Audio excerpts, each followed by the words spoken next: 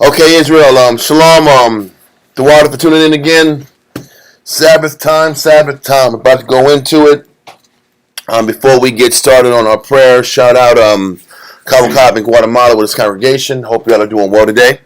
Shout out SOW Virginia Kazakia. Shalom. Shout out SOW Houston.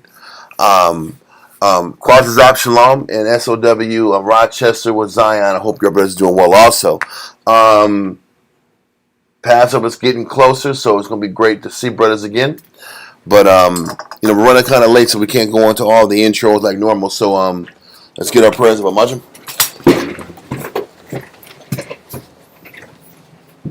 Barakatah Yahweh B'Shem Yahushai. Barakatah Yahweh B'Shem Yahushai. Hahawa. Nothing to know. Award. Zayawam. For water. Aman. Blessed Yahweh in the name of Yahushai that gives to us light this day. Thank you, so be it. Barakatah Yahweh B'Shem Yahushai. Barakatah Yahweh B'Shem Yahushai. Hahawa. Nothing to know. Rayach. Nayachacha. For water. Aman. Blessed Yahweh in the name of Yahushai that gives to us sweet savor. Thank you, so be it.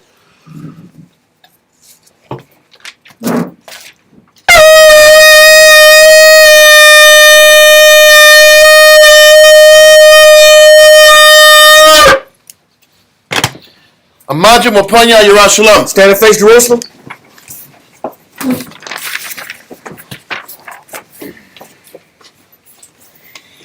Barakatah Yahweh B'Shem Yahushai. Barakatah Yahweh B'Shem Yahushai. Hahawa. Nothing to know.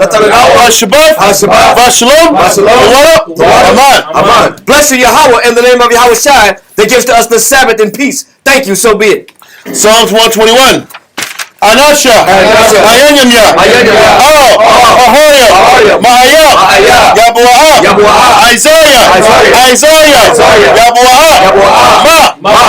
Yahweh. Sha'isha. Shemaiah. Wa'aratiza. La'a. Yanathan. Lamawat. Wagalia. Yala'a. Nawam. Shashamaya.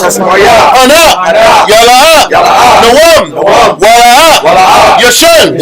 Shashawamah. Yahshua, Yahweh, Shemaiah, Yahweh, Cesaria, Ayo, Yanyamya, Yad, Hashemash, Yala'a, Hakaya, Bayawam, Wala'a, Halabana, Balayala, Yahweh, Yashimoya, Makor, Rai, Yashimor, Napasha, Yahweh, Yashimor, Hawalakia, Wabuaya, Ma'ita, Iwalom. Psalms 121 in English. I will lift up mine eyes into the hills, from whence cometh my help. My help cometh from Yahweh, which made heaven and earth. He will not suffer thy foot to be moved. He that keepeth thee will not slumber. Behold, he that keepeth Yasha'Allah shall neither slumber nor sleep. Yahweh is thy keeper. Yahweh is thy shade upon thy right hand. The sun shall not smite thee by day, nor the moon by night. Yahweh shall preserve thee from all evil. He shall preserve thy soul. Yahweh shall preserve thy going out and thy coming in from this time forth, and even forevermore. Amen. Israelite Credo. Shema Yahshua. Yahweh, Yahweh, Achad. Shema Yahshua. Yahweh, Yahweh,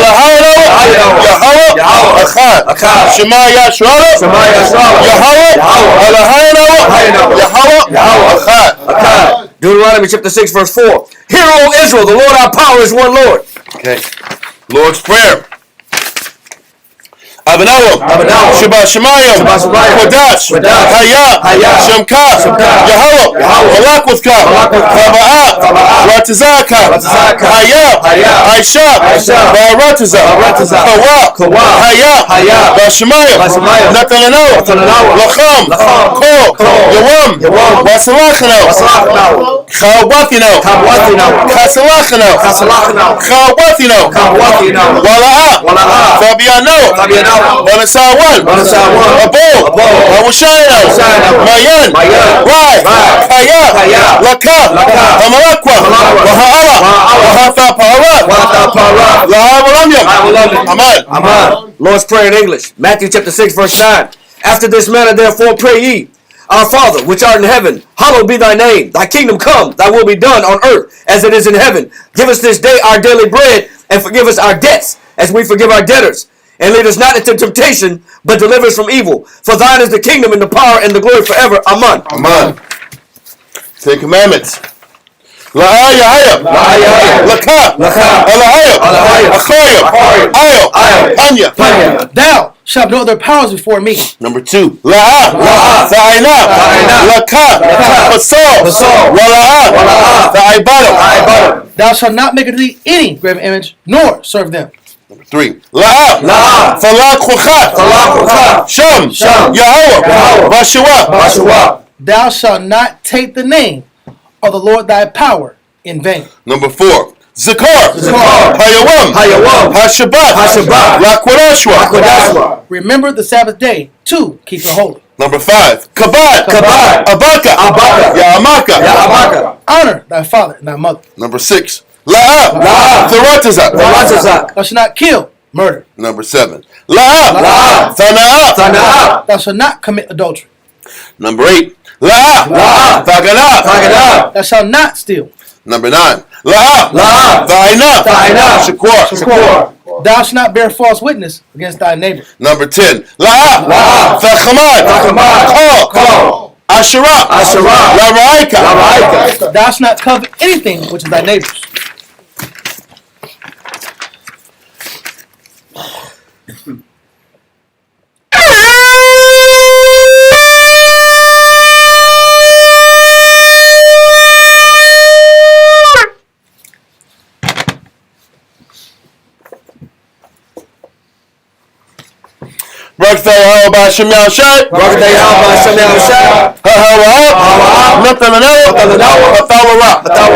Blessed are you, Yahweh, in the name of Yahweh Shai that gives to us the law. Israel Yeshaviim. Israel seated.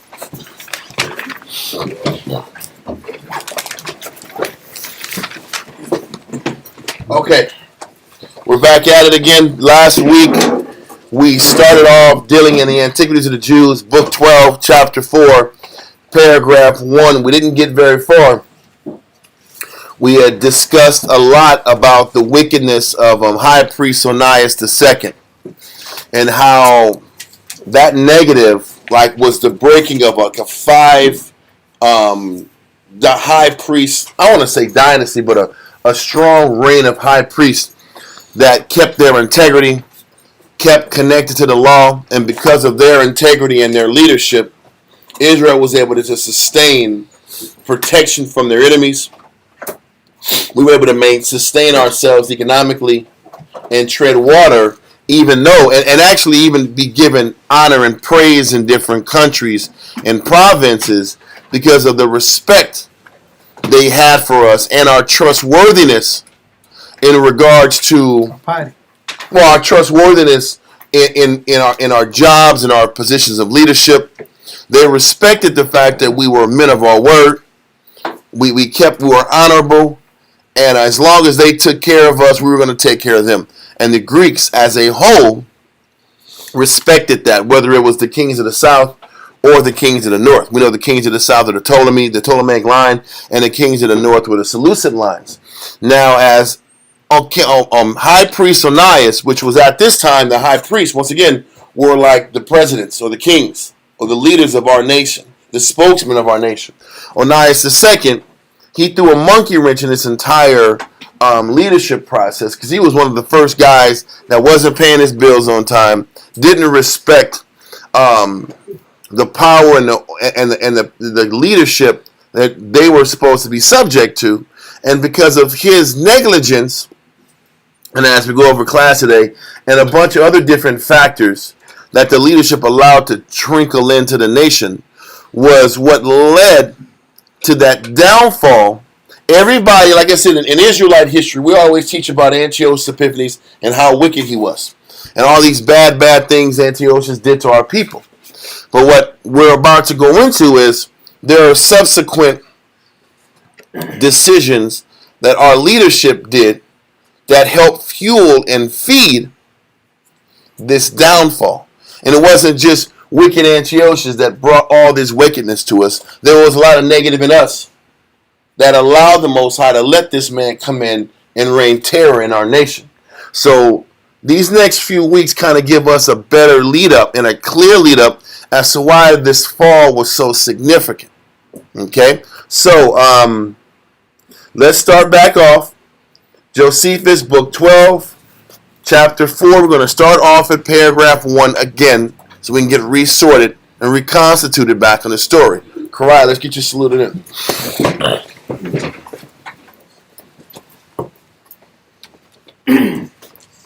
Karaya, Shah Shabbatah, Bana Shah, Banya Shahala. Koraya, Shah Shabbatah, Bana Shah, Banya Shala. I met you. Right? Yahweh Hashem Yahshua B'Katah. Yahweh Hashem Yahshua B'Katah. Yes, Mata. Okay. Antiquity of the Jews, Book 12, Chapter 4, Paragraph 1. 1 second. Let me get this in here.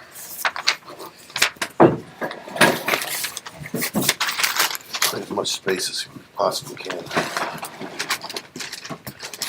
Okay, let's do that, sir. Antiquity of the Jews, Book 12, Chapter 4, Paragraph 1. After this, Antiochus made a friendship and league with Ptolemy. So what's happening is after Antiochus the Great, or Antiochus the Third, conquered the Ptolemies, and he had jurisdiction over the majority of Seleucia, along with his jurisdiction, and the Ptolemies were weakened, Antiochus the Third does what? Made a friendship and a league with Ptolemy. So what he did, he sat back here and made a friendship with them, even though he just defeated them. He still wanted to keep them in pocket. So what you want to read is that he sent his daughter to marry the eventual king, which is going to be Ptolemy Philopator IV. And he allows this marriage to go down with the hopes that his daughter will give him intel on the kingdom, and he can still have Ptolemy IV Philopator as a vassal or as a supporting, enforcing kingdom to Antiochus III's kingdom. Because sometimes it's better to have, or a lot of times, it's better to have vassals, which are supporting countries, do all the dirty work, and just send you taxes, than for you to get stretched out even further with your resources and do the job. This is why sometimes it's better. What they're doing is splitting the baby in Seleucia. So they're splitting the revenues of that jurisdiction, so he doesn't have to be tied down in Egypt, wrestling with all the issues going on with Egypt. Because as the Seleucid line, the king of the north, is evolving, getting stronger, the Ptolemies are getting weaker. And there's a lot of infighting. They're having problems keeping the Egyptians down. There's wars and there's insurrections in Egypt. So why mess with that? Let the emperors, the Ptolemies, deal with that crap. And let me just get half of these revenues in this Seleucia region. Send my daughter Cleopatra down there, so I can kind of govern from afar, but still have a hand on it whenever I want. So continue. After this, Antiochus made a friendship and a league with Ptolemy, and gave him his daughter Cleopatra to wife, and yielded up to him Seleucia and Samaria and Judea. So historically, they just said he gave up half of the empire for tax purposes. So we let the Ptolemies still run Judea and Samaria and parts of Seleucia, so that they can get revenue on there, keep the Ptolemies afloat, and he can still get his revenue. So they split the revenue responsibility. So still, Judah and Israel had the responsibility of giving their money to the Ptolemies. That was part of the deal. Read on. And Phoenicia, by way of dowry, and upon the divisions of the taxes between the two kings. All the principal men framed the taxes of their several countries, and collecting the sum that was settled for them, paid the same to the two kings. Mm-hmm. Now at this time, what that's saying is the revenues were split. The revenues were split in that Seleucian empire. And Seleucia, people like to maybe call it Cold Syria, however you want to call it. It's an entire Palestinian region, Phoenicia, Syria, Israel, Samaria, Tyre and Zidon. It's the entire region. Okay? So let's continue. line 156. Now at this time, the Samaritans were in a flourishing condition and much distressed the Jews. And more times than not, when the Samaritans, people of Samaria, which is our northern rival, the people of Samaria, for the most part, are foreign nations that took over our land and have control over it, along with a couple of sprinkled rebellious Jews who went up there to tap into the fake priesthood in Mount Gerizim. But all in all, the inhabitants of the Samaritans gave us problems whenever they were on the uptick financially and in power. So even at this particular point, the Samaritans on the rise. They're making money. They're being successful in their endeavors, and they're giving us problems, Judea problems, while this is happening. Read on.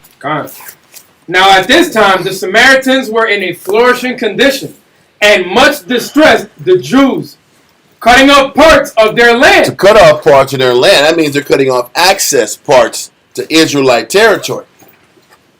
Because they have the power, so now they're taking advantage and commandeering our land. Read on. It says, cutting off parts of their land and carrying off slaves. Mm-hmm. This happened when Onias... So now they're sitting back here, taking territories and putting Israelites in slavery. And we mentioned that a lot of times these catastrophes that happen in Israel coincide with wickedness at the top. And you got to keep that in mind too. The Jews are going to slavery, they're catching all this hell. And oh, by the way, Onias is sitting back here and not paying the king nothing. He's sitting on money. Breaking his word. And what we're going to see also is it's not just that. There's other things going on amongst the leadership and the hierarchy that's leading to this diminishing of the Jews. But it starts at the top. Read on. This happened when Onias was high priest. This is Onias the second. Onias the first was the son of high priest Jaddua that met with who? Met with Alexander. Then Onias the first came in. Then it was Eleazar. No, then it was Simon the high priest, Simon the just. Then Eleazar. Then Manasseh. Those were the 5 high priests leading up to Onias the second. Let's continue. This happened when Onias was high priest. For after Eleazar's death, his uncle Manasseh took the priesthood. And after he had ended his life, Onias received that dignity. He was the son of Simon, who was called the Just, which Simon was the brother of Eleazar, as I said before. This Onias was one of a little soul. We read about that little soul. That little soul was the type of person that didn't deal with confrontation, didn't deal with battles, didn't deal with internal spiritual struggles. A person of little soul really doesn't have it inside of him to fight anything that's worthy of fighting. They don't have spirit to fight what's inside them. Their doubt, their fears, their greed, their lust, their self-loathing. Almost cowardice. It's a cowardice to anything character building. So this Onias guy was anti-character, anti-fighting in the spirit. We went into it in depth last week. That's why it was like a 4.5 hour class just on this guy, on this first paragraph. So we're not going to focus that much on him today, at least not this paragraph, because there's more information that needs to be talked about. He had a little soul. We also had a class about having a little soul on Monday. Okay, let's continue. This Onias was one of a little soul. So he didn't fight his battles, and what? And a great lover of money. And he was a niggard. That's a double whammy. Well, he was about his money, he was selfish, and he didn't fight his battles. He was both. He was both. So it was a double whammy, and that level of corruption at the top always spells doom for Israel. And corruption. Always spells doom for Israel when that level of corruption is rampant at the top. Hold this real quick. We're going to go over this verse again. We're going to go to Psalms chapter 47 and verse 9. Psalms chapter 47 and verse 9.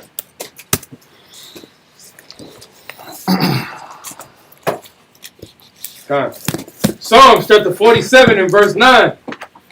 The princes of the people are gathered together, even the people of the Most High, or the power of Abraham. For the shields of the earth belong unto the Most High. He is greatly This exalted. verse is proven this to show that the princes and the leadership, the princes are the shields of the earth. They are the gates that are talked about in Jeremiah 14. They are the first line of defense to the nation. So if the leadership isn't strong, if the leadership isn't committed, then everybody else is going to fall by the wayside. So Onias is showing through his conduct how unserious, how untethered, and how unspiritual this man is. And this is going to be a trickle-down effect. Give me one more verse, because this verse says princes. So we want to make sure we understand how the Most High looks at the priesthood. Because at one time, during the time of David, the princes were the leaders. But what happened? The priesthood did what? The priesthood fell. Mm-hmm. The priesthood fell. The line of David was shown to be corrupted. And they no longer were the leaders after the fall of what? Babylon. When Babylon fell, then the princes were no longer the top dogs. Because when we came back, during the time of Ezra, who was the leadership? No. The priests were the leaders. The priests were the leaders. Government. And then you might have had the governors who might have had to say so on how the city went. But it was the leadership was really the priest and then your governors who were the liaisons or the go-betweens between the leaders, whether it was the Persian or Median Empire or whatever. The governors was that go-between. So the governors had to be on point, but the priests were the ones who was really that leadership figure.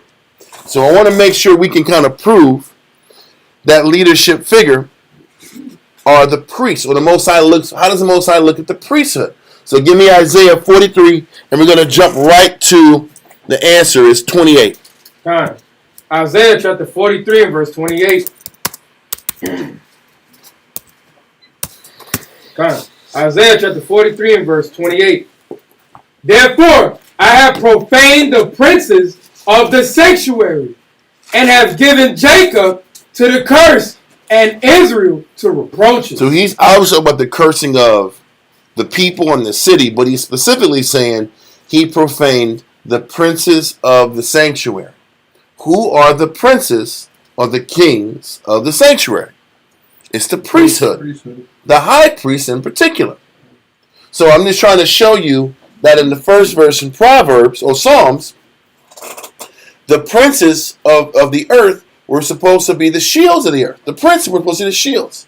Now we're reading that the priests were the prince of the sanctuary. So the prince of the sanctuary really are still supposed to be the what? The shields of the nation. The priests were supposed to be these shields. Onias II and all the other leaders before and after him had a responsibility to maintain their integrity so everybody else can be sustained. Okay, let all that go and let's go back to the Josephus. God. Josephus, book 12, chapter 4, paragraph 1, line 1. Just read this Onias. Onias, God. This Onias. Right. Small soul one. Where it said the small soul. It says, this Onias was one of a little soul and a great lover of money. And for that reason, because he did not pay that tax of 20 talents of silver. He didn't pay the tax of 20 talents of silver. He just didn't want to give it up. He was hoarding it. He didn't say he didn't have the money. He didn't want to give it up. This guy just didn't want to give up money that he felt was his. But so first of all, what this is saying is tax money was his money. Now, if tax money was his money, then what else money was his money? That's exactly. That's what I was going to go. That's where I'm going. Or is he a priest? Listen, he's acting like a king. Is he a king or is he a priest? He's acting like the prince. Well, which one is he? Yeah, I think his actions are telling you what it is. His actions are showing you he's the king. Yeah. But he's not acting like the priest. Because the tax money was for the tax man. And so if his mindset, all the money collected to the temple is his then. That's his money. Everything. Everything's his money. Yeah. I thought you were a priest. Listen, if the king's money, it's not a hands off of the king's money. You think anybody else has any greater authority than the king on earth? Right. So you think he's sitting back here worried about anybody else's money? And sweating if he takes it? And if he commandeers it? I think he was saying how he didn't think it was fair how other people live versus how he lived. He didn't like his lifestyle. That's the that was it didn't say those words. But Yeah. what it is. But it goes we went into it last week about a nigga and a person who envies himself. And nothing is good enough for him.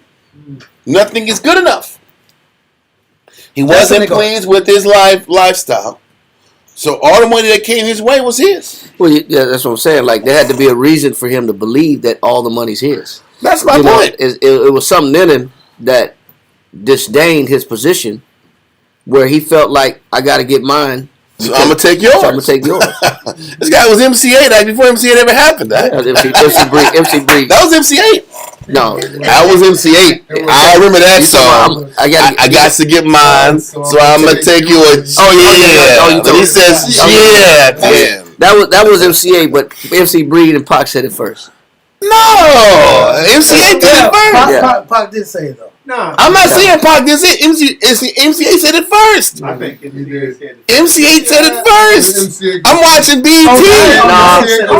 Onaya said it first for all of us. Onaya said it first. Hold on, man. We're gonna look that up, man. Onaya said it first. In my opinion, MC8 said it second. So that's when Pac blew up, man. Because Pac said, I got my mind on my money. That was later. That was later. Okay. That's when he first started rising up. That's when he that was on MC Breed. Listen, I remember that song. It was a great song. He read the but that was after MC8. It was. I'm telling you. Listen, yes. Hold on, man. Yes, it was. My 90s is mixed up. Listen, that was MC8. That had to be 92. Because it was a Cali song. I'm from Cali. It was on the box all the time. Yeah. That was on the. For those who remember the box, it was on the box, constantly being played. It was like it was him and his panoramic view of the hood, and he was just the hood was like moving behind him. He's like, I got to get mine, so I'm gonna take yours. Like, this is a grimy dude. It was around the time of Boys in the Hood. 1993. That's what I'm saying. That's before Pac went crazy. MC Breed 93.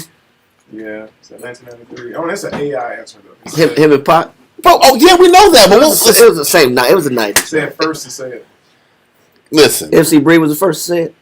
This is an AI response. This is AI technology. Hey man, I thought it was Breed. I'm going on Nias on that one. Listen, okay, whatever works. I could have sworn it was MC8. I could have sworn it was that guy. I'm going with the Ptolemaic Empire. We're going to Nigger Chronicles. Chapter 5, verse 7. Okay, let's get back to reality. I'm just joking. So let's get back to Onias being the nigga that he was. And he's sitting back here, and it was over 20 talents of gold. And when you sit back here, 20 talents of silver, 20 talents of silver equals 20 years of wages for one person.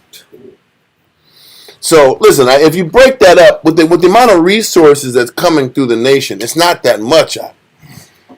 If you break all those wages up to a year's wage per person, you know they're getting it's 20 people. Waves of finances going through the temple.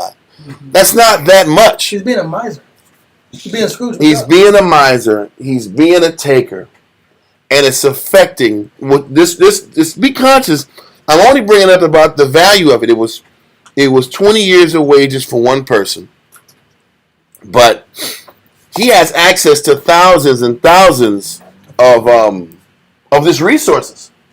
You know what I mean? People, tithes and offerings, all that good stuff. And he's deviated. Because all the priests before him Answer that question for the brother. All the priests that trained him and taught him never did that. Yeah, exactly. So let's continue. We are in the Josephus right now, but we read and teach out of the King James Version Bible. Okay? So let's read the Josephus, book 12, chapter 4, paragraph 1. We're towards the end of it. Okay. It says, this Onias was of a little soul and a great lover of money, and for that reason, because he did not pay that tax of 20 talents of silver, which his forefathers paid to these kings out of their own estates. And he says these guys paid these 20 talents out of their own pocket. Because it wasn't that detrimental. What is letting you know, if all the priests before him gave up those 20 talents of silver, then it wasn't a big thing. Why was it a big thing for this guy? They gave it out of their own pocket. Because it bothered him. It bothered him. That in his head he was losing. Now, you contrast that with the class we had about when the Bible was put together, the Septuagint was put together. The priest that ran that time period when the Septuagint was being put together, That was Eleazar. voluntarily didn't give himself to the acquisition of riches when he had access and opportunity to get wealth from the king of Egypt. Yeah. Because these guys were about the service of the Lord. And this guy is about acquiring and getting and gaining.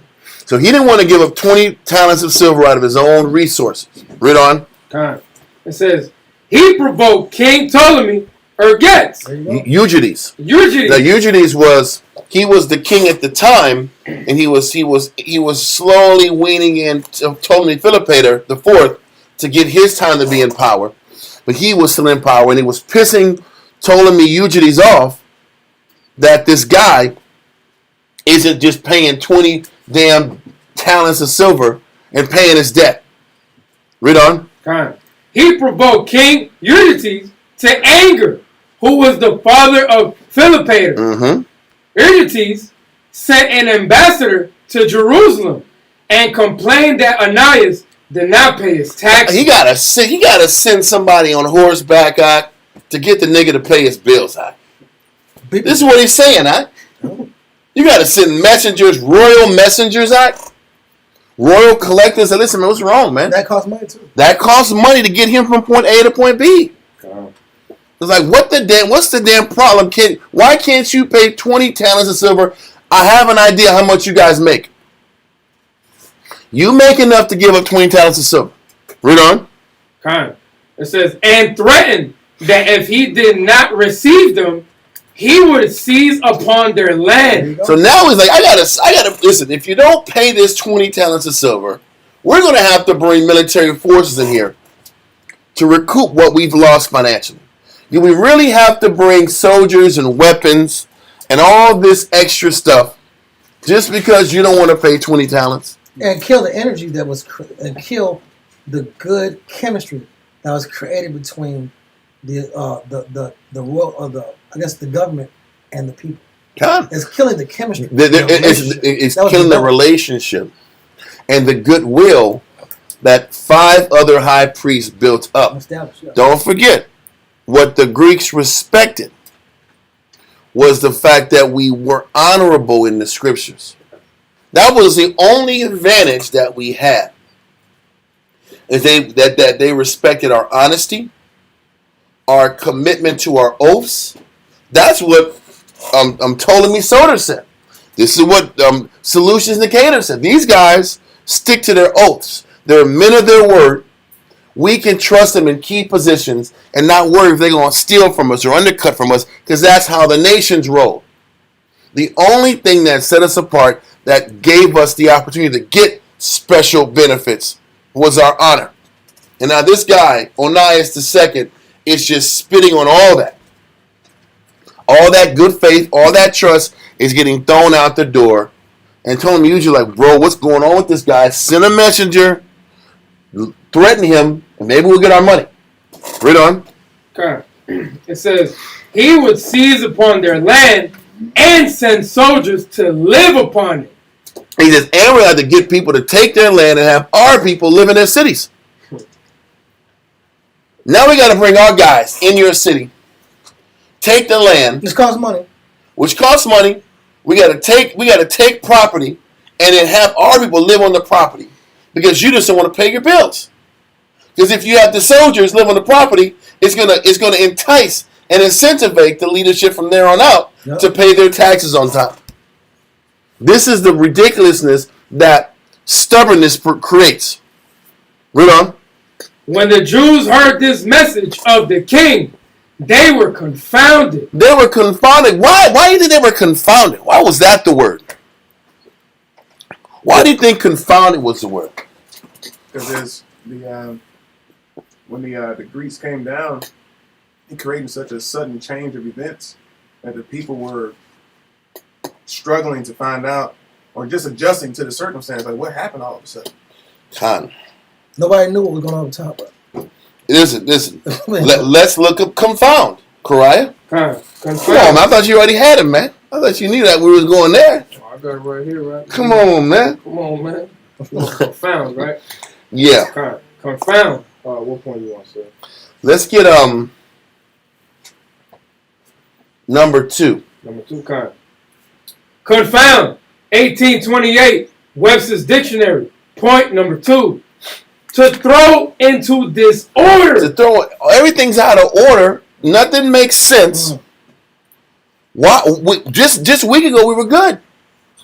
Now all of a sudden, military's showing up. We have royal messengers sitting back here, giving us royal threats. Now there's the threat of a police state. Let's go and do number 4. Point number 4. And number 5. Point number 4.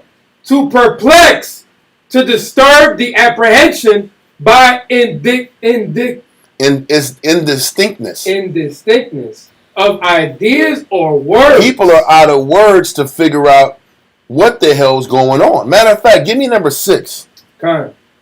Number 6.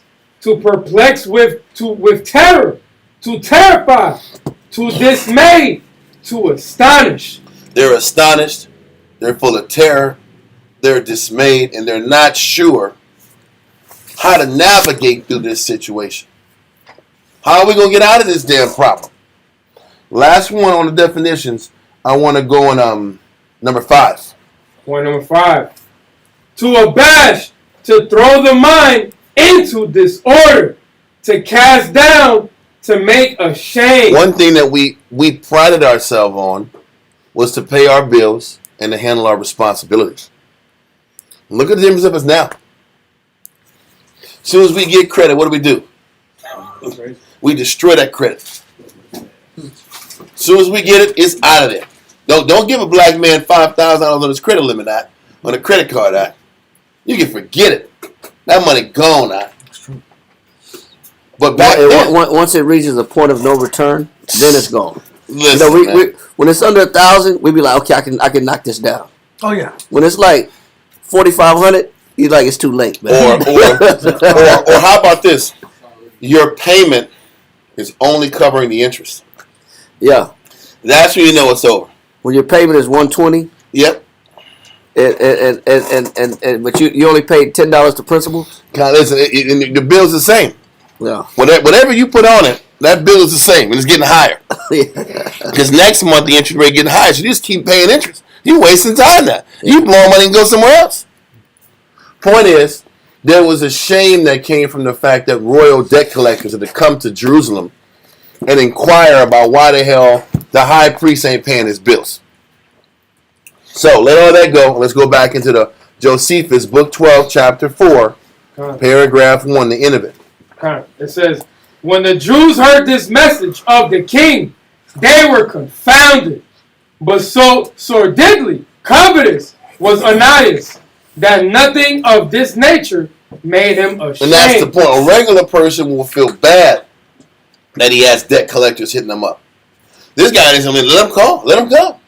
I ain't got it. No shame. If you don't have, what's the worst they can do to me? Okay. That's the thinking. That's the thinking of the person that ain't trying to come with his money. I'm going to hide my money and act like I don't got nothing. What's he going to do? He going to walk off and get mad. That's the thinking this guy got. He's made a plan to justify why he's not going to pay the royalty of the Ptolemies. Let's continue.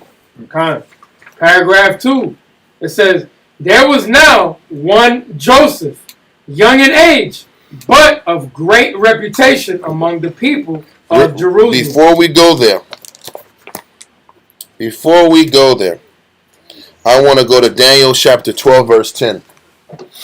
And when it showed that Onias, he said he wasn't even ashamed.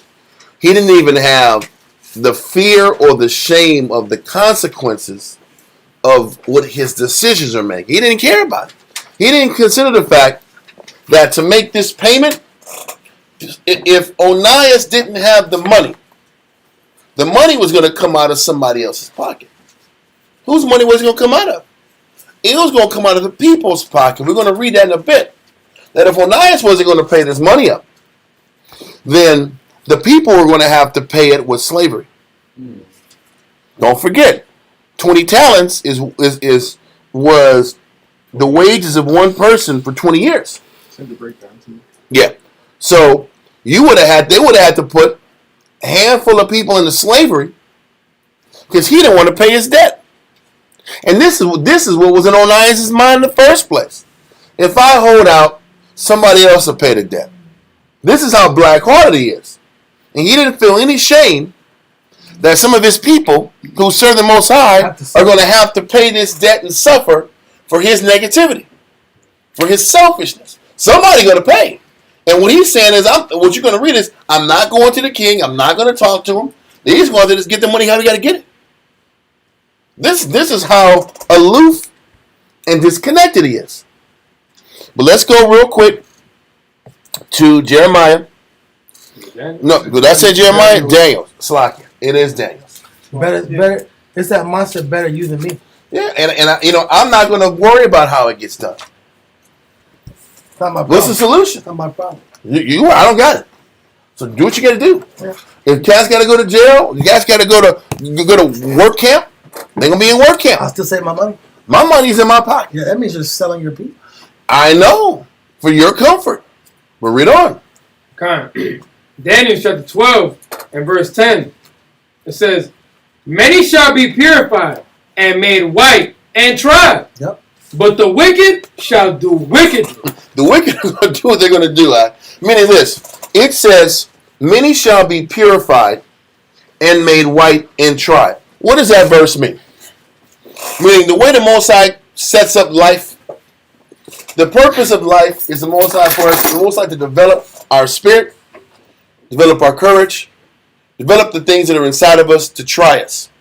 The trying of us, the intention behind the trying of us is to make us white, pure. Purify the eyes of the Heavenly Father so we'll be acceptable and justified in the eyes of the Heavenly Father. That's the purpose of being tried. And some people are going to get tried and they're going to be purified and made white. And it's going to, all the correction and the development the Most High puts us through, there's going to be a positive benefit to it. For some of us. Read on. But the wicked shall do wickedly. The wicked are going to still sit back here and see these trying moments and not really give a damn about the trying moments and still do their negative. Because they're not going to look at the lessons they're going through as spiritual lessons. These lessons are obstacles in the way of me getting what I want. It doesn't directly affect me. It directly affects you. Because this is an inconvenience getting in the way of what I want. So a lot of wicked people don't look at the lessons the Most High is giving them as trials, lessons, corrections, and development. The wicked just say, I'm just going to keep doing me because this is what I want to do. This is a minor inconvenience. This is a minor inconvenience to get me where I want. Continue. But the wicked shall do wickedly, and none of the wicked shall understand. None of the wicked shall understand. Because you know what? The wicked don't understand the consequence of their actions because it doesn't benefit them. They don't think spiritually. The wicked don't take the time to look at anything that they're going through as a spiritual lesson. The wicked look at what they're going through as just obstacles in the way of their pursuits in their life. I got to add this point. Also, another aspect of wickedness is extreme irresponsibility. People have this perspective of wickedness, just I'm a bad dude. The bad element is how your indiscretion and irresponsibility affects others. Mm-hmm. That makes a person wicked, aka injurious. Done. Your indiscretion causes injury to other people. That makes a man wicked. That's the proper definition of wickedness. Yep. You know the wicked person doesn't stress at night making sure he's doing things the right way so that the Most High honors him and honors the people. That wicked person is getting a good night's sleep out. He's drinking that wine out, he's smiling out, and he's doing his thing. And whether things are going bad for the people or not, he doesn't care. You remember that famous line by Marie Antoinette? The people are starving. Oh yeah, that's a great line. People are starving. There's mass famine in the city, in the country, and she's asking. The people asked her about the famine with the people, and she says, let them eat cake. Let them eat cake. You let them eat cake? There's no cake to eat. You're the only person eating cake. They don't have beans and rice, and you saying let them eat cake? This is why they end up killing them.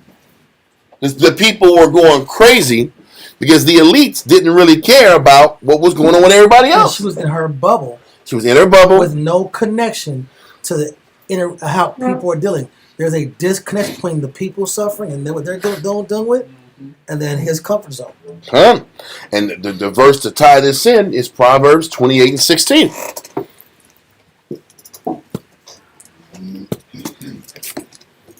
Proverbs chapter 28 and verse 16. It says, the prince that wanteth understanding. And he says that leader. Now we know the princes are literal prince or the princes of the sanctuary. The princes of the sanctuary, the leaders of our people that lack understanding. And we just read in Daniel that the wicked lack understanding. So that prince that's wicked, that wicked prince, if you're putting all this concept together, the wicked prince does what? That wanteth understanding is also a great oppressor. This wicked prince that's caught up into what he's going through, like Onias II, ends up becoming a great oppressor. Because Onias getting caught up into saving his 20 talents of silver and not giving that up to King Eugenes or Ptolemy Eugenes, now he's putting a handful of people under the gun to have to pay back debts that they never should have had to pay in the first place. And this is what's happening historically. And this is what's happening amongst the leadership of Israel, and is one of the telltale signs of our fall. Continue. Is that all that verse? Oh, no. Read on.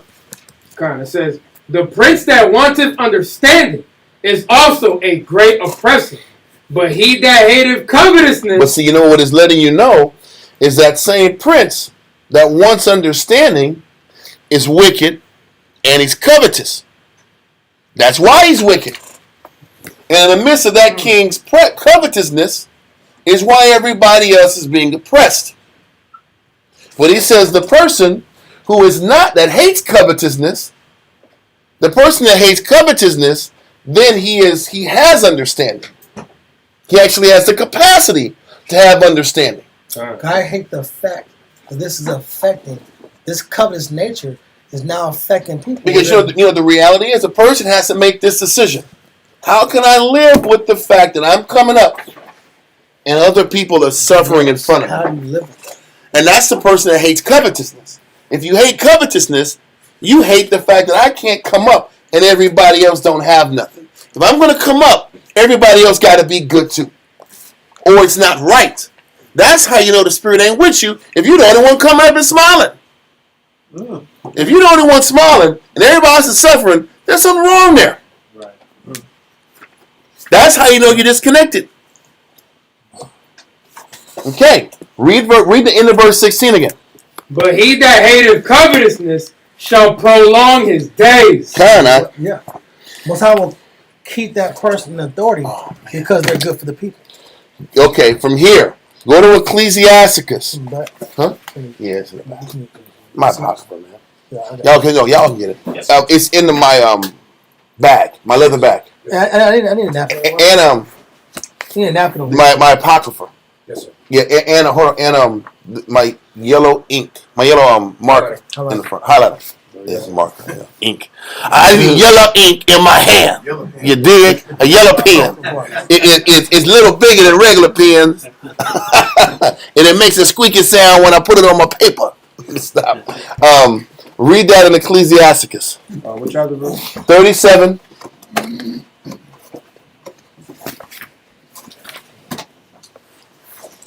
And 11. Ecclesiastes chapter 37 and verse 11. That's good. I got it. Thank you, sir. This is the one. Yes, sir. Now, Ecclesiastes 37 and 11. Let me get there real quick. Read that. Ecclesiastes chapter 37 and verse 11. It says, neither consult with a woman touching her of whom she is jealous, neither with a coward in matters of war, nor with a merchant concerning exchange, nor with a buyer of selling, nor with an envious man of thankfulness. Listen, you can't teach and talk to an envious man about being appreciative for what he's got. Because those two things don't match. God. Because if this envious man is envious of his own life. So because he can't take the fact that he's losing, he's going to impress somebody. He's going to oppress somebody. And this is his son for us as leaders. You can't sit back here and allow a man to be in leadership that ain't happy and content with what the Most High has given him in his life. Because you put a guy like that in power, bro, you can forget it. You can forget it. A guy that just isn't content with his life, you can't raise him up. Because if a person can't be thankful for his condition, he's going to keep making moves to satisfy and satiate that part of him that wants more. At the detriment of the people around you. You can't have that person making important decisions in life.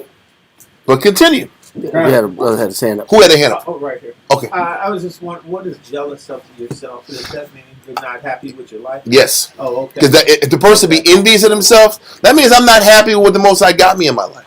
Okay. Nothing is ever good enough. That's very simple. It'll be a person where, you know what?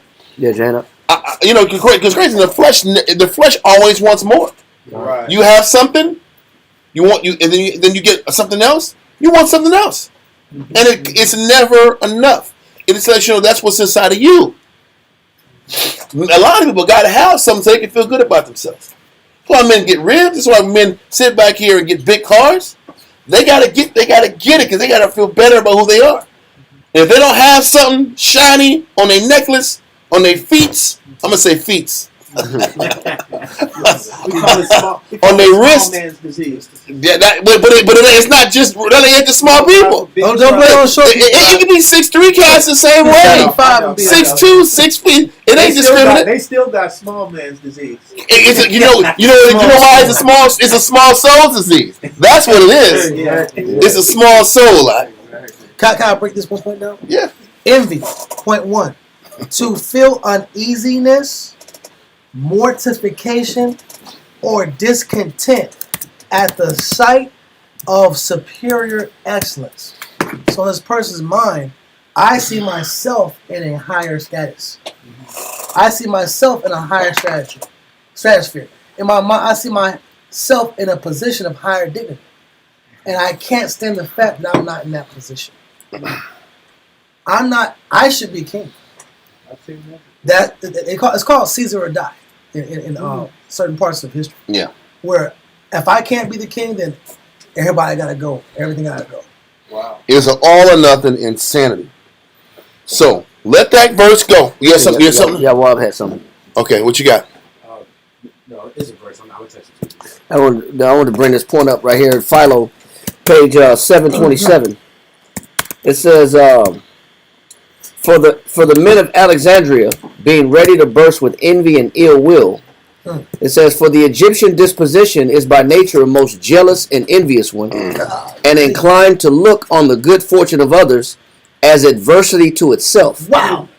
And being at the same time, Say that part again. it says, That second line, that second sentence. it says, for the Egyptian disposition is by nature a most jealous and envious one, and inclined to look on the good fortune of others as adversity to itself, and being at the same time filled with an ancient and what I may in a manner call it an innate enmity towards the Jews. I think a player hit his ball out before the player hit his ball. Yeah, it is. Like before Chappelle. I hate that you're getting blessed. Yeah, you can't have that in front of them. I hate that you're successful. I hate that the Greeks put y'all number 2 and me number 3. It said that, no, this is what that was the Egyptian mind frame. That's crazy. Yeah. It says filled with an ancient and what I may in a manner called innate enmity towards the Jews, were indignant at anyone becoming a king of the Jews, no less than if each individual among them had been deprived of an ancestral kingdom of his own inheritance. Wow. What he's saying is, the thought of somebody else being a king is like stripping me away from my right to be a king. Like, what does them being a king have to do with you being a king? But this is what envy does to a person. Somebody else's success is an attack on them. This is why they were going so crazy when the Greeks favored us over them. They were going crazy when that happened. That's why you had all those writers saying that, yeah, these guys, they had disease. That's why they left Israel. I mean, Manetheo and all those guys. All these writers were talking about us, and slandering us and writing on. They try to swerve the plagues that the Most High put on the Egyptians as we being the ones that were diseased, and that's why we had to leave Egypt. They put a twist on the plagues. But it's just showing you how some people's enmity, you drop something, right? Some people's enmity and envy is so strong that they feel like your success is an attack on me, on myself. Yeah. But it has nothing to do with you. It has nothing to do with you. But envy will tell a person that. That's that Black Wall Street vibe. Yep. The neighbors of Black Wall Street had a real problem with people wearing mink coats and going to France once a year. Everybody having no crime. And the dollar circulated throughout the neighborhood multiple times. Yep. There being movie theaters and successful law practices. And then the next town over is broken. Yep. That's it created that. That's Harlem Nights right there. You give me a Harlem Nights story. Yeah? No. I'm just telling you, the Black Wall Street's a modern day. I know. I'm just being silly. I know. That was a movie too. Where those white cops was mad that black men had their own nightclubs. I can make their money at. And I'm living in a blinking hovel. I never forgot that scene. And the guy was so jealous. He was so angry. They were taxing the black man's dollars. That's true for San Antonio too. All times of the history. Yeah. They couldn't take the fact that Jake was successful. Rosewood. Yep. Jake in Rosewood, Florida was thriving, and across the tracks, Esau was struggling. So they had to go burn something down, and lynch some black folks. This has gone throughout history.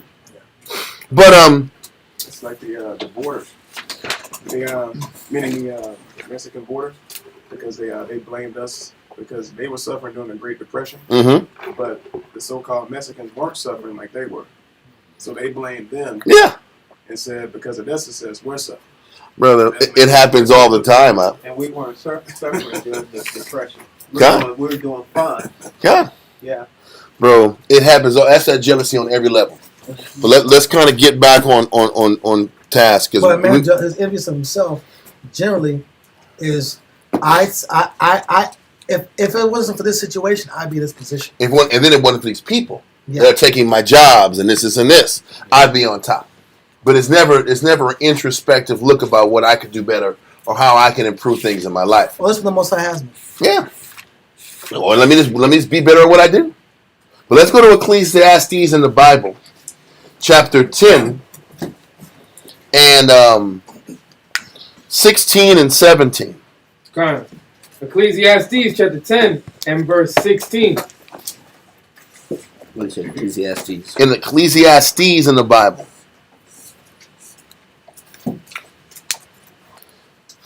Read that. Ecclesiastes chapter 10 and verse 16. Woe to thee, O land, when thy king is a child. Hell yeah, when you have a child, a young spirit leading things, watch out.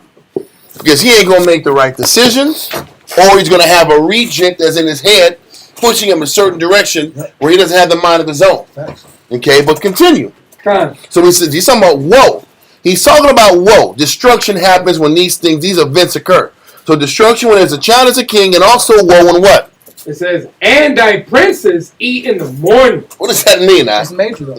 He says destruction comes when the princes eat in the morning.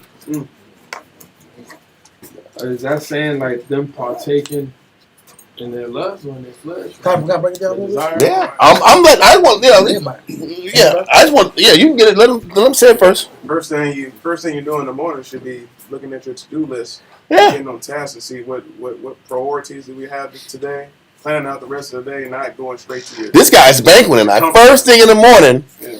he gonna get his. Yeah. He gonna get his first thing in the morning. I'll worry about y'all later. Yeah.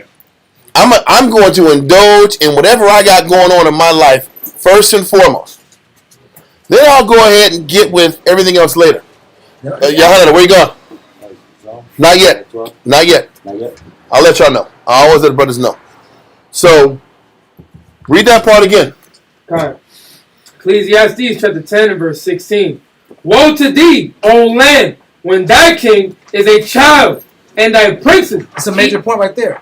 When thy king is a child, Mm-hmm. a child means immature and impulsive. A child is immature and impulsive. They don't have. They're surface thinkers, very surface thinkers. Read. God. And thy princes eat in the morning. Now, princes eat in the morning mean their number one priority is their personal appetite. Because verse 17 is going to explain it in detail. But yes, everything everybody's saying is right. That prince is making it about himself, his wants, and not his needs. That's what this verse is talking about. When the prince makes it about his wants and not his needs, then there's destruction coming to the city. Because when he's making a habit of doing what he wants to do, then all of a sudden the people are forgotten, and the city suffers. And this is what's happening in Samaria. Samaria is on a rise. I'm reading it into Josephus. They're giving us problems. They're on top financially. They're putting our people in slavery. They're taking our lands. All at the same time as Onias is sitting back here. He's eating in the morning, afternoon, at night. He's making moves that benefit him. At all times. And destruction comes to the city when you have a leader that does that. Read on. Verse 17. Blessed art thou, O land, when thy king is the son of nobles, and thy princes eat in due season. Stop. It's when they're the sons of nobles, meaning they're honorable. When they have honor, nobility is supposed to be synonymous with moral character and honor. So when your leadership has moral character and honor, and he's not a niggard that's operating in the spirit of envy and putting himself first and being irresponsible and injurious to people, that is the opposite of nobility. That's the opposite of dignity. All right? So when your leadership is noble, meaning they have a strong moral foundation, and they're not hypocrites. They're living the point. They're living the standard. And they're not living beyond their means. Yes. This verse continue, and thy princes do what? It says, and thy princes eat in due season. Major. Read on. Major. Let them finish it. God. And thy princes eat in due season for strength. For the right reasons. Wow. They eat because they need to eat. They sit back here and make decisions based off need, not what? Read on. And not for drunkenness. And not for drunkenness. He says that's how you know you have a good leader, when he's making decisions based off of need, and he's not caught up in the excess opportunities that he has to offer, that he could choose. It's not like he couldn't do these things. But the land, he says the land is blessed. Yes. Read verse 17. He says the land is blessed. The land is blessed when these decisions are happening. Wow. Not just the people and the land are blessed when the leader makes these proper decisions. This is major. Read on. Kind. Read it from the top again. Kind. I just want to kind of bring it in to bring the whole thing. Read it again. Kind. Blessed art thou, O land, when thy king is the son of nobles, and thy princes eat in due season for strength and not for drunkenness. Kind of. So what he's saying is that when the leader spends money for the right reasons, directs resources for the right reasons, and not to embellish and fuel himself and to pick him up, that's how you know you have good leadership and that the people are going to be taken care of and the land will be blessed. And his priority is the strength of the people. Kind. Because he's doing it for every decision is for the strengthening of the people. Kind. It's not for the strengthening of his own conditions. He's selfish. Yeah. And this is what it takes to lead properly. And this is what Onias didn't have inside. This is what separated him from those other 5 high priests that were so successful. My situation. Well, like Eliezer. Eliezer could have easily went to Alexandria and had his feet up on the beach, Yeah. Mm-hmm. and sat back here, and he could have sat back and hired those 70 men, and he could have been on the beach. What y'all got, man? What y'all get? What y'all finish up with, man? Let me see what y'all got. It's a vacation. He could have been a white Lennonite, Yeah. and been chilling out at the beach, getting gold, getting jewelry, getting rewards. And for those that don't remember, Eleazar is the one that commissioned the 70 elders to go to Alexandria to write the Septuagint. Mm-hmm. So he didn't even go himself. He could have looked at it as like a vacation. That's my point. He sat back, did his job in Jerusalem, and let the other men do it. And they got blessed with gifts and opportunities. And it's a justifiable vacation. Yeah. I gotta oversee it. I have to oversee. Yeah. No, this guy stayed. Listen, he stayed in Jerusalem, man. And then didn't look for road trips whenever he got a chance to. So let that go in Ecclesiastes. And go to Isaiah 1 and 23. Isaiah chapter 1 and verse 23.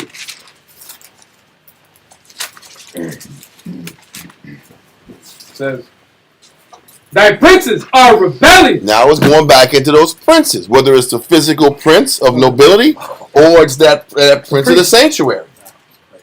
The prince of the sanctuary are rebellious. Read on. And companions of thieves. That's exactly what's happening. Onias is companions of thieves. Why? Because he's stealing too. Like, show, and travel light. He's about his game. This Prince Onias is stealing. Read on. Right. Thy princes are rebellious and companions of thieves. Everyone loveth gifts. Everybody wants to come up. Onias is looking for a come up anywhere he can go. And if you love gifts and if you love gain, now you're to be had and bribed. Stop right there. That's crazy. That opened the door for a lot of the destruction of our people anyway. I know. Even before Esau was a rival to our people. In the time period we had David and he had the princes. Mm-hmm. The princes were always an issue. I know. In our and they capitalized off of people who wanted gain. That's how you break any leader. Yeah, you can be bought and sold. You can be bought. If you can be bought, I can manipulate you. Mm-hmm. And now all of a sudden the breaking down of a city and specifically the land starts to diminish. Now we're starting to understand how and why the diminishing is starting to creep up amongst Israel. And it's starting to happen. And as we continue to read, it accelerates from this point. It doesn't get less. It like for a short time gets right. Then it accelerates on the left side even faster. And does that parallel America when you deal with foreign lobby groups and corporations that lobby for certain decisions to get made, but it's at the detriment of people when their food, their food, they have these chemicals in their food. I'm going to say this from the time of JFK. JFK was against certain lobbyist groups who were infiltrating the country. I really don't want to go into those names because that we will get Nixon was too. Even super shadow banned. We're already shadow banned. It'd be like super dude probably cut off. We'll probably get a strike or a couple strikes. We'll probably get 2.5 strikes out talking this stuff. But there's certain special interest groups who pretty much run government. Listen, you look at all the corruption in society now with USAID and all these different humanitarian groups out. When they looked into USAID and they looked into Congress and the monies they're getting out, it is crazy. They were sitting back here sending $1 million to Romania for I don't even want to go into the specifics. Gender changing operations. Then the question is, did it really happen? Did really $1 million go there to set that up? Or the millions of condoms they sent? Or a bunch of condoms for Gaza? What? Yeah. Are you sure that went over there? It was like literally like $1 million worth of condoms they said was sent to Gaza. What's going on over there? That's money laundering, huh? Listen, that's all it is. It's good old fashioned. They sat back here. They sat back and gave some crazy money to Afghanistan for some transgender stuff too. Yeah. It's not even happening out there in Afghanistan. And Peru. But it's everywhere. But what they're doing, they're just laughing. They're laughing and saying, "We're going to send $1 million for this," and it's getting redirected back to them. People don't even understand. Zelensky can't account for damn near 1/3 of the money. 1/3 of the money sent to them, they can't account for it because the money got washed back to the same people who approved these things to happen. And the military equipment got sold on the black market. Ton, and Russians bought them. Russians bought him and looked at him and broke him down, reverse engineered him so they could be able to sit back in the HIMARS. One of the HIMARS got lost. The Russians bought the HIMAR. They just sat back and opened it up and now we know how to jam the frequencies when you shoot them at us. We need more money. Upset now. We need more money. That's what I'm saying. That's the point. Everybody was eating off of it. I never forget. I saw a picture of a Ukrainian general.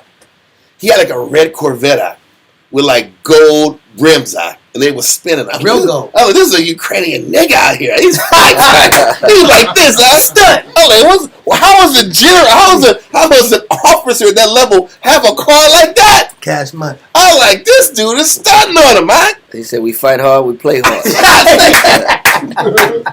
I was like, you know this is a money laundering scam. And also, when some of the soldiers were dying, they wouldn't say they were dying. They would just collect their checks. Wow. They said Ukraine is the most corrupt country in the world. It's one of the most corrupt countries in the world. They'll sit back here. That's one of the main hubs of children being taken. Anything corrupt, it happens out there in Ukraine, Slava Ukraine. That's facts. And people always say Mexico, but Mexico's a saint compared to Ukraine. Well, they're both bad. I'm not acting like Mexico ain't about that. I'm just saying, people always say Mexico, though. Yeah, but Ukraine is bad. Ukraine is bad. So what am I trying to say?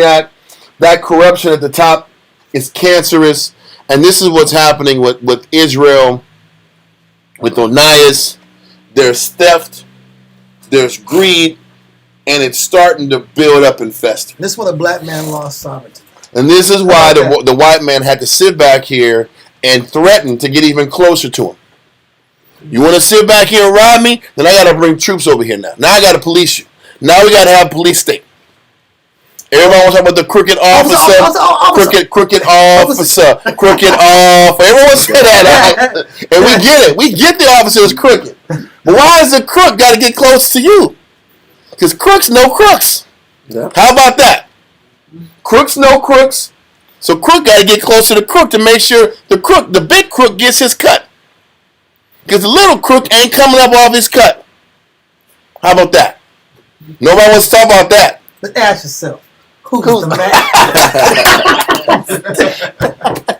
Why are you guys bringing old 90s hip hop? It's today old 90s hip hop, right? Hey, this is 91, 92, right? That's a classic song, right? Anyway, Bakana. Yes. So, let's continue in Isaiah 1. Verse 23 from the top. Isaiah chapter 1 and verse 23. Thy princes are rebellious and companions of thieves. Everyone loveth gifts and followeth after rewards. Ghana. They judge not the fatherless. How can you sit back here and take care of the fatherless and pad your pocket at the same time? You can't do it. You can't do both. You can't come up and make sure the poor is taken care of because there's always going to be the poor. And the poor always balances you out. You can't win. You can't. Then that's the way you got to frame it. You can't win because you weren't supposed to win. We were supposed to split it up to where everybody can have what they need. Everybody's sustained.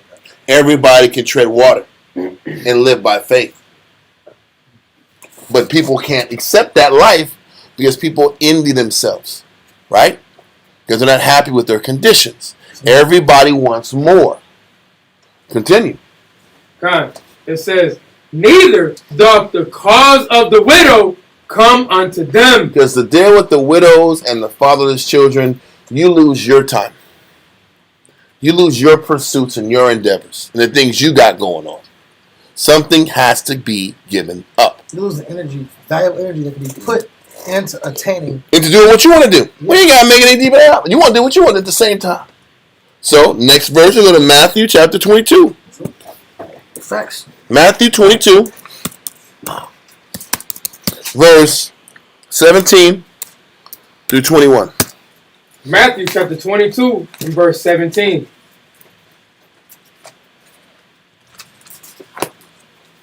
After we give it on two more verses, we'll get back in the story. Matthew 22, verse 17 through 21. Matthew chapter 22, verse 17. Tell us therefore, what thinkest thou? Is it lawful to give tribute unto Caesar or not? So these were men trying to read verse 15 real quick. Matthew chapter 22 and verse 15. Then went the Pharisees and took counsel how they might entangle him in his talk. So the leaders were going to say, nice, we're going to catch him slipping. We're going to get him to talk that black righteousness stuff and get him in jail by Herod Act.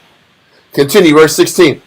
And they sent out unto him their disciples with the Herodians. So what does that mean? The Pharisees, with them, they had disciples of the Herodians. The Herodians were in tight with who? Yeah. The Romans. Because Herod was in tight with the Romans. How do you think the temple got refurbished at such a magnificent level? The third, huh? They had that Roman money. And they granted too. They had that Roman Big money. money. That's what I'm talking about. You can't get nothing built anywhere without some real money. Government aid. So, you had Israelites that were back in Herod. They were Herodians. And he sent them out there with the Pharisees asking Christ what? Read on. It says, and they sent out unto him their disciples with the Herodians, saying, Master, we know that thou art true, and teachest the way of the Most High in truth. Neither carest thou for any man, for thou regardest not the person of men. So what they're trying to do is set him up to make a statement and say, F them Romans, don't pay them Romans. Well, they say, well, we know you got the true word. You don't care about no man and how they feel. So tell us how you feel about these Romans and these taxes you got to pay. You see how they want to set him up with ego? They want to flatter words, boost his head up, and get him to talk that black power stuff out. Yeah. Were these Herodians, were they lawyers, scribes? No, they were just Israelites and people that were on the side of Herod, which means they were on the side of the Romans. Okay. So if you get Christ to tell them that are pro-Romans that don't pay Caesar no money, now you got him. Yeah. Now he's in jail. Put them bracelets on him out, and he's looking at 23-hour cell block out. Yep. With the beating, huh? With the beatings, and will probably kill you. But they're trying to set Christ up. Read on. It says, tell us therefore, what thinkest thou? Is it lawful to give tribute unto Caesar or not? But Yahushua perceived their wickedness and said, why tempt ye me, ye hypocrites? Why are you tempting me? Why are you trying to set me up? Read on. Show me the tribute money. And they brought unto him a penny. And he saith unto him, who is this image and superscription? They say unto him, Caesar. Then saith he unto them, render therefore unto Caesar the things which are Caesar's, and unto the Most High the things that are the Most High. But the crazy thing is, this isn't like some super groundbreaking news. We had been sitting back here and paying tribute to the people who were over us. We were paying tribute to the Babylonians. We were paying tribute to the Persians. We were paying tribute to the Greeks. This isn't anything new. It's standard procedure. Listen, this was how we had to roll, and everybody else in the world had to roll. Part of what gave us a bad reputation amongst the world was what? Remember way back after King Cyrus, the Persian king, died? Remember the Samaritans sat back here and sent a letter to his son, which was Cambyses. Yeah, Cambyses. The second. Because the first was Cyrus's father. So they sat back here and they sent the letter to Cambyses and said, listen, these Jews have a history of not paying their taxes. If you let them build their temple up, they're not going to pay their taxes, and they're going to be a thorn in your side. So the one time we were rebellious, the world was using that as leverage to keep us down. But after we learned our lesson from the Babylonian fall, we have been paying our taxes and paying our debts consistently until this sucker, Onias II, came in there. So we already had understood paying the tribute money, and this is another example that Christ is dropping. Now in the Roman times, pay your taxes. Using the Greek times, pay your taxes. Using the Persian and Mede times, pay your taxes. Oh, we don't want to pay our taxes as the Babylonians? We had to lose it all. This is the reoccurring theme. So read on. Read verse 21. Is that all done? Yes, sir. Okay. Let that go. Now you go ahead out. Next man. You got to get out here too. Y'all up.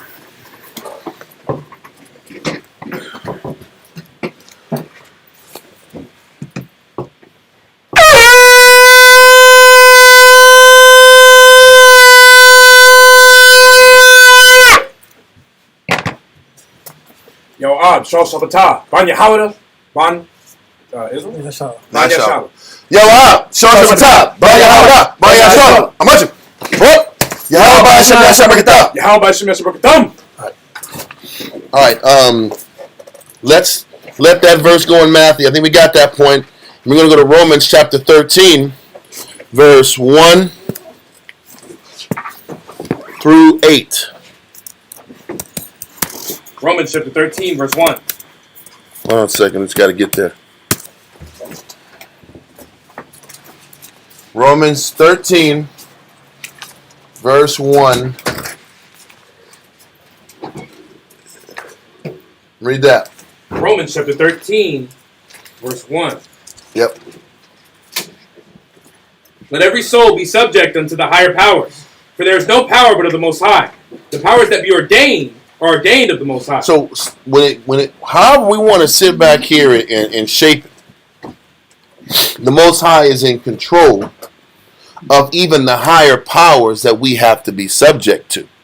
You can tie this in with Proverbs 21, how the Most High sits back here and controls the heart of the king. So from the beginning, we had to be subject to the higher powers. Why? Because we didn't want to be subject to the Heavenly Father. We didn't want to serve the Most High. So now you're going to be subject to something. And this is why the Most High got the nations over us. Israelites want to talk about Esau all they want to do. Cool. Esau's a bad man. We know what they are. But the Most High put the bad man to rule bad men also. That's what is not talked about. We're bad men. We want to talk about corruption at the highest level? That was us. What do you think the princes and the priests were doing? What we're going to read in 2 weeks is just as bad as any white coup you can imagine. And any white chaos you can imagine. Democrats and Republicans, you think that's bad? Watch what you read about when you read about the priests that are warned for power during the time of Antiochus Epiphanes. By the time we're done with this, you'll be like, yeah, we need that to happen. The abomination, the desolation had to happen. I promise you that. Everybody wants to play Israel the victim. Israel's the victim. We are the culprit. We are the main damn culprit. And we are the cause of our own demise. So our envy, our pride, and our selfishness always gets in the way of the nation's sustainability. Is that akin to the modern term FAFO? I don't. You on a whole other level. I got to get in the streets. He knows what's going on in the streets. No, I don't know. I don't know what that means. I'm going to say you're using curse words. Mess around and find out. Okay. Well, I guess so. I've heard that. Listen, basically, you touch the stove, you get burned. Yeah. And all I'm saying is that how we roll and how we have rolled, our conditions fit the crime. We're snake charmers? Well, that's one way you can say it, I You play guess. with a snake and get bit. Like we're like this. We're like right next to the snake, like this side. Hold Right my in the money. snake's Hold face my side. money. All right. Yeah, that's what goes on in the streets. Yeah, I know. They rolling the dice all the time. So let's read verse 1 again. Romans chapter 13, verse 1. Let every soul be subject unto the higher powers, For there is no power but of the Most High. The powers that be are ordained of the Most High. The powers that be, which was the Greek Empire, Ptolemaic during this period of time, or the Romans. The Most High set that up. Read on. Whosoever therefore resisteth the power, resisteth the ordinance of the Most High. If you're not paying your taxes and your debt, you're resisting the will of the Heavenly Father. That pain and that frustration and that feeling of emptiness of your hard-earned money going to the rest of the nations was supposed to be felt. That's what slavery looks like. That's what being colonized looks like. That's punishment, because when we had our sovereignty, we didn't know what to do with it. We were destructive. Remember in Leviticus, I think 26, I'm not going there, but the Most High said, because of our wickedness, the Most High had to sit back here and give the land a break. Yep. Our wickedness was so bad, he said the land needed a break from our wickedness. And he removed this from the city and the country, because the land needed time to breathe and not be destroyed. He said, I got to find a reason to not destroy this whole country. I'm going to save the land. Take the nigga out of there and keep the land protected out. That's how bad it is. Read on. And they that resist shall receive to themselves damnation. And when you resist the Most High's will of having us under the yoke of Esau, you're asking for it, and you're asking the Most High to make things even harder for you. Because the way society is running, it was designed to keep you down. It was designed to keep you living check to check. All facts. But why did the Most High keep us in a situation where we're living check to check? Because maybe as a nation, if we were all successful, how would we treat one another? Poorly. If we had everything we needed and we had our sovereignty, would we treat our brother right? Nope. Would we treat the poor right? No, I don't have to. Would we sit back here and treat the fatherless and the widows right? Hell no. History has proven that we won't. It's a pity they had to suffer like this. Yeah. It's sad. I'm about black excellence. That's what it's going to be. Yep. If it was up to us, we would spit on our own people. He said, Jezron wax fat and kick. Kinda. This is all facts. There's Generation after generation has proven when we had our own power, we treated our people like dirt. What difference is it with our people getting treated like dirt and Esau treating us like dirt? It's both negative. I'm not absolving the white man. He's just who he's supposed to be. When we get power, we act out of character. When they have power, they act exactly what they were created to be. Let's continue. Romans chapter 13, verse 3. For rulers are not a terror to good works. And from reading all of this history that we've been reading, rulers are not a terror to good works. When Israel lived right, were the rulers the Most High put over us, did they treat us wrong? We was in point. Alexander sat back here and didn't give us no problems. When we was on point, even though Ptolemy the first screwed us over for a period of time, the next king came in and made us whole again. Ptolemy the third took care of us. Antiochus the third took care of us. Seleucus Nicator the first took care of us. All of these leaders took care of us when we did right. So it says the rulers are not a terror to good works. Hell, even Tiberius Caesar, the first, second one, not Julius Caesar, but the other one, Augustus.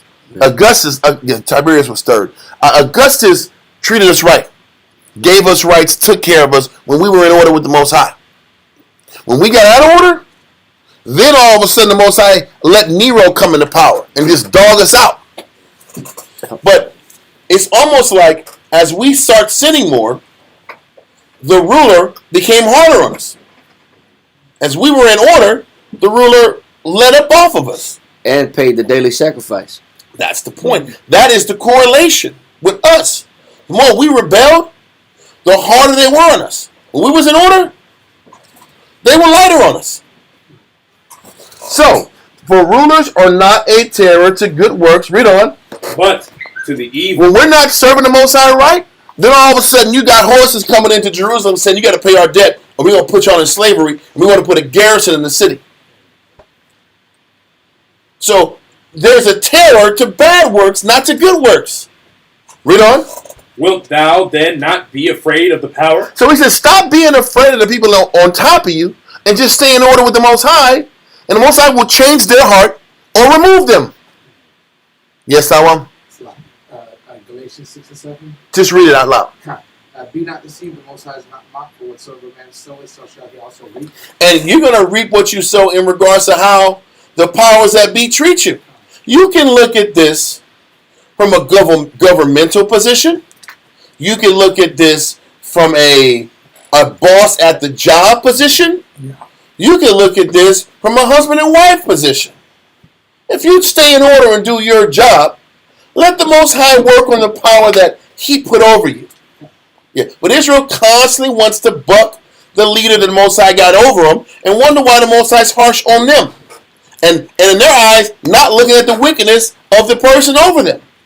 How about the Most High is doing both? How about you're just not doing your job, so He's making your life harder while correcting the other person also? Because in Proverbs it says, all the ways of man are clean in his own eyes. Mm-hmm. We never see what we do wrong. It's never my fault. It's never what I do wrong. It's always the other person. It's always the big bad wolf. That's the problem. The big bad husband, the big bad boss. I mean, how many boss stories I've heard that? This boss was a conspiracy. Bad boss. It was conspiracy against me. It was just so much of a conspiracy. Was it?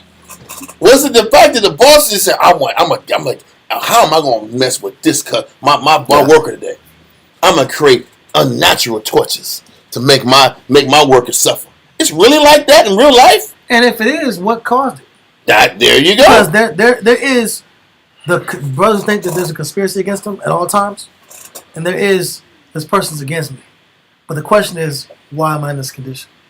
We never get to that point. Why is that brother talking to you so harshly? Why is he responding to you so harshly? Listen, I was a kid in school, and I was like, teachers were always kicking me out of school, kicking me out. I'm like, always Why were they kicking my you out of answer was school? because I was black. That's my Oh, man. There were other black kids in class, though. They weren't getting kicked They out. don't get kicked out. As I'm older now, I'm like, man, well, I was talking back. I was challenging them in front of other kids. I was going contrary, and I was walking out the classroom. So you didn't say that when we first started seeing you in class. You didn't sit back and get that side of the story out. You were talking back to the teachers. Huh? Yeah, I was walking out, and I got kicked out making it a show, like, and just closing doors. But listen, that kind of dude deserves consequences. God. As you get older, you deserve lessons. I was the problem. God. Now, there were some times that I wasn't the problem. But if you have a pattern of doing things, they're gonna pin you for it the other time. But the majority of the time, there were some times I was completely innocent. But the majority of my actions were self-inflicted. But if you're self-inflicting 75% of the time, and if it's a 50-50 situation another time, what are they gonna do? Such as who threw the spitball at the teacher. Yeah, they're gonna say it's this guy. This guy did it. This guy did it. He's laughing. Yeah. Somebody gotta go. Get out of here, Russell. Like that. Everybody's looking like this. But he really got right behind you. I didn't do nothing. That's what we're like. That's what we're like with as grown men in the camp. And as wise in the truth. Yep. It's the truth. It's all the truth. So Paul has explained to us that if we just remained obedient and did what we were supposed to do and lived that life that is uncomfortable. Because why do people rebel like that? Because Onias just didn't want to live with that pressure of having to give up all this cash and he has nothing to show for his time. That's really what it is. It's still greed. When you're sitting back here and you had all this debt in front of you, what's the first thing you're saying? After I pay all this debt, I don't have nothing for what? For me. So then all of a sudden you gonna hold this back and hold back on this bill and push this bill back? Because I don't got all the money to make everybody happy, and then make me happy too. And that's when the rebellion kicks in. But he said that these rulers were not a terror to good works, but to evil. Read verse 3 again. Romans chapter 13 and 3. For rulers are not a terror to good works, but to the evil. Wilt thou then not be afraid of the power?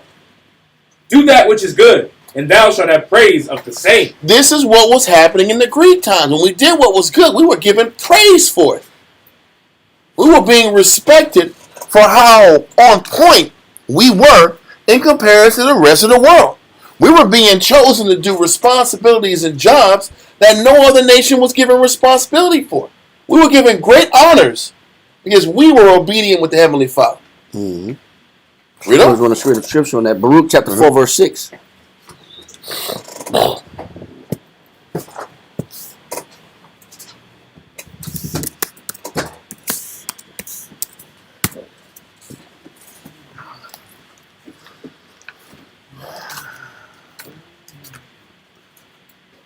Baruch chapter 4, verse 6. Mm-hmm. Baruch chapter 4, verse 6. He says, "You were sold to the nation, Mm-hmm. Why? not for your destruction, So the Most High, if he wanted to, he could have the nations completely annihilate us and wipe us out. Read on. but because ye moved the Most High to wrath. Go ahead. Ye were delivered unto the enemy. He said, why the Most High give us to the enemies? Go ahead. For ye provoked him that made you by sacrificing unto devil." Because we sacrifice the devil, so the Most High has to put an enemy in front of us. It's always a response that the Most High has to deal with us on. It's not that the Most High is being antagonistic on purpose or oppositional on purpose. It's always in response to our behavior. The Most High has to respond to our behavior. So we provoke the Most High to bring these enemies upon us. Read on. He says, sacrificing unto devils and not to the Most High. Go ahead. Ye have forgotten the everlasting power Go ahead. that brought you up, and ye have grieved Jerusalem that nursed you. So what the Most High said is, I gotta respond to you because of this behavior. So it's not that the Most High wants us to see us destroyed or gets a pleasure out of having enemies kick us or abuse us or lynch us or hit us with unjustifiable taxes and penalties or extended jail sentences or extended prison sentences. He says our behavior gets our enemies provoked against us. So it's not the Most High. It's not the Most High. It's not the enemy himself. It all falls back on us, and that's something that we just fail to see. Now, in Baruch understands that, so that's why he's saying it's our fault. You know, we bring this horror to ourselves. Kinda. Yes. Let that go. Go to Romans 13 and 4. We're going to finish off this chapter. Or not the chapter, but to verse 8.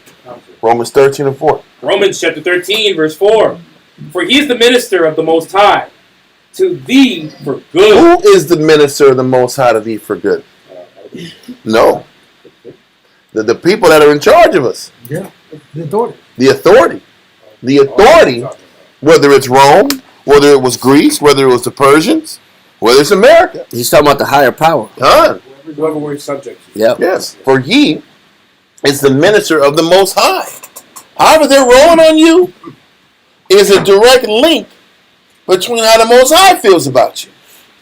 The Most High just matching our energy. So when we're getting beat out in these streets, they are ministers of the Most High. We can say what we want. If we're going to read the Bible, the powers that be are inflicting us with the things that we are being inflicted on because that's the Most High's will. If we got people that want to hurt us and harm us, that's the Most High's will. That's His will. They are the ministers of the Most High performing the responsibility that the Most High wants to be done to us. We always want to play the victim, but that's not what the Bible says. Read verse 4 again from the top. Romans chapter 13, verse 4. For he is the minister of the Most High to thee for good. But if thou do that which is evil, be afraid. So those powers were going to look after us as long as we were on point. But if we're going to do evil like what Onias is doing, be afraid. Now he's going to use those same powers that were created to us for good, and they're going to be bad. And this gives us the understanding of Maccabees. The Most High put it in Antiochus' spirit to be vicious to us as a direct connection to our wickedness. Read on. For he beareth not the sword in vain. The Most High gave that man the power and the sword to rule and dominion, have a dominion over the earth for a reason. Read on. For he is the minister of the Most High. Khan. Esau right now is the minister of the Heavenly Father, executing judgment how he wants to. Listen, how do you know that? Because when you read Revelations, all those things that Esau's doing is designed by the will of the Father to happen. When you read Daniel's 11, all these things that Esau was doing to himself, the Most High let that happen the way it was going to happen. Read on. A revenger to execute wrath upon him that doeth evil. Bro, he's saying Esau, the Most High put Esau in front of us to be that revenger, to execute wrath upon us for doing wickedness towards him. And we hate accepting that because it makes us feel all jacked up. And guilty. Because we want to sit back here and say it's all that man's fault. It's all his fault. And he's got this world domination. He has us eating the horrible food and all these things. It's him. But the Most High is using him to do this. We know what the Most High is going to do with him. He's going to let him run his course and dump him off and destroy him. We get that. But in the process of him doing this, he's allowing us to get stung by him to punish us for our evil. Read on. Verse 5. Wherefore ye must needs be subject. He's like, this is why you got to be subject to them. Reading what we read in Matthew, he said you got to render unto Caesar what's Caesar's, and give to the Most High what the Most High's. What does that mean? You got to serve both. You got to be in order with the Most High and pay your debt to society, and I'll be okay with you if you live under those stipulations. But if you live like that, what do you lose? Freedom? Listen, if you live by serving the Most High and you got to live by Esau's rules and pay his debts and all that stuff, that means you got to pay all the debts in Esau's world and get none of the benefits. And Jake hates that too. Yeah. I got to pay these debts and be a part of society, but not really gain the benefits of it. Then what am I doing it for? Then let me not pay him at all. See how the Most High deals with you. This is why tickets are so vicious. You know those Jake always have ticket demons out? Jake has always got ticket demons out. Oh, F Esau. Until Esau, he said, whoop, whoop. I'm going to come and change these corners. I'm turning these corners. I turn this corner. And then go to the left. Then go to the right. And then go down this and go to the park. Cut my lights off. Why are you ducking and dodging? I know, listen, brother, try like this out. You see the cop like two cars behind you. You're gonna make a right. Why are you making a right? We're miles away. I gotta make this right, dog. I gotta make this right. I gotta do this. I gotta do this. Okay? Yeah, it's like you're a damn spy.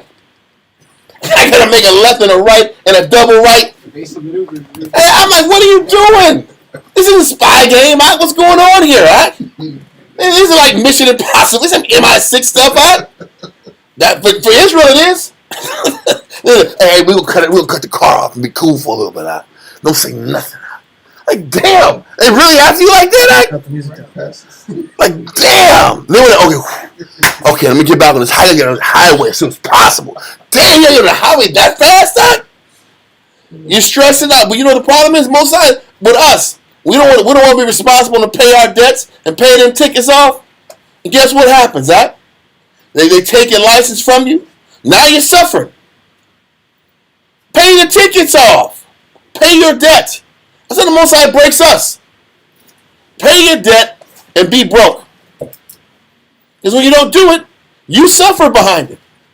And now I don't want to hear this is white man's world. Oh, you ran that red light, didn't you? Though you ran that light. The white man got a picture of you doing this out. You turn it out. You double arm it like this. You know you weren't supposed to do it. Forget that, man. I ain't paying this bill. All right, cool. But if you get stopped, I sure am sorry. Can I give you one more chance, please, sir? You better not hope it's sweep day. And then there's those certain days where they come and they're sweeping everybody out. And it's quarter time. Anyway, what am I explaining? Israel got to pay their debts It's up cheaping out the responsibility the Most High got them under. The yoke the Most High got them under. Yes, sir. Judges chapter 2. Judges chapter 2, start at verse 21. Or like Juice WRLD, that rapper from Chicago that was going through the airport, had some dope on him. The dog sniffed him out, and he swallowed the dope. Wow. Yeah, I remember that. And then he started foaming at the mouth and having seizures, epileptic seizures. He was a great artist. Great artist, but what was he? Was he innocent? No. No. Who told him? A lot of people swallow dope and is dead. And then the one guy that swallowed dope and the police, people were mad because the police. He told him, man, I swallowed the dope, and he started having negative reactions. Yeah. And he started getting sick, and he started dying on camera. Yeah. And the police just watched him die. He said, take me to the hospital. And they were just like, hey, man, they took their time. And the guy just died right on the scene. But who told him to put it in his mouth? Well, you going to blame it on the police? But that's what we do. We do negative and do dirt. And then blame it on the white man, blame it on the police, blame it on the powers that be. It's this wicked... It's the DEA, it's the ATF, it's the Alphabet Boys, it's the FBI, it's all the 3-digit letters, CIA. We blame it on everybody else. Staying on the what do you say? Standing on the corner, selling rocks. Easy. Here come the crooked cops. Yeah. What are you doing? Yeah, but he's telling you what he's doing. But you know, our people they get so mad because that these enemies are against us. Read on. Judges chapter 2, verse 21. I also will not henceforth drive out any from them of the nations which Joshua left. So guess what? Guess what? The white man was around when Joshua was eliminating the nations. Why didn't the Most High wipe out the white man? If the Most High wanted to, he could have wiped out the white man. He could have wiped out Amalek if he wanted to. Yep. He could have wiped out all the nations if he wanted to. He said, but the Most High said, I will not what? I will not henceforth drive out any from before them of the nations which Joshua left when he died. Now, why would the Most High leave nations behind and not eliminate them all? Like the Babylonians, like the Persians, like the Greeks, like the Romans, like the British, like the French Caucasian, the Spanish Caucasian, the Italian Caucasian. Why would the Most High leave them on earth? Read on. 22. That through them. That through what? That through them. Through those other nations. Read on. I may prove Israel. He said, I'm gonna use the nations to put Israel to the test. So if the Most High said, every time you show me you don't love me, I got a nation for you that's gonna hand you a spanking. Yep. I got a nation for you that's gonna hand you a belt and a whooping. Some slavery. Because you're gonna serve somebody. Some jail time, some prison time. I got a nation set up for you to feed you. They're gonna be your masters. Every time you show me that you don't love me, I got somebody for you. Read on. Whether they will keep the way of the Most High to walk therein, as their fathers did keep it, or not. Or not. So who was the Most High using as the instrument to keep us in check? The nations. Listen, I remember reading in Jeremiah when the first wave of Israelites got sent to Babylon. Jeremiah wrote a letter to the Jews in Babylon saying, you better pray for Nebuchadnezzar not to die. Yeah, you better pray for him because if you don't, your life's going to get worse. And then all the priests and the leadership and the princes in Israel were like, you can't tell them that. What are you doing? You're weakening the men. Who cares? This is what the word of the Lord was saying. You better sit back here and learn to obey. And this is what we never learn how to do, to obey and be in order. And to learn to serve the Most High and obey the powers that be. Because that's what Christ tried to paint out to us. But do both. But to be a little, I'm not trying to say anything crazy, but it's obey with morality. That's why I said. That's why I said serve the Most High. I said serve the Most High and obey the powers that be. You can't do both if you're trying to roll like Esau. You can't. Because people want to say here obey, and they're like, no, they can pull that crap angle. We said pay your bills when it came to Esau, and be in order with the Most High spiritually and with your conduct. We were pretty clear on that. If a person wants to extract something from there, let him. Don't sweat him, dude. Let me stop. It's a case going on right now where these police officers here in San Antonio kicked in the door, and 2 guys and a girl ran to the back, and the cops shot him. And he didn't have a warrant, but the chief of police, McManus, the family is suing him, and because he didn't have a warrant to go in the house, he killed. There were some teenagers too. Wow. And he said, but it was a known. McManus said chief of police said it was a known dope house. He says, and the police had been called to that house 55 times for different disturbances. So they may not have had the warrant, but they had the police called 55 times to that house. Man. Something was going on in that house. Pablo's the weasel. But that's a current lawsuit going on actively right now. But I'm not saying that that's right. But what is going on in that house? God. How can the family call for an outcry when your teenagers are in a known dope house? Real question. But now one of your kids is dead. God. It's a sad situation. But the Most High said, refinish that You want 22 again, sir? for 22 and 23. Yes, sir. 23. What's 22? Judges 2 and 22. It says that through them I may prove Israel whether they will keep the word of the Most High to walk therein as their fathers did keep it or not. Go ahead. Therefore, the Most High left those nations. It says, therefore, the Most High did what? Left those nations. So the Most High spared some nations behind just to keep us in check. The Most High used them as instruments. Read on. Without driving them out hastily. Neither delivered he them into the hand of Joshua. So he said the Most High preserved the nations. He didn't let Joshua kill those nations To purposely keep us uncomfortable out. to keep us in order. Yes. So the Most High knows what he's doing. So you can be mad at the white man all you want, but the Most High spared the white man. Just so that when we get out of order, there's somebody that's going to come with 99 to life, 25 to life, 10 years no parole. He's good at his job too. Yeah. He's good at oppressing people.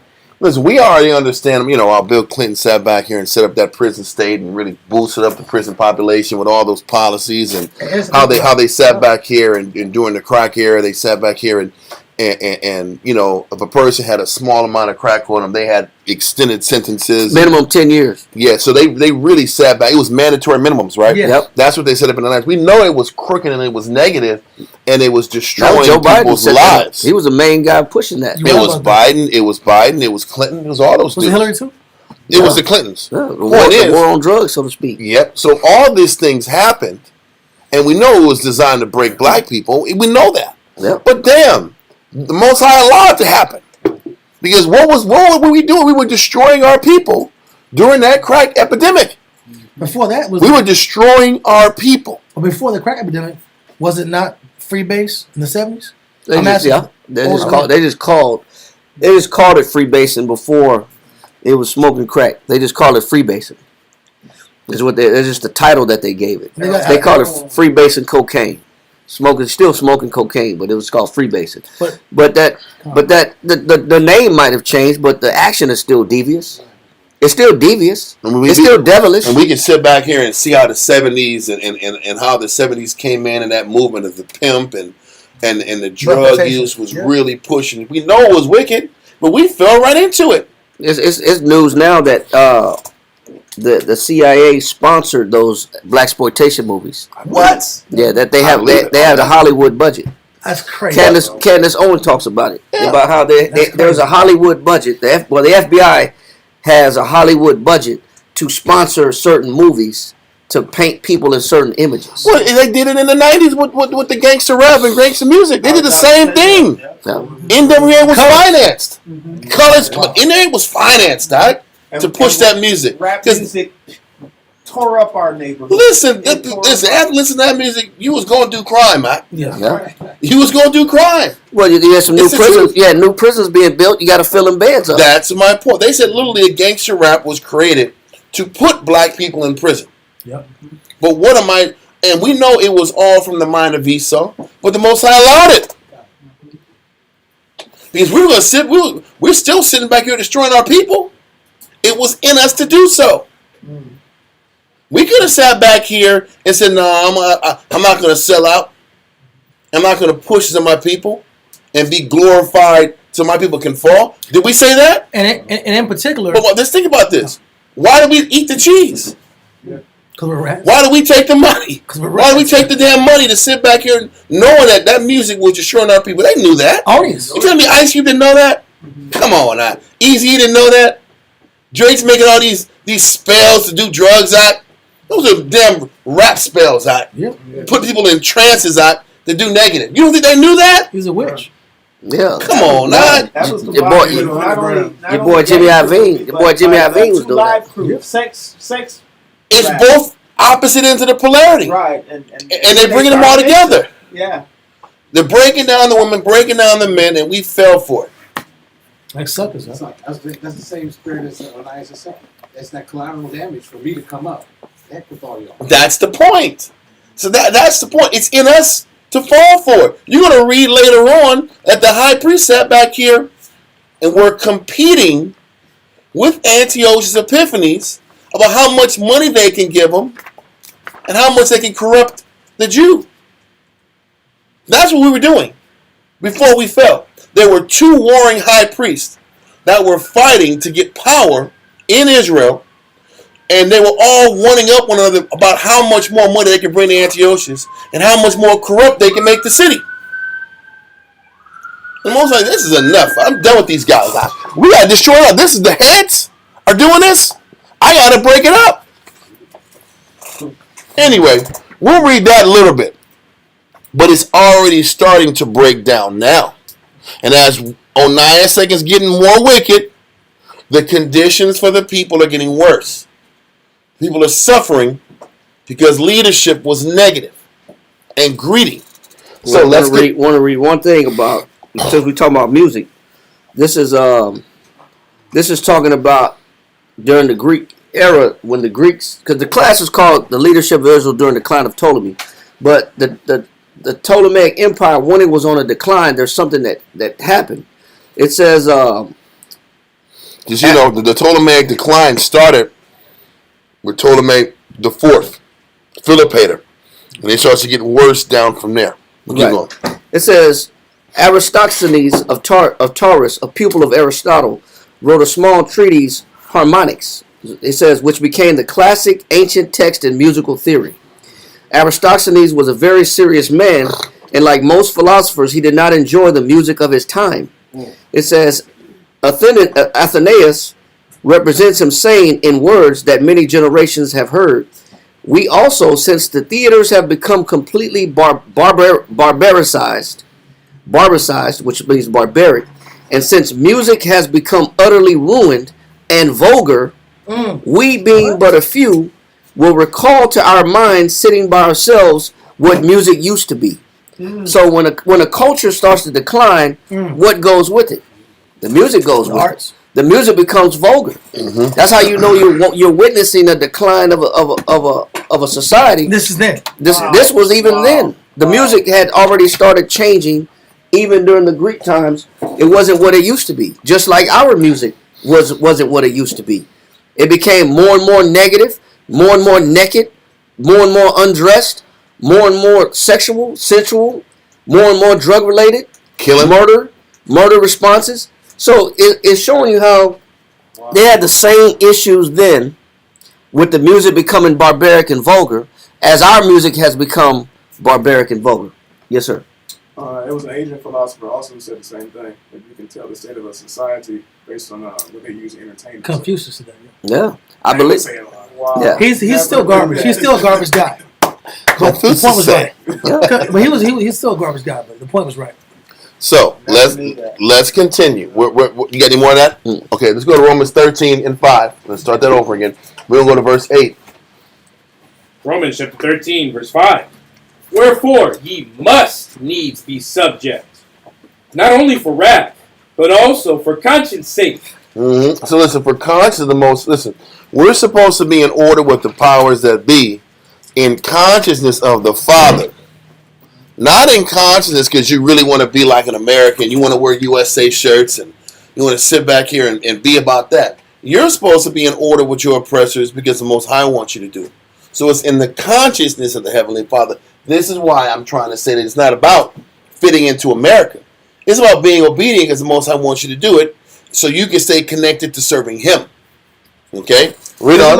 Is it like a parent like tell their kids, listen to the teacher, even though you get a punch right now, listen to the teacher and learn your lessons? Well, it's the same thing. Because listen, whether you're dealing with a coach, you're dealing with a teacher, you're gonna deal with all type of different personalities that have rulership over you. Okay. This is why it's like, listen, that's why it's crap for a kid. Oh yeah, my teacher don't like me. Oh, the teacher don't like you because you're out of order. Because you're a bad student. And you don't listen. So if you're in school, there's still lessons you can learn from being in school. You can still learn discipline. You can still learn how to follow. You still got to learn how to read and do homework and discipline your mind. Because if you can't, this is why I try to get young people to understand. If you're not going to do homework in school, you're going to do homework in the camp? No. No, you're not. You're not going to discipline yourself to lock your mind down and study and read for tests. More times than not, you're not going to study and read these scriptures for the benefit of your spirit. Because you never learn how to manage and push yourself past your limitations in any arena. When we think we can be in the truth and it magically switches on, if you can't be coached on a sporting team, you going to get checked and counseled? No. This is the point. As long as you got parents sitting back here and helping filter your mind out concerning what is important and what's not, there's nothing wrong with getting taught in class in school when you're in high school and learning the lessons you got to learn. Because more times than not, they're just giving you partial truths. They're just not giving you the whole truth. It's not that it's all a lie. Is math a lie? Wow. Or you just don't want to do it. You just don't want to do the damn work. Why you got to beef with math? Because it's hard. And you don't want to challenge yourself? It ain't no deeper than that. And in history, you can extract something from history. There's levels to understanding in history, but there's something you can learn. Because if you don't have a grasp of basic history in school, how are you going to get a grasp of biblical world history too? Biblical history is still world history. Yeah. So why are you anti-world history? Why are you anti-American history?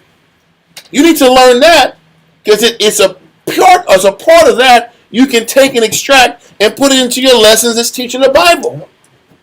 But we don't want to focus on that because it's too hard for your brain. Yep. But I'm gonna tell you this: if it's hard for your brain in school, it's gonna be hard for your brain in the truth. That's dripping. That's dripping. Anyway, so with that being the case, let's read verse 6. We gotta get that warm up. Yeah, let me read this last verse. Well, you gotta leave now. Thawam, let's go.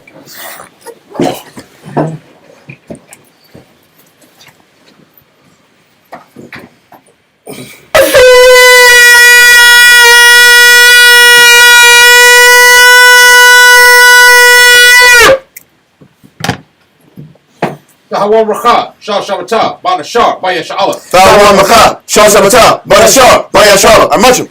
Right? Yahweh Hashem Yashabakah. Yahweh Hashem Yashabakah.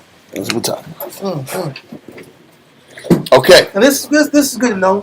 I know you made the point pretty clear, but this is solid to understand why the Most High always has us in this repetitive position. And why the Most High is stinging Onias for not paying his debt. Yeah. He's stinging him because he was supposed to pay his debt. He had a responsibility to the Most High to pay this debt. It wasn't just Ptolemaic Eugenes. Yeah. He had a responsibility to the Most High to pay this debt, to take this heat off of his people. Read verse 6. Romans 13 and 6. Romans chapter 13 and verse 6. For this cause pay ye tribute also. He says, for this reason, pay your tribute. Pay the debt that is imposed on you by the ruling empire that has jurisdiction over you. Read on. For they are the Most High's ministers. Once again, even the idea of tribute and taxes is how the Most High is over us, and he's using these nations to keep us subject. By taxes. By the tribute we owe. Read on. Attending continually upon this very thing. He says the Most High's ministers, which are these nations, They're attending continually on their tribute. And why are we fighting the fact that these nations were given the power to get this tribute? Stop fighting it and pay your tribute. Read on. This isn't a war's opinion. This is what the Bible says. Read on.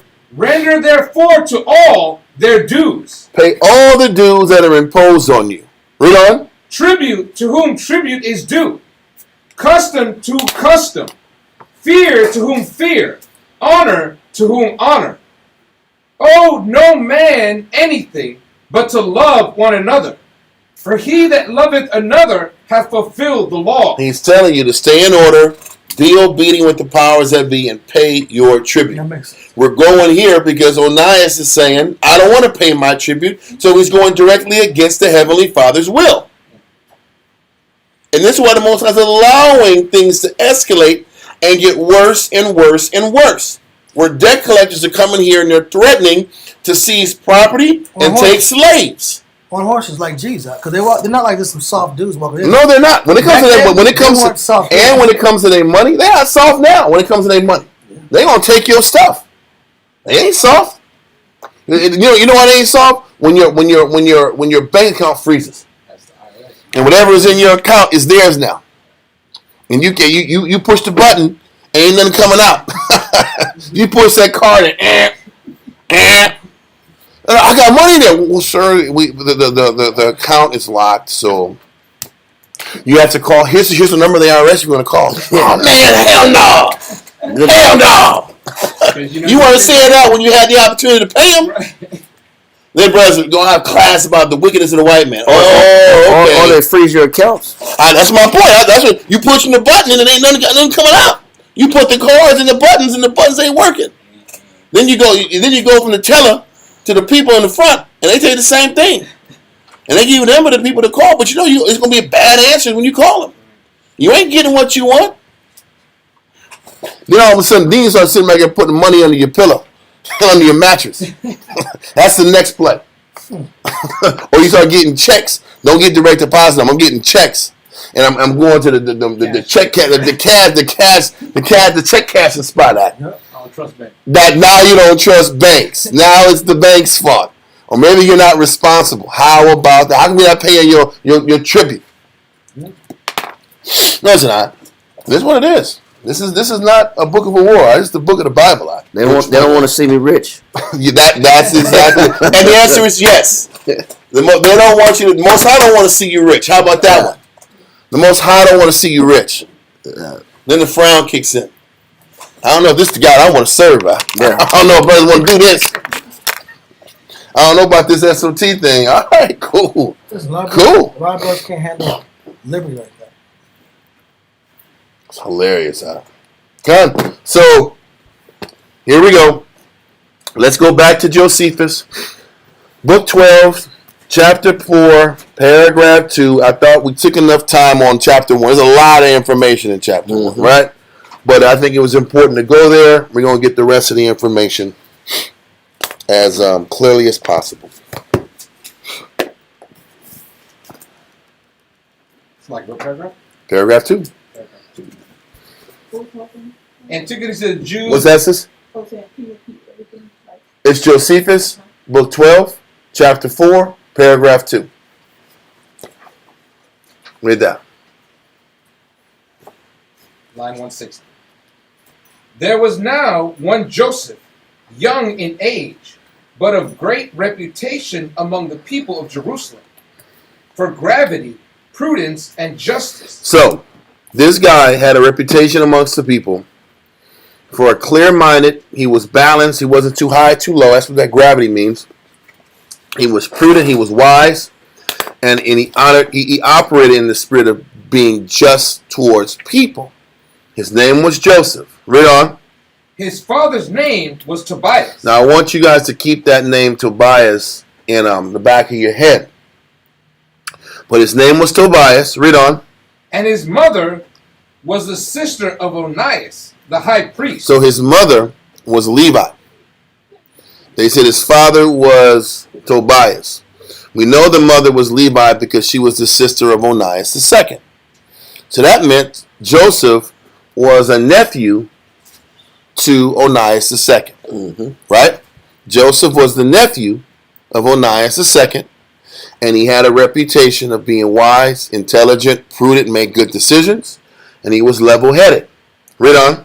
Who informed him of the coming of the ambassador. So this young man is letting Onias II, and I don't know how young, probably older, probably in his late 20s or mid 20s, whatever the case is. But he's telling Onias II, hey man, this ambassador's coming, and this guy wants his bread. Read on. For he was then sojourning at a village named Ptolemaic, where he was born. Mm-hmm. Where Joseph was born. Okay? So he said he saw him at that village, and he beat him from there to get to Jerusalem to tell him what was going on, to give him a preparation. Read on. Hereupon he came to the city Jerusalem and reproved Onias for not taking care of the preservation of his country. Stop. So now this nephew is checking the uncle and saying, man, what are you doing? This selfish move is putting the nation in danger. Your brothers and sisters got to suffer because of your selfishness. What are you thinking? What are you doing? Read on. But bringing the nation into danger by not paying this money. You're putting the nation in danger by hoarding this bread. Money that you got. You're putting, because they're going to sit back here and impose greater taxes, and they're going to take slaves and take people and acquire people's property. People are already getting their property acquired, taken from them, and people are already getting put in captivity already. You're going to make that condition worse. Read on.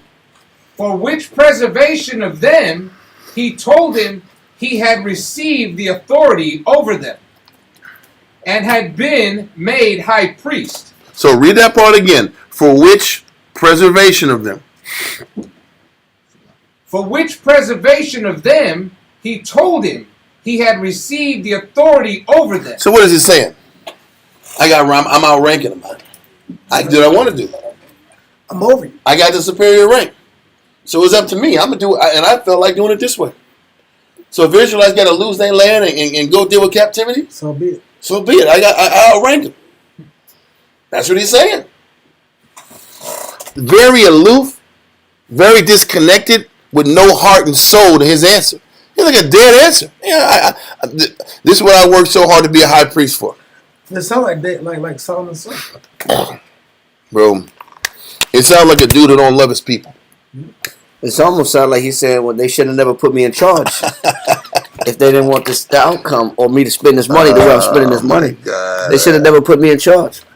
They should have never gave me the money. They should have never put him in power. Yeah, And that's what that's what it sounds like. She's giving like a shoulder shrug answer. Yeah, no, it's not. He's not serious about the cares of the people. And his answers get worse. They get worse than this. Read on.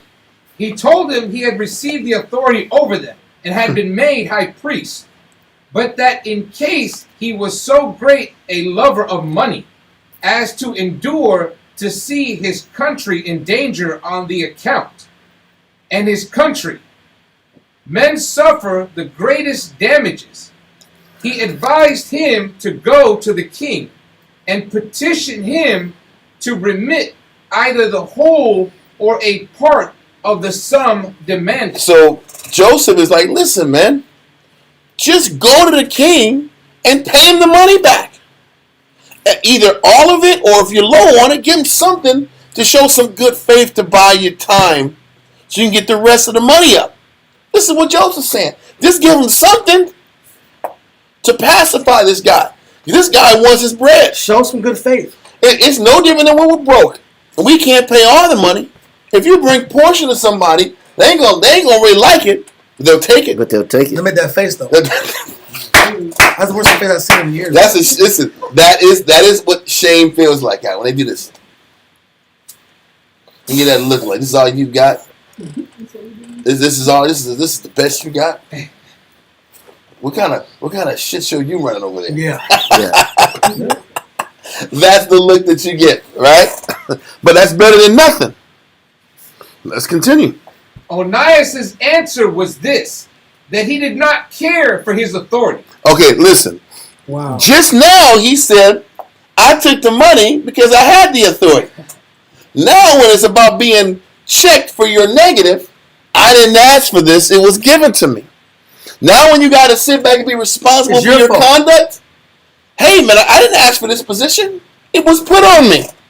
But when it was about you coming up, I'm the man. I was chosen. Yeah. I have the right to make this decision. Exactly. When it benefits you, you got the right to make the decision. When you got to be accountable for your decision, I didn't want the job anyway. It was never my Right. fault. He was like, I didn't want the job anyway. It's a bad leader. This is a bad guy. This guy had a small soul. Right? He had a little soul. Yes, there's a little baby soul. Yeah. He had no spirit to him. Anyway, No accountability. no accountability. When it came to facing the music, I didn't want this position anyway. Why'd they put me in here? I don't understand. I didn't want this. I didn't want this pressure. He wanted it when the money was coming in. There you go. And that's a lot of brothers. When it comes to rank, when it comes to benefit of position, you take it. But when it's about having to be responsible, I don't want it. There's a lot of brothers like that. I'll take the benefit of a position, but not the responsibility of that position. There's a lot of husbands like that. Yeah. When it comes to making me plates and making me dinner and giving me money, hell yeah. When it actually takes being a leader, that's your job. Yeah. That's you. You must do that. I didn't ask for these kids. I didn't ask for these kids. I didn't ask for all this responsibility. That's your job. That's how leaders are. A lot of men are in Israel. And that's the fact. Let's continue. Read a little further up that he did not care. That he did not care for his authority, and that he was ready, if the thing was practicable, to lay down his high priesthood. So he says, I'll lay down the high priesthood before I give this money up. I didn't value it anyway. But listen, he said, I'll give up the high priesthood before giving the money up. That's crazy. He's not. None of this conversation had nothing to do with giving up his money. Huh. Remember, Joseph said, "Man, just give a portion of the money, man, and make it right." He says, "I will renounce my throne," like the king of Zamunda said. Yeah. I will renounce my throne, renounce my power. I will renounce my position. Kinda, Shalom, man. Wait, I want to renounce my throne instead of giving up my money and paying my debt. This is crazy. This is where this guy is at. Just selling your throne. Huh? I mean, just selling your throne in exchange. But he's not. He's really not doing it because as you read on, he doesn't give up his throne.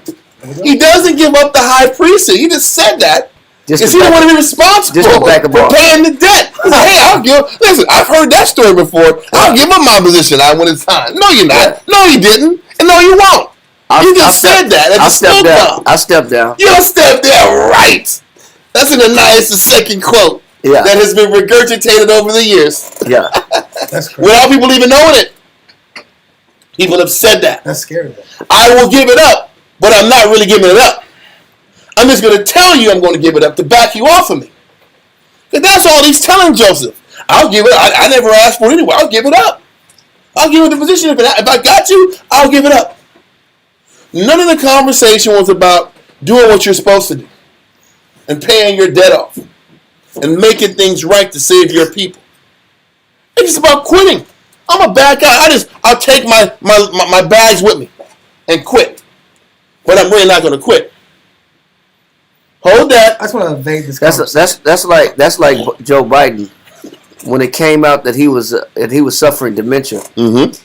Then he stepped out of the 2025 presidential race, and then he stepped down.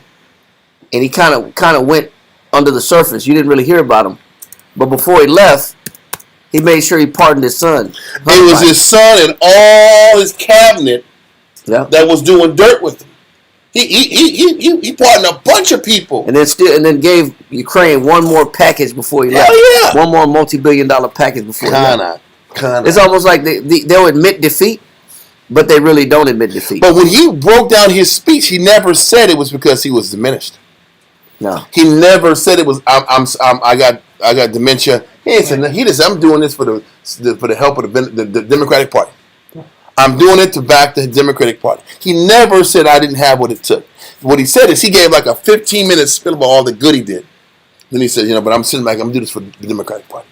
He never owned up to nothing. Never owned up to the fact that he was sliding. Exactly. It was really Joe sliding, not Joe Biden. Not. Yeah. Yeah.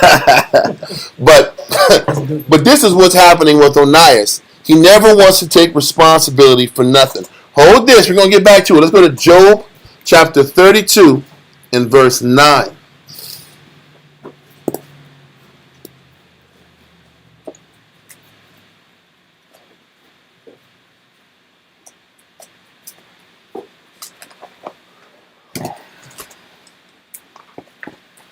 It's a bad guy. This guy is really bad. We've gone like 6 hours on this guy. Yeah. And only for a paragraph and a half. He came out of nowhere. Right? He shut up. And there's a lot of bad to talk about He's this a lot guy. of material. Right? Listen, let's keep going. Job chapter 32 and verse 9. Great men are not always wise. And that's the point. Just because he's in a position of great authority doesn't mean he's wise. Just because people have rank don't mean they're responsible. Just because a person can teach a breakdown doesn't mean they can lead. How about that one? Yeah. And then That's a real thing. And Just they because you make can teach beneficial breakdowns don't mean you can lead households and camps. What's that? it doesn't guarantee they're going to make good decisions.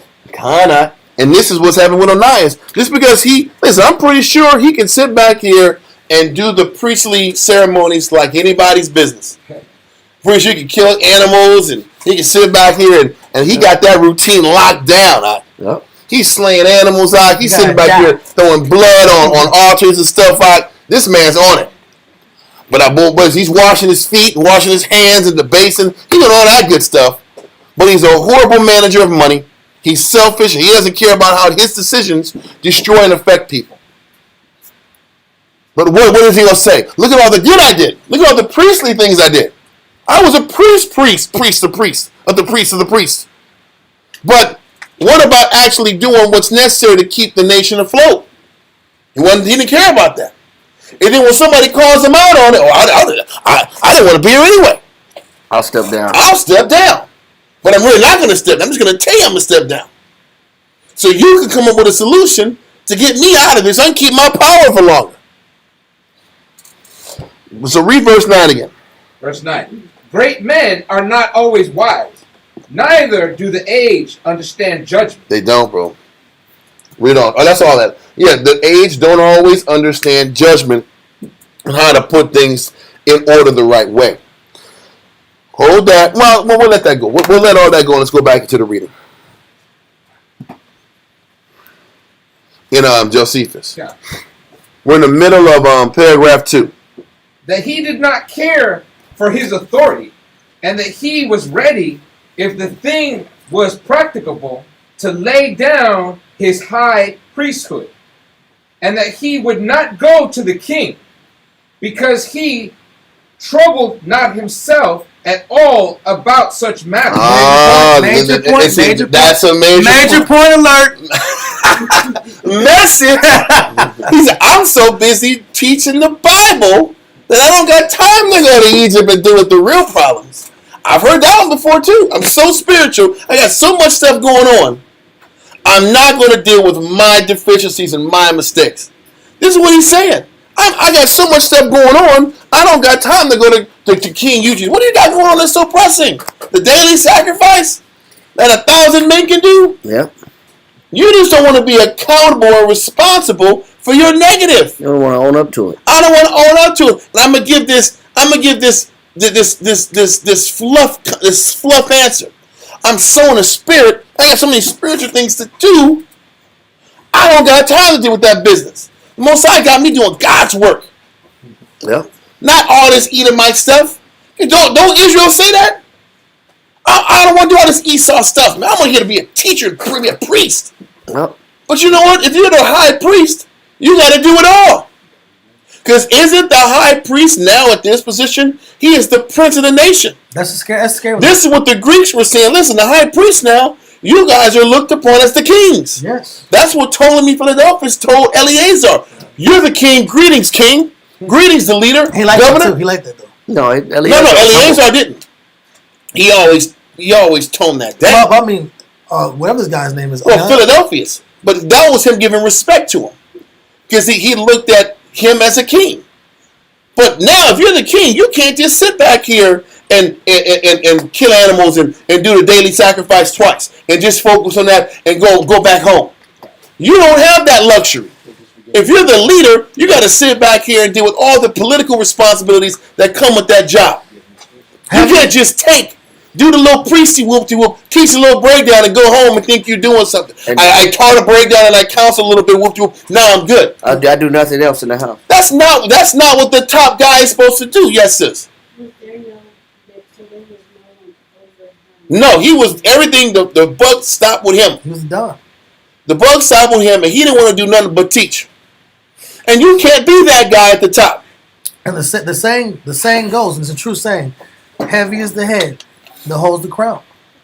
Because you got to deal with the weight of problems. Done. But if you don't want to do with the weight, But this guy's aloof. He ain't got no gray. He's smiling. He's a 65-year-old chilling man. He ain't got no gray. His hair's all together. He ain't stressing about nothing. He's gonna sit back here and do these daily sacrifices, my dude. And I'm going home making my money. I can't worry about these soldiers right now. I can't worry about this politics. I can't worry about that army about to come at me. This is a pile of tricks. Yeah, this is all the tricks by the white man. Yeah. Okay. Yeah, they telling lies to your vision. Guy. Yes. All this is an explanation of you can't hide behind your priesthood and not do the jobs you're supposed to do. You can't be the one-trick pony. Yeah. You got to do your job as a teacher and a priest, and then do all the other administrative responsibilities and deal with leaders and pay taxes and be responsible across the board. It can't just be about your daily routine and the little money you making, little hustles you going through. That's a small-minded God. One-dimensional. It's one-dimensional, small-minded that can't be in a position of leadership rolling that way. If you're going to operate serving the Most High the right way, you got to be able to do multiple responsibilities and stay on point with the Heavenly Father. If you're going to be right with the Most High. So, go back to that part where it says that he did not care for his authority. That he did not care for his authority, and that he was ready, if the thing were practicable, to lay down his high priesthood, and that he would not go up to the king, because he troubled not himself at all about such matters. I'm going to tell you this. The Bible, the history is so on point. The things written aforetime are literally written for our learning. Because this guy just didn't want to take any responsibility for his mistakes, his decisions, and he wanted to stay in this teaching priesthood box and not get pushed outside of it. And told himself that was enough. Where the whole city is about to be on fire and crumbling, he didn't give two you-know-whats about the city falling and the people suffering. Is that how Nero operated? I ain't gonna say Nero. I'm talking about the Jew. I ain't want to sit back here and connect the nations with this. This is Jew decisions. Because Jews sit back here and hide behind being spiritual and not take care of the rest of the business that they got to do. Am I right or wrong? The Jew does that. Yes, sis?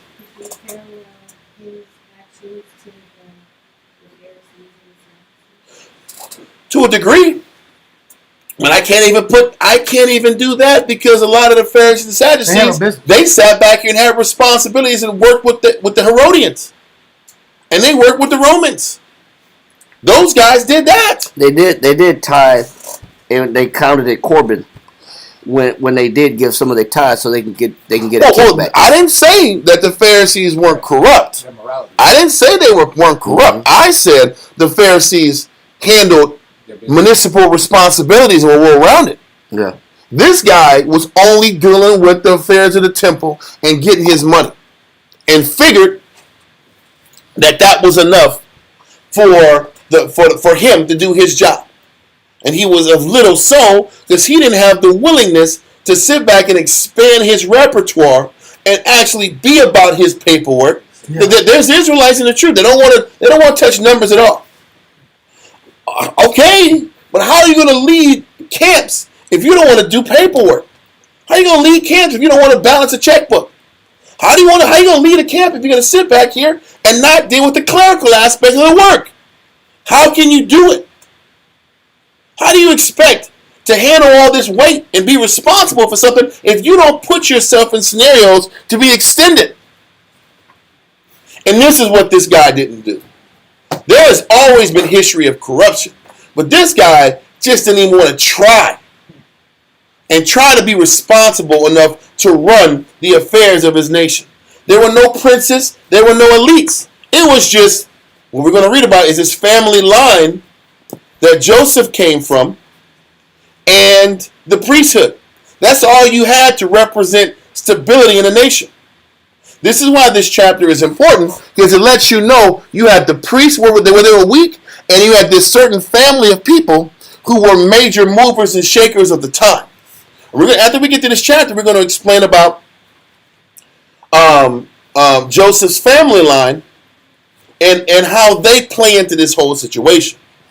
Okay, now, this guy Joseph is trying to talk some sense into his uncle, but his uncle keeps backtracking and just saying it's all about the spirit. I'm only going to do spiritual stuff. I'm not trying to do all this business with the king. You want to act like you didn't know what you were doing. You knew you owed 20 talents. You just mismanaged it or didn't want to give up the bread. And now you want to sit back and say, I'm not cut out for this. But you took the money and the pay of a guy who could take this responsibility. That's the unfair element of the situation. I want the benefits. Yep. I do not want the responsibility. And that's what a lot of Jews do. And this is like the fear of being under people. I know. Scripture says, "Be not unto a what?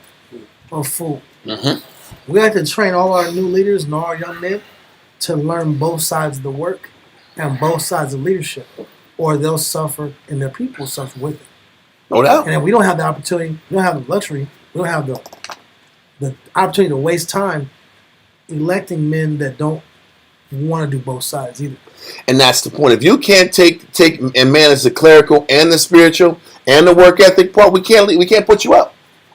Back in the day, it was just if you could teach, you could be a leader. Cool, but that can't sustain as a camp evolves.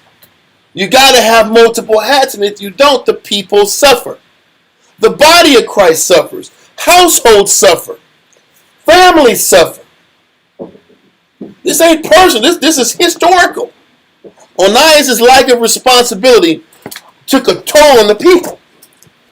Now you got to put some young kid in a position of having to save the Jew and save us out of a dire situation. Luckily, the Most High gave us mercy. Read Ecclesiasticus 33 and 15 real quick.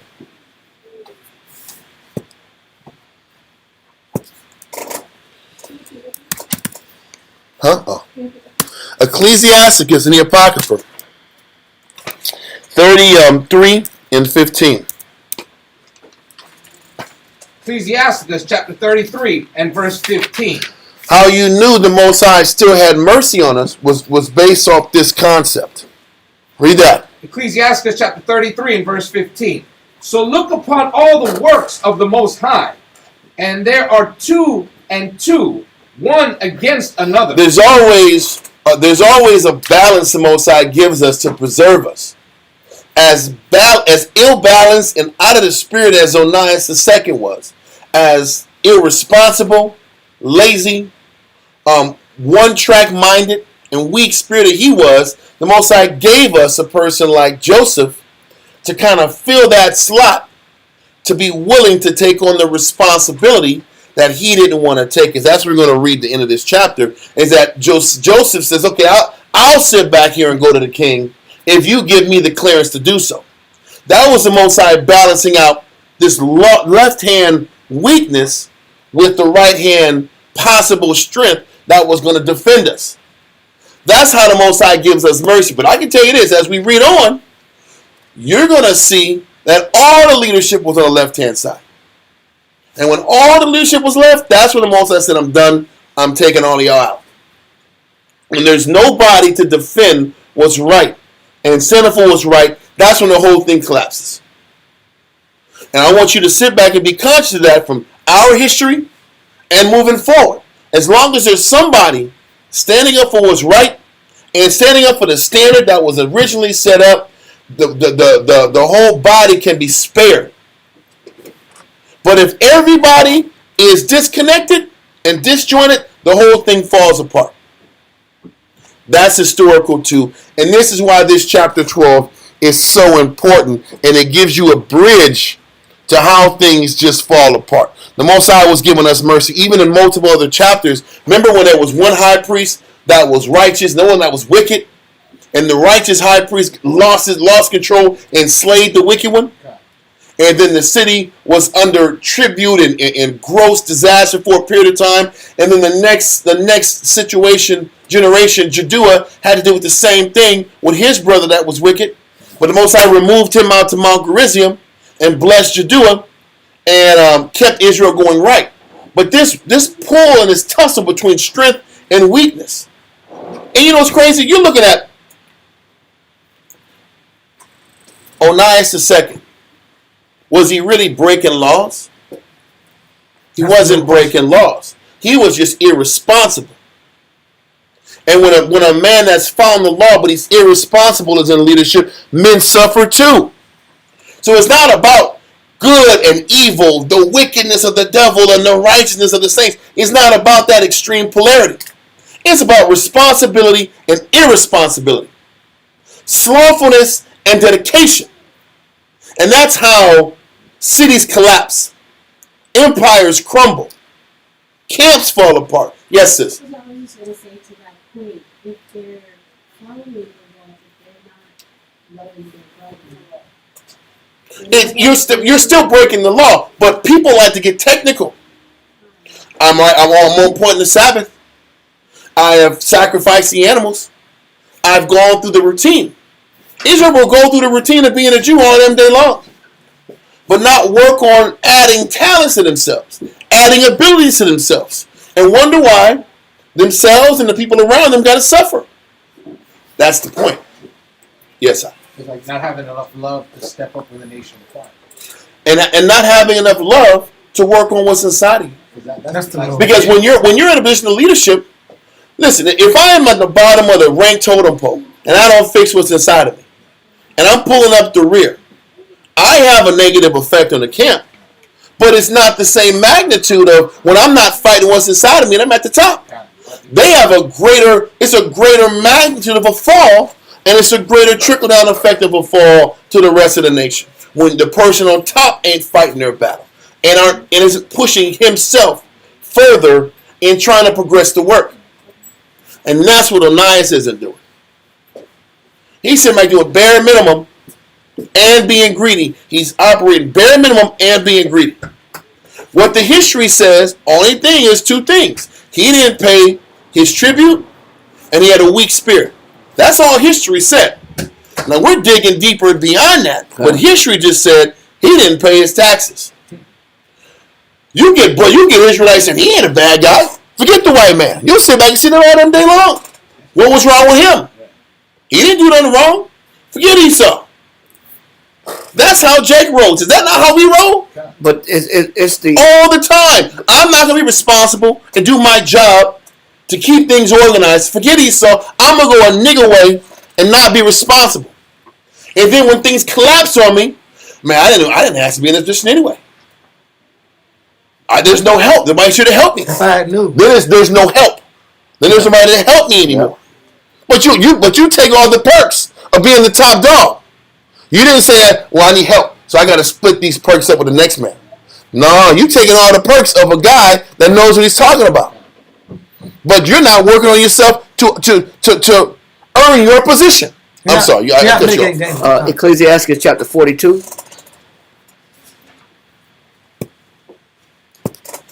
It's good. It's important to know this, man. This is important, This is actually probably one of the most important lessons for longevity. Which one? Let's start verse It's not 1. deep, but it's probably one of the Down most. to like 5, 6. Yes. No, just I'll pick and choose some point, not all of it. Like 8. Okay. Read on. Ecclesiastes chapter 42 and verse 1. Of these things be not thou ashamed. That's why the Bible says don't be ashamed to do what? Jump down to verse 8. Verse 8. Be not ashamed to inform the unwise and foolish, Mm-hmm. and the extreme age that contended with those that are young. So this man Joseph is young. The nephew is young. Yep. But the Most High is not against Joseph being a young man going at his uncle. Yep. Why is the Most High not against Joseph being the nephew going at his uncle? Read verse 8 again. Verse 8. Be not ashamed to inform the unwise and foolish. Because he's doing what? Even though he's young, he's doing what? Informing the unwise and foolish. He's informing the unwise and foolish. Read on. And the extreme age that contended with those that are young. And although, yes, Onias is the high priest, Joseph is the young man, but look at his actions. His actions is causing... Oh, but actions of a young man. Right, he's got actions that are causing a deficit and creating enemies where you're about to provoke a whole nation that has an army against you to destroy everybody. Now, everybody's about to suffer because you're about to make the whole house crumble. The whole house of cards are going to fall because of your policies and your dealings in business or lack thereof. Read on. Thus shalt thou be truly learned and approved of all men living. Especially when you're dealing with what? Read verse 4. 3 and 4. Verse 3.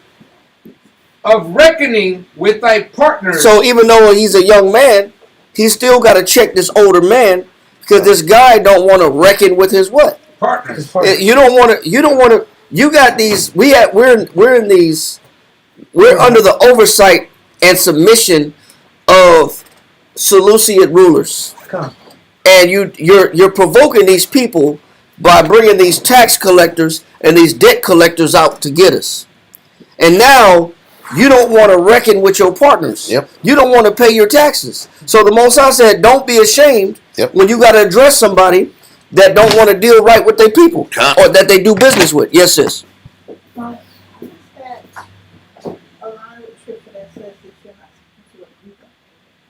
Well, it doesn't align.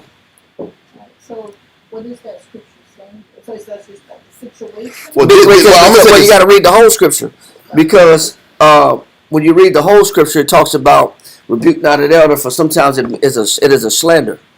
Mm-hmm. There's a difference from slandering an elder to what we read in here when it says when somebody's dealing irresponsibly and you're younger. You're not supposed to be ashamed to let that person know where they're wrong at when they're dealing irresponsibly. And that responsibility is up to the men, not the women. Because when Miriam wanted to sit back here and challenge Moses about his decision to choose an Ethiopian wife, Mosai stung Miriam with leprosy. But it was Moses and Miriam that checked him on it. But the Mosai didn't take Aaron's picking from him. No. Because Moses was the only guy that could sit back here and bring up an issue to Moses about his conduct. Aaron was the only one. I'm sorry. Aaron was the only one justified to bring up a charge against Moses, not Miriam, his sister.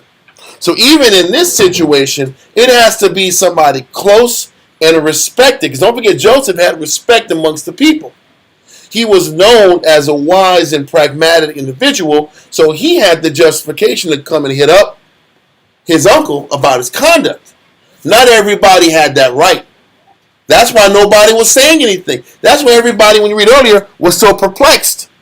What was the word they said? Well, it wasn't perplexed. Confounded. It was was it confounded? Confounded. They were confounded because they were like, listen, I can't go check this high priest about this monkey stuff. So we just got to sit back here and stress out and be on extinction level event because this idiot don't want to pay his taxes. You get what I'm saying? And that's where the confounded nature comes from, because everybody just couldn't come to the high priest and confront him about his decisions. And Salakia, that verse I was talking about was admonishing a friend. It says, for many times it is a slander, believe not every tale. So sometimes it's not correct. The information is not correct that you bring into somebody, and it's just hearsay. But it says, what you're talking about, it says, rebuke not an elder, it says, but entreat him as a father. Mm-hmm. And the younger women and sisters. But like Awar said, in this situation that we're talking about, these are men dealing with situations that are about to unhinge and undo the entire nation because this guy wants to keep back 20 talents of silver. And what we're reading about in Ecclesiastes is, read it one more time, Tawam, in chapter 42, read verse 1. Ecclesiastes chapter 42 and verse 1. Of these things be not thou ashamed. And he says, but be not ashamed, because normally it is a shame for somebody to check an elder. Normally it is out of order for somebody to go against an elder or a senior. Right. He says, but read on. and accept no person to sin thereby. He said, but accept no person to what? To sin thereby. Now, we know that the Most High put the nations over us. Like Christ said, render unto Caesar what is Caesar's, and render unto the Most High what is the Most High's. This man is bringing about an enemy, a formidable enemy, an opponent on our shoulders, because he just doesn't want to pay what his forefathers and the other high priest did that sat in the seat before him. They all paid the taxes, but this man didn't want to pay the taxes.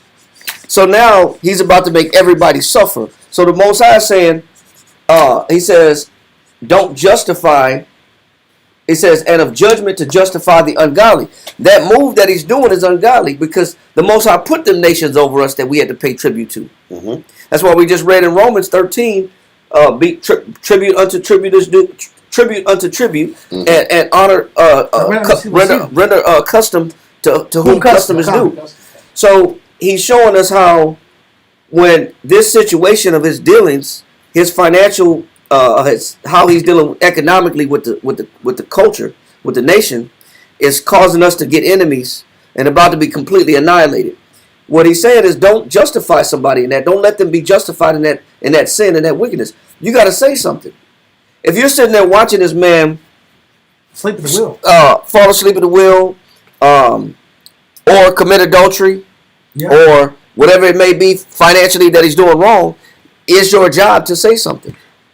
Go ahead. And I'm gonna say the job is of the men that still have rank and reputation amongst the body to say something. That's their job. Yeah. Keep going. But he's saying now, these things you shouldn't be embarrassed of. Read verse 3. Verse 3. Of reckoning with thy partner. Because he doesn't want to make right with who? His partner. His business partners. Yeah, his business partners, or the people that's paying. He's misusing the tax money. Yep. All the misappropriation of funds. Misappropriation of funds. All the finances that's being brought into the temple. Some of that's supposed to be going to pay the taxes. Yep. And he doesn't want to do it. That's no different than if he didn't want to look out for the widows or for the homeless or for the fatherless. What he was doing was pocketing that extra and not giving that extra to who it was supposed to go to. The nation was paying. Well, yeah, to a degree. Because the nation was giving up the resources to pay the priests in the first place. Paying for it as far as they were going to get the judgment. Because don't forget, in Nehemiah, there was the scandal amongst the priests. The priests weren't allocating the resources to all the different levels of the priests. So the porters weren't getting paid. The singers weren't getting their money. Only the top guys were getting the bread, and the wealth wasn't properly distributed even back then. There was always issues with proper distribution of wealth. Yep. And misappropriation of funds, like Davian said. It's common in a camp. It's common in a church, whether the pastor got the Mercedes outside, and he got private jets, and he got travel buses, and he's got big high profile lifestyle that he's gaining off the backs of the people. It happens all the time. It happens all the time where there's mismanagement in high positions. There's a situation over here that church right around the corner that one of the staff members was took over $300,000 in small increments over the period of 5 years. And this is one of the accountants on the slow play right there. I'm talking about, right, not even 1 mile away. The church right around the corner. Well, one of the admins was taken for 5 years straight. Was siphoning money from the church account to their own personal account, and did it for 5 years straight, and then it came up to the sum of about $300,000 to $500,000. And they smile on that. They milked. And so, but it happens all the time. It happens. What, you got that one? You had your head up? Kind of. It slipped my brain. Okay, Salaki. But he's just talking about how you got to say something. And this is what Joseph is doing. Joseph is the only one checking Onias about his expenditures. I remember. And Joseph wasn't just doing it for himself. He was doing it for the people. Yeah. And he saw the actual man go to his city. And he's trying to give him a head like this guy wants his money. we got maybe a couple hours. We got to figure a solution out.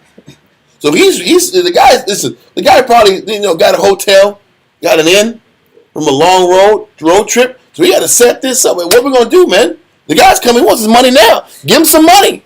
I ain't got no money. I didn't want no part of this in the first place. I didn't have to do this. I didn't have to do all this clerical stuff. I just want to do the regular Lord. Then all the backtracking and the excuses kick in. And when it comes to money, money is the number one reason why most divorces happen in America. It's not just in a camp or church; it's in a household too. Money is one of the main reasons. I remember I did a class and read a statistic poll on the number one reasons for divorce. Money was at the top. It was the top one because people don't know how to economically manage finances. They don't know how to appropriate funds and do budget sheets and live on a budget and live, paying bills and what's important, what's priority this month. Live within their means. And not live beyond their means and just blow money on frivolous things. I mean, when you look at it, it happens everywhere. Yeah. And those things cause major trouble. But instead of a nation coming against you, you got landlords coming against you. You got landlords saying, hey, you got the end of this month and you got to find somewhere to go. Or you got the sheriff putting a sticker on the door saying, hey, you're evicted. You got an eviction letter in that sticky paper that you can't pull off. They make sure they put that on there so you can't take it off. But and then they come back, they're going to take the door off. Then they say, if we find you on this property, we're going to arrest you for trespassing. But if we come back after this date and you're found on this property, you will be arrested for trespassing. But why is that? Because we didn't pay the bills. We didn't pay the bills. Something wasn't important. Something got behind, and now we got these enemies. But this is happening for the nation in the highest seat. Verse 4. Verse 4. Of exactness of balance. And that's what we're talking about. This guy doesn't want to be exact and reckon with his partners. He wants to hold back some of the money. He wants to keep some of the money to himself. Read on. Of exactment of balance and weights, or of getting much or little. So when somebody's taking an ill portion of the funds that in that position, hey, you can't be ashamed to let that person know, hey man, this is you're dealing. We're running a bad business. Yes. We're running a bad business, which. So when you say the city comes in and confiscating property act is bad business. It's bad business, bro. And we know this. We laughing because we know this all too well.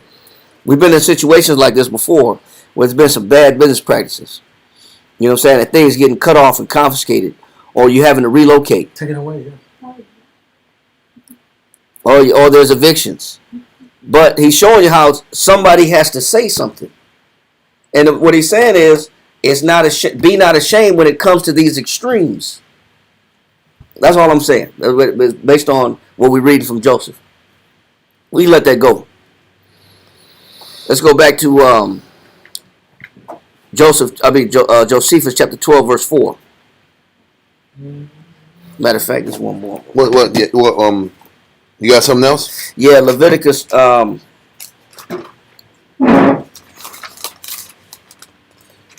Leviticus chapter 19, verse 35 and 36.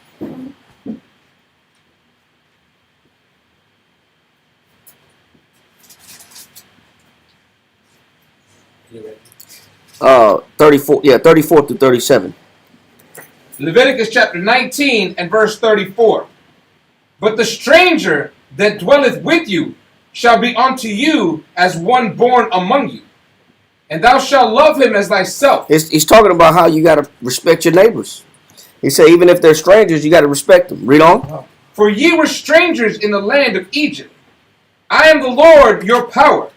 Ye shall do no unrighteousness in judgment. He says, you shall do no unrighteousness in what? In judgment. But when we think about judgment, we just think about how to treat people or the proper way to treat people. But where do we do unrighteousness in judgment? Us as Israelites. Mm-hmm. Where do we do unrighteousness in judgments? In what? It says, in what? It says, ye shall do no unrighteousness in judgment. In meat yard. In meat yard. You know what he's saying is? When it says you shall do no unrighteousness in judgment, he says in meat yard. We're always trying to get an extra inch or to get an extra pinch a penny or extra leverage on a situation. That's why it says in meat yard and what else? In weights. In weights, we're always trying to get a weight that favors us more than the next man. What else? Or in measure. In measure, talking about we're gonna put a. I'm gonna put a false stone or a stone that's not the same weight. I got false weights in my bag so that I can get a greater portion of whatever that other person is selling. So I'm gonna carry false weights in my bag. I'm gonna say this stone is worth 5 pence, but it's really a 2 pence stone, or it's really an 8 pence stone. So I'm trying to get leverage over the next person. This is where this is where we're unjust. We're always trying to scratch out a little bit of leverage for ourselves and an imbalance for ourselves. What else? Just balances. He says in just balances. We're always trying to get things to cater to us and get a little bit more leverage than the next person. We're always trying to finesse somebody. What else? Just weights. Just weights. Just balances. In meat yard. In measure. What else? A just ephah. Go ahead. And a just hin. Which is instruments of measurement. Go ahead. Shall ye have. I am the Lord your power, which brought you out of the land of Egypt. We used to always use those weights. We used to give if it was a 5 pound weight, and the 5 pound weight, you had to give a 5 pound weight and 5 pounds of flour. What we would do is we would give a false weight. It'd say 5 pounds, but it's really 8 pounds. And that's how we used to roll. So we get more rice than the weight's supposed to be. So we were always looking to give little deals so we can get more for our money. That's just another example about that meat yard. We're always looking to do false weights and give hey, I know it's a 10 pound weight, but it's really a 20 pound weight. So when you're bringing this rice, you're getting 20 pounds of rice versus a 10 pounds of rice. So I'm paying for 10 pounds of rice though. You see the hustle? We're always trying to get that win, manipulating the weights. I'm sorry, I just want to bring that up. Yeah, no, because he said that's how we do. Mm-hmm. We'll say, hey, I borrowed 50 from you, but I'm gonna just give you 25 back. Mm-hmm. Yeah, and just be cool that I gave you 25. But at least you got the 50 though. You got 50. I borrowed 50 from you, but I pay you back 25, and they say we call it even. Right. I get you next time. Because you got the 50, but you're still trying to hold on. But it's despised in a way I can manufacture. Right. I'm giving you 25 back, but you're thinking it's 50. That's where the hustle kicks in. Okay. But that's what we do. That's where we do unrighteousness and judgment. Is that we're always trying to finagle our way to get more leverage out of a situation, and it's dangerous when we do it in a position of authority. And that's what Onias is doing. He's actually trying to contain. He's trying to keep and contain to himself a greater portion of the profits or whatever he's bringing in for the church, and at the cost of the nation. At the cost of the nation's safety. Mm-hmm. That's it. So let's get back to the Josephus, where it says that he did not care. You've read it twice already. Okay.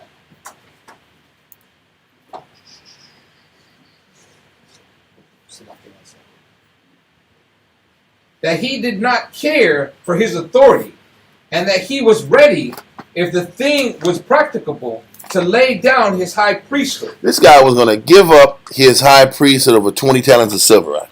The whole job. Give up his whole career. And his whole life he was dedicated to serving the Most High over 20 talents. Over facing the discomfort of having to speak to you and say, man, I messed up. I mismanaged my money. Let me pay it back. Instead of looking uncomfortable, instead of being faced with being responsible, he gave up his entire career. Or he was willing to give up his entire career. Instead of just facing the music and dealing with his deficiency. That's why I said he was of a little soul.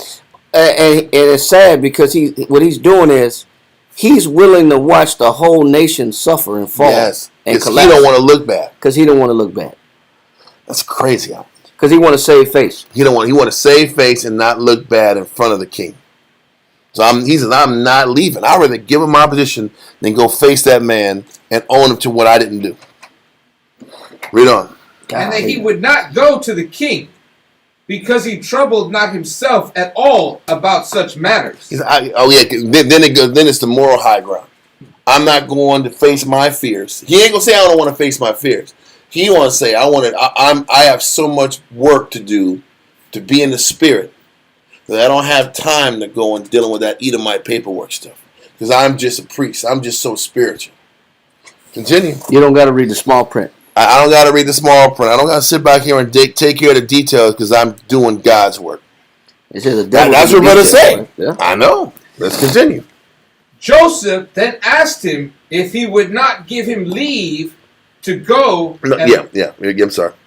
Read it again. Joseph, then what? Joseph then asked him if he would not give him leave to go ambassador on behalf of the nation. He said, then let me go and talk to King Eugenes on behalf of the nation and take that responsibility on so we don't all fall and suffer because of your stupidity or your fear. Then let me deal with the responsibility because you don't want to do it. Once again, this is the Most High giving Israel a lifeline and using Joseph to sit back here and give us a little more time not being in captivity. Read on. He replied that he would give him leave. Yeah, because I don't got to deal with my problems. Yeah. He said, yeah, you go do it. This guy wasn't a high priest. This guy wasn't vetted. So the high priest is sitting back here and giving a guy that's uninitiated, that's not Levi, that's not part of the decision-making group, carte blanche to go speak on behalf of the entire nation. That's how little-souled he was. I'm going to give it to this young guy because he's the guy in front of me. You do it. I don't care. I'm afraid. I don't want to face it. You do it. It's a guy that's always pawning off that responsibility. Pawning off that responsibility, and he's gave it to anybody. Luckily, this guy Joseph had a half a brain on him and was at least in the spirit of looking after Israel. But I'm going to sit back here and explain a little bit about this guy. But keep going. Upon which Joseph went up into the temple and called the multitude together to a congregation and exhorted them not to be disturbed nor affrighted because of his uncle Onanias' carelessness, but desired them to be at rest and not to terrify themselves with fear about it. For he promised them that he would be their ambassador to the king and persuade him that they had done him no wrong. So he says, I'm going to go to the king and I'm going to convince the king that the people didn't do anything wrong. That the people love King Eugenes. And that we have no ill will towards the king and we don't want any of this smoke. What do we got to do to get back in your good graces and pay this debt off? Read on.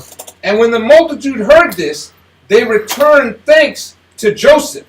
So he went down from the temple and treated Ptolemai's ambassador in a hospitable manner. Stop. Before we go there, so this guy, Joseph, first of all, after he gets clearance from High Priest Onias II to go speak on Onias' behalf, he first goes into the temple or around the temple area, and he expresses to the people in the temple, okay, Israel, everything's going to be okay.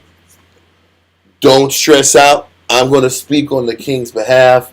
I'm going to make sure everybody, the king knows that you guys aren't against the king, and we're going to work a deal out. Don't sweat it. Okay? Now, I'm going to go into explaining about what he says to the ambassador in a little bit, and to the ambassador that was coming in on Eugenes' behalf in a second. But before we go into that, I want to do this. Read Numbers chapter 1, verse 16. I want to set this up the right way.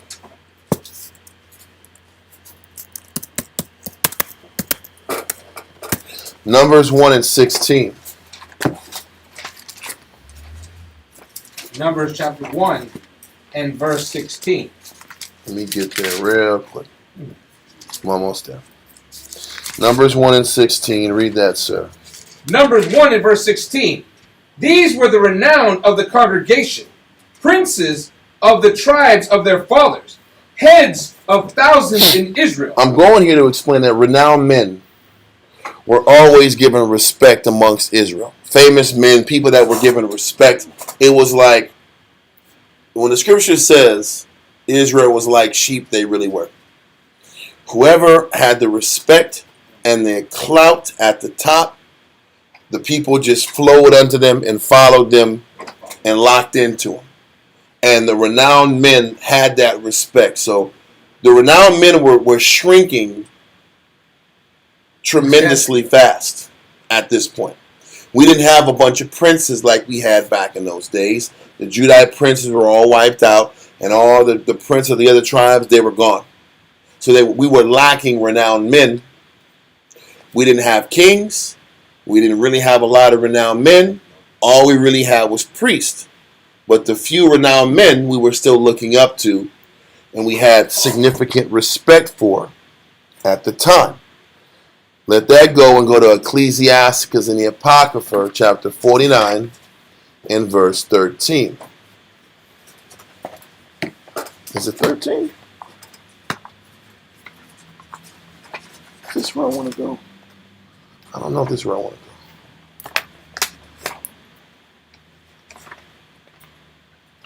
I don't think this is the one. Give me a second. I don't know why. 44. Huh? He uses the words elect and renowned. I maybe I have the wrong verse. 44, chapter 44. Is it chapter 44? Maybe. Maybe it's 44 and 13. No. Verse 1, this is let us praise famous men. Yeah, it was famous men. I was rushing. It says verse 4, 44, 4 says leaders of the people by their counsels. Con. If we can find, it was about Nehemiah. The verse was about Nehemiah. He was a man of renown. Right. That's 13. Was it? But it doesn't say Nehemiah. It's Greek. It's Nehemias. That's what I was looking for. That was what I was looking for. What verse was that? That's 13 when you call. It was? Okay. 49 verse 13. I was tripping. I couldn't see it. I'm like, man, is this the one? You said 49 and 13? Come. Okay, read that. Ecclesiasticus chapter 49 and verse 13. And among the elect was Nehemias. Wait, that's what I'm saying. Oh, I was looking at 50 and 13. That's why I was tripping. Okay, read that again. Ecclesiasticus chapter 49 and verse 13. And among the elect was Nehemiah. And it's Nehemias is like Greek enunciation for Nehemiah. Read on. Whose renown is great. Whose renown is great. Nehemiah was a renowned man. He wasn't a prince. What was Nehemiah? He was a servant of the king in Persia. That's all Nehemiah was. He was a cupbearer. He was the servant of the king, and he was respected because he was in a high level position. And he used that leverage and that position and authority that he had earned in Persia, and he brought it back down to Israel and helped put everybody in order in Israel, right? So we were starting to have a pattern of following just people in that high level position and just having trust in them. Because this is what Joseph was saying. Joseph was saying, listen, it's going to be okay. I'm speaking on behalf of the king or the high priest. Everything's going to be okay. So now Joseph has the power damn near of the king when he goes and meets Ptolemaic Eudotus, right? But this is the problem. Go to Deuteronomy chapter 17 and verse 15. This is the issue. I butchered that last explanation up, so I want to get back to this. Joseph is the man. And he was the one that was representing Onias II and the kingdom when he talks to this ambassador and eventually the king. But read this in Deuteronomy 17 and 15. Deuteronomy chapter 17 and verse 15. Thou shalt in any wise set him king over thee, whom the Lord thy power shall choose, one from among thy brethren. So the Most High said a person that's of your own blood should be the person that is the elected official. the person that should be the elected leader of the nation should be of your own blood. Right or wrong? God. Read on. Read that verse. One from among thy brethren shalt thou set king over thee. Okay. So what we got to find out scripturally then is what determines the nationality of the person. We're going to go into the verse that gives a clear explanation of what determines the nationality of a man, a woman, or whoever. Is it the woman? Is it the man? What is it? Let's go to Nehemiah. Chapter 7. Nehemiah chapter 7. We're all leading up to something, so just be patient with me. Nehemiah chapter 7.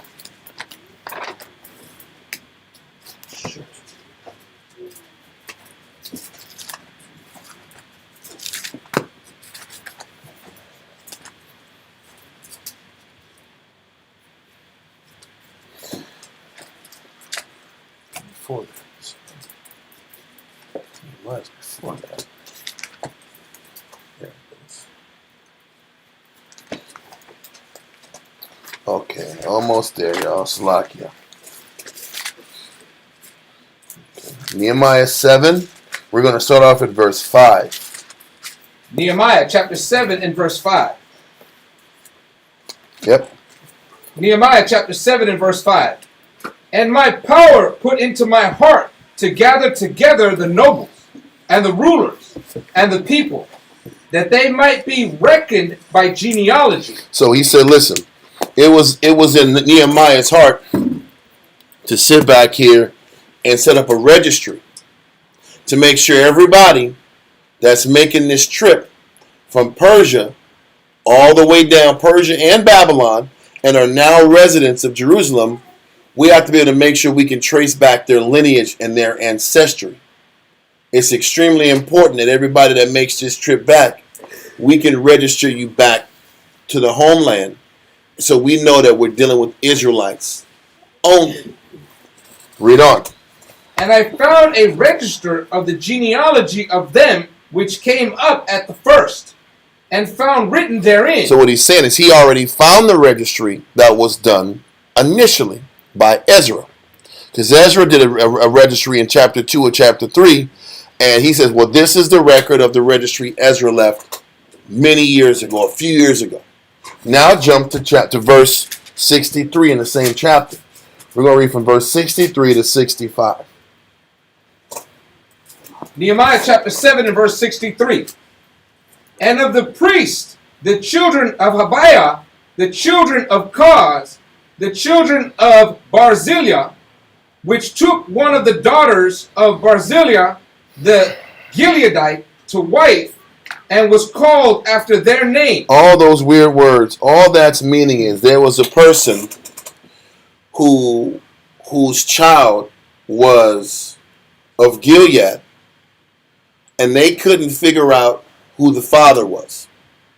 They have the mother registered, but they don't know who the father was, and they can't find established proof of who the father was. Read on. These sought their register among those that were reckoned by genealogy. So they were trying to sit back here and trace their genealogy back to Israel through, because they have access to the daughters of Barzillai.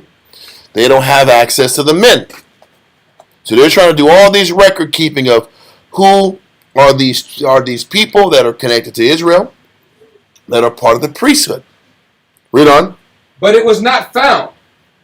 Therefore were they as polluted, but from the priesthood. They were polluted from the priesthood because they couldn't prove the Levitical line from their fathers. They had their mother's lineage, but they couldn't find their father's lineage. So because the father's lineage couldn't be proven that they were Levites, they were polluted. Read on. And put from the priesthood. And the Tirshatha said unto them that they should not eat of the most holy things. So they couldn't eat of the holy things because only Levites could do that. And because they couldn't prove the Levitical side on their father's side, they couldn't partake in the priesthood work. So it lets you know that the lineage of the father in the registry establishes who you are. So they said, because we couldn't get a direct line of where your father was, you can't participate in the Levite work. But there is hope. There was hope for them because of this. Read on. Till there stood up a priest with Urim and Thummim. So they said all these people who can't directly trace their father's ancestral lineage to the Levites, you're going to have to go to the high priest, and the high priest is going to say, is this brother whatever of the Levitical high priesthood, yes or no? Then that Urim and Thummim will glow if it's yes. And if it don't glow, the Most High saying, hell no. This guy is fugazi. He can't go in the priesthood.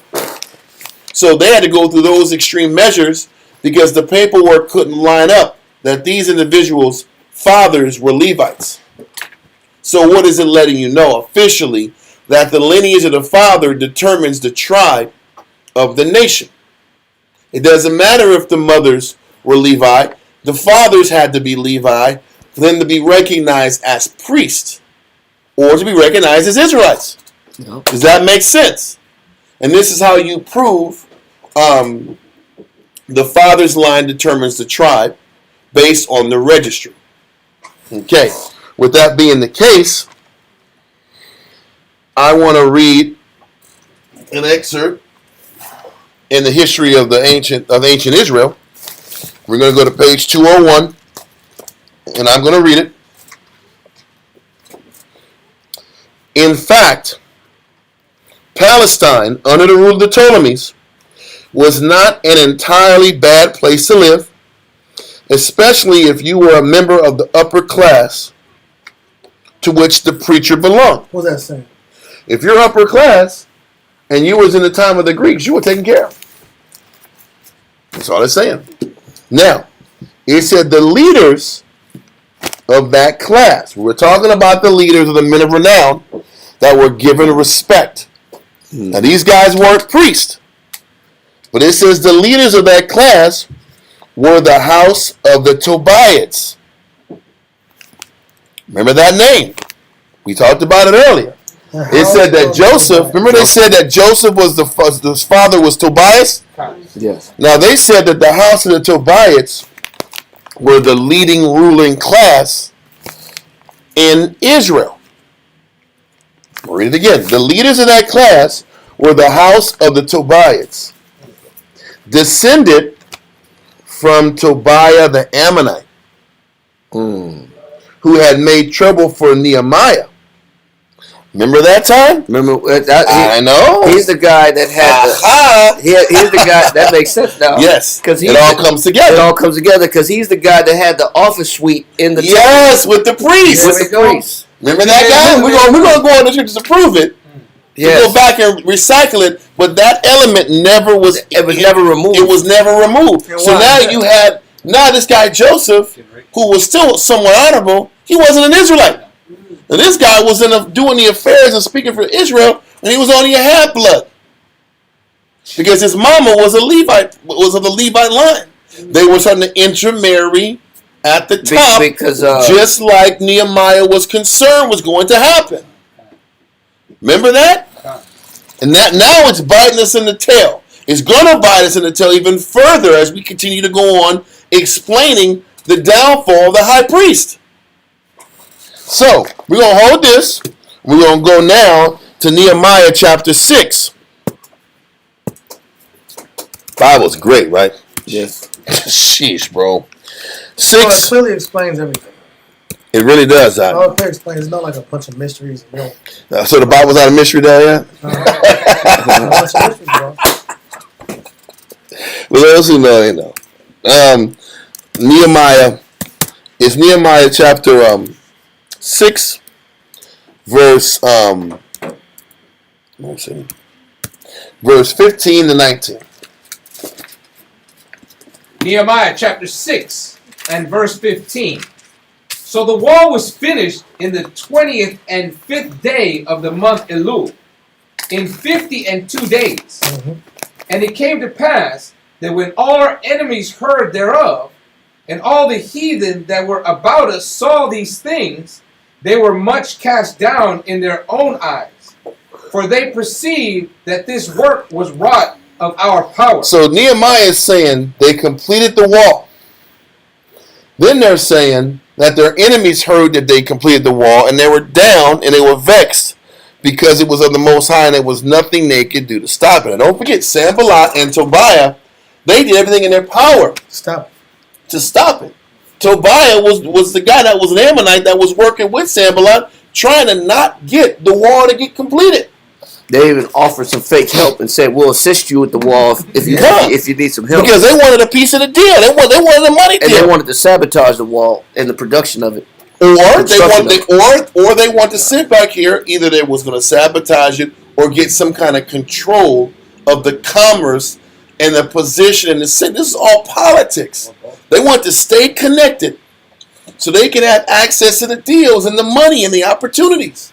Yep. It's about money and power and influence that Tobias and the Tobiah families had a lot to do with, on top of Sanballat. Continue. Verse 17. Moreover, in those days, the nobles of Judah sent many letters unto Tobiah. There you go. Remember we read about how the Judite leadership kept reporting to Tobiah the Ammonite about what was happening. They were getting deals from Tobiah. So they were sitting back here giving reports about what's happening. And this is how Tobiah started getting a foothold in the city. Getting a foothold in the political structure at the top. Because Tobiah is dealing with all the princes. And he's dealing with all the princes and the priests of the nation.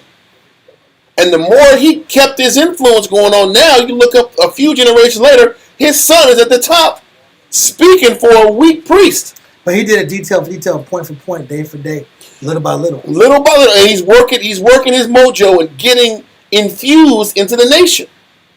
It starts off with having good relationships with the princes, keeping the princes' pockets filled, making sure they're taken care of. It's like Jacob the Judah, right?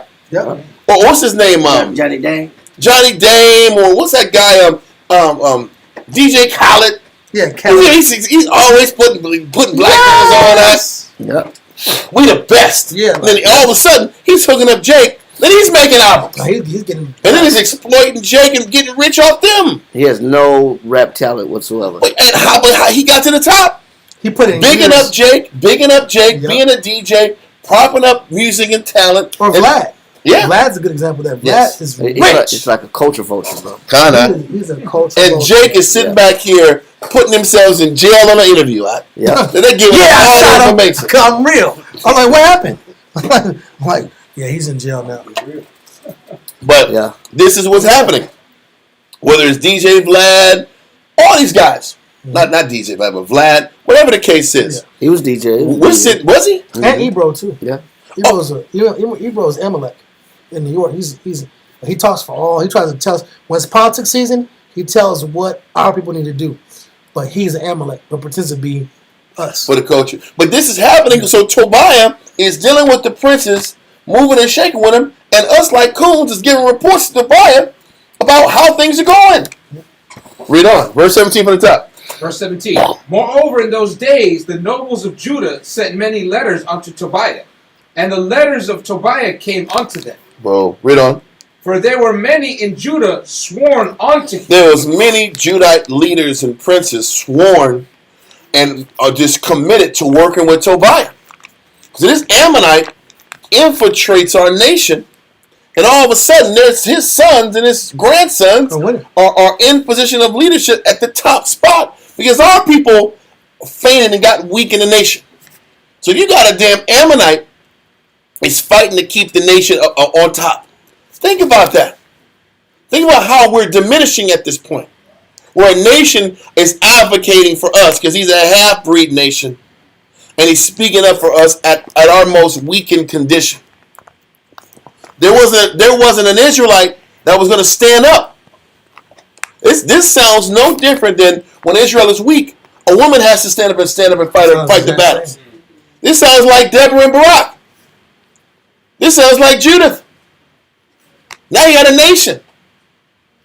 You got DJ Khaled sending them for Israel for sending them to the nations. We were still the best. Well, the Jews is the best.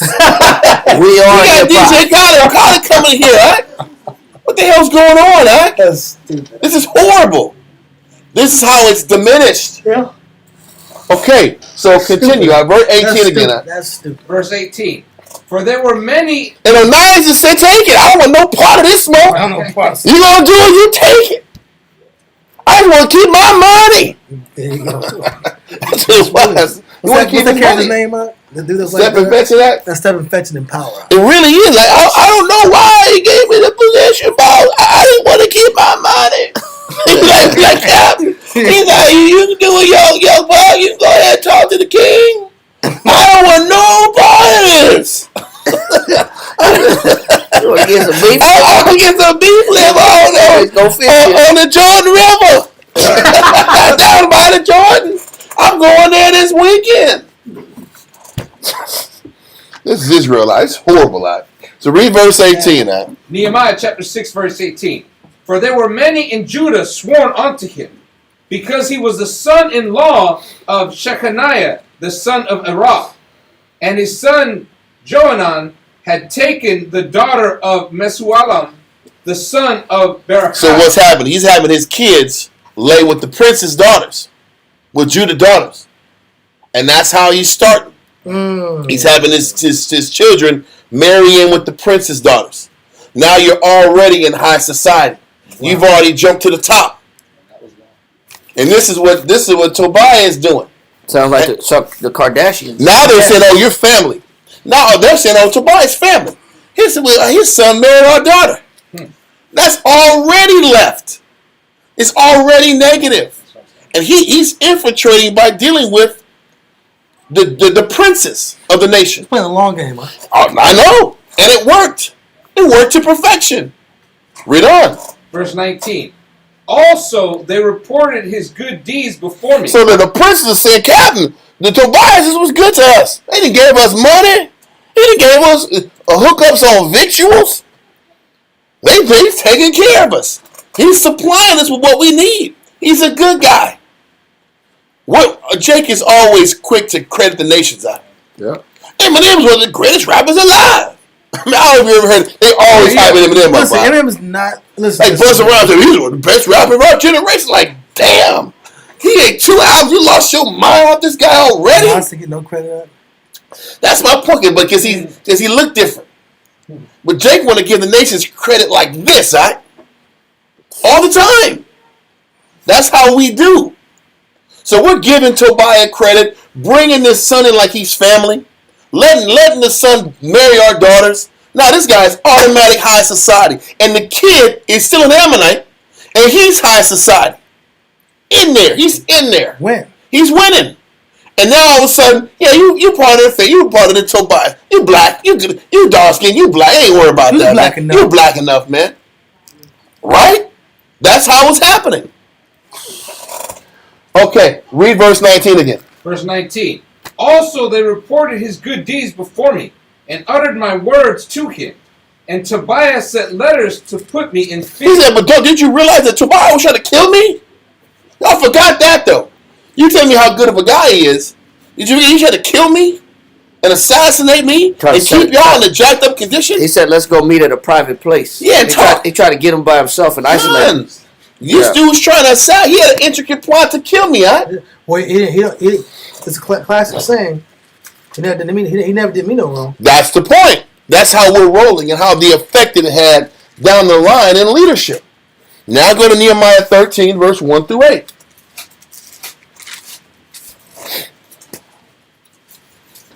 Nehemiah chapter 13, verse 1.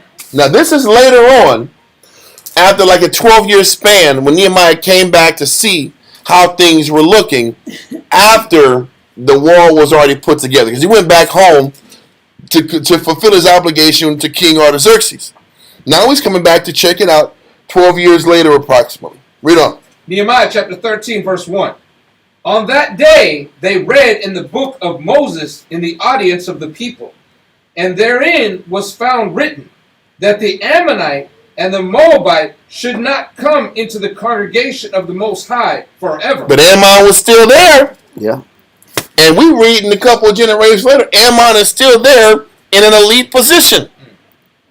But they're reading and saying, man, Ammon ain't supposed to be there. We just read it in the scriptures today. They should never come into the congregation. I know this. But Ammon is in the congregation then, and you're going to read Ammon is still in the congregation. Bringing us down. Even during the time of the Greeks. Con. Read on.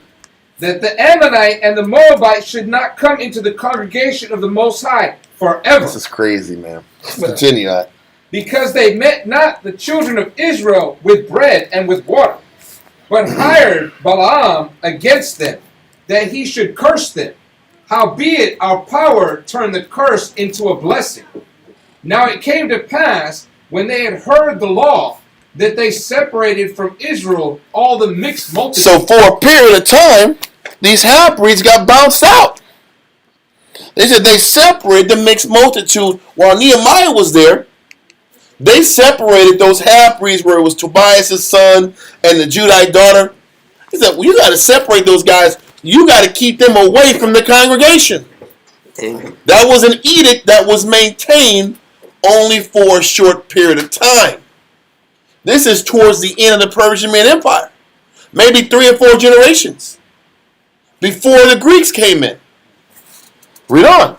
And before this, Eliashib, the priest. Now this is Eliashib. This was the priest who got caught doing deals with this guy, Tobiah, the Ammonite. So he says, at this same time, when they're reading these scriptures about not letting the Ammonites be a part of the congregation, Eliashib, which is the high priest at the time, read on.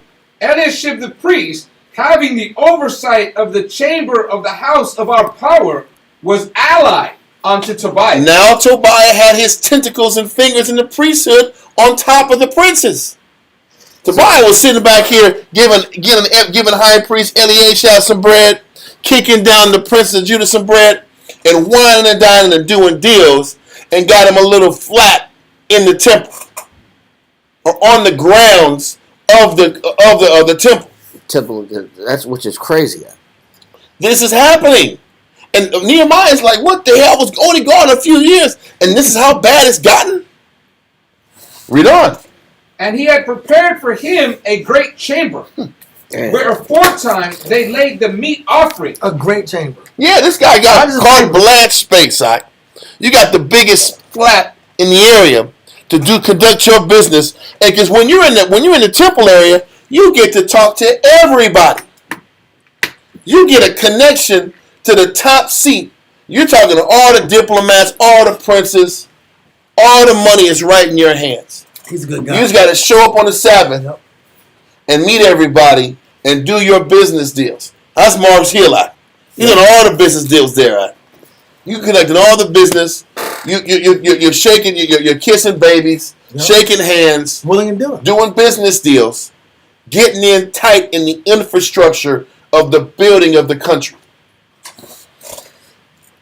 When you said Mars Hill, it's correct. When Paul went to Mars Hill and he rebuked them for their idol worship, that was the center of the commerce for the city.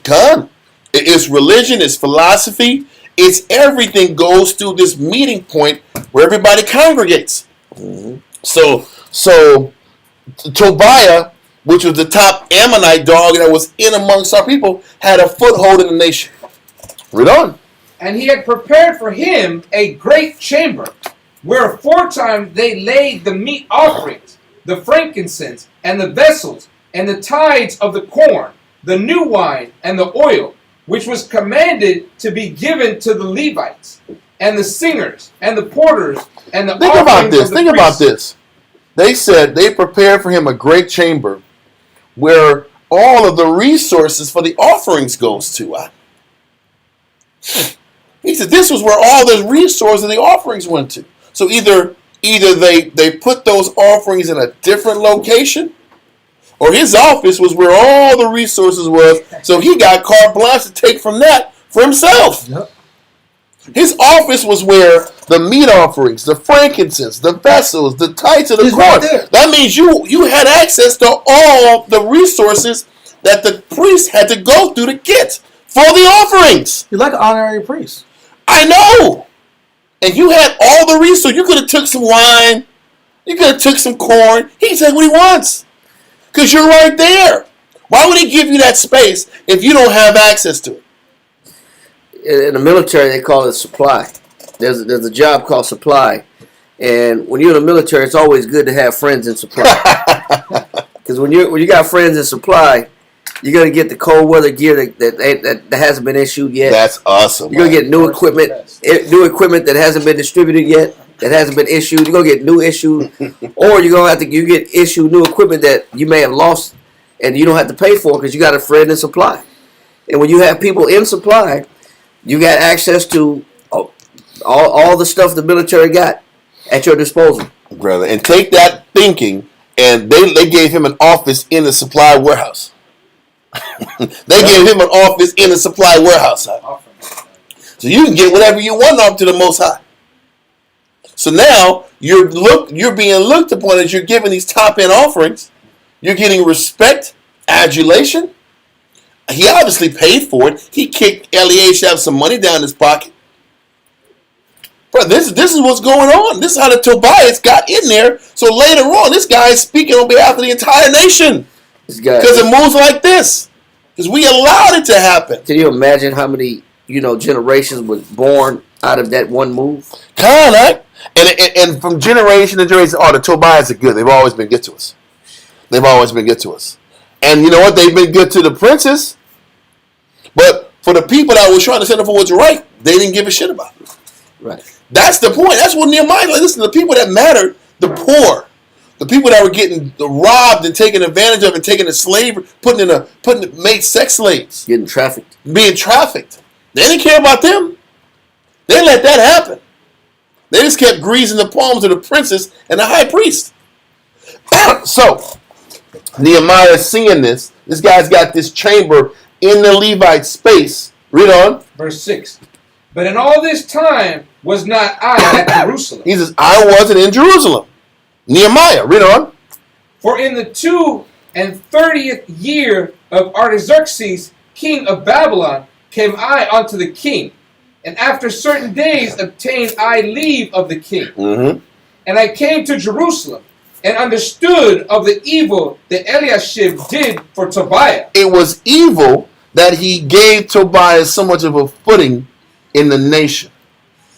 Yeah, he gave him a space, but he gave him an in to be looked upon as men of renown. The Tobias had respect amongst the Jews, and we're going to read a little bit how they had respect amongst the Greeks. And we're also going to read the fact that the Tobias were staunch advocates for the Greeks and were pushing Greek culture in Israel. So you see how this thing is deteriorating from the inside out? Yep. These Tobias, yeah, they knew the law, but they playing that long game with the Greeks now. He said a little leaven at the whole line. That is the point. That's what's happening. That's what's happening. Everything's falling apart because they keep breaking the standard. They keep making exceptions for people that shouldn't be given exceptions for. He let the devil in. Brother, that's the point. Man, listen, yes, And all while they're doing this, they're leading the lineage because Tobias, he's married Levite women, right? and Levites. Later on, he's married to the top dog's mother, sister. I'm sorry, let me say, Joseph was the son, meaning one of the Tobiah lines married the sister of the high priest. So they're all up in the top. And the people are looking at these Ammonites like they're examples for them. He just sat back here and negotiated with Onias II. Hey, I will speak for you then. Let me do it. Then he went to the priest at the congregation. That's why it was so easy for him to go to the congregation and go to the temple. Because he's already there. They already got a post up there anyway. Yep.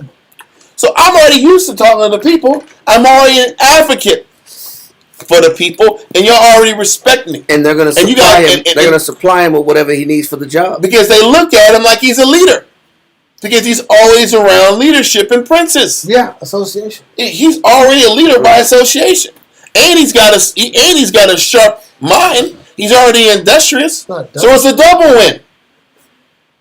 While Israel is about making their money, and on small, low-level things, you got the nations working right through us, getting to the top. Does that sound familiar too? Yeah.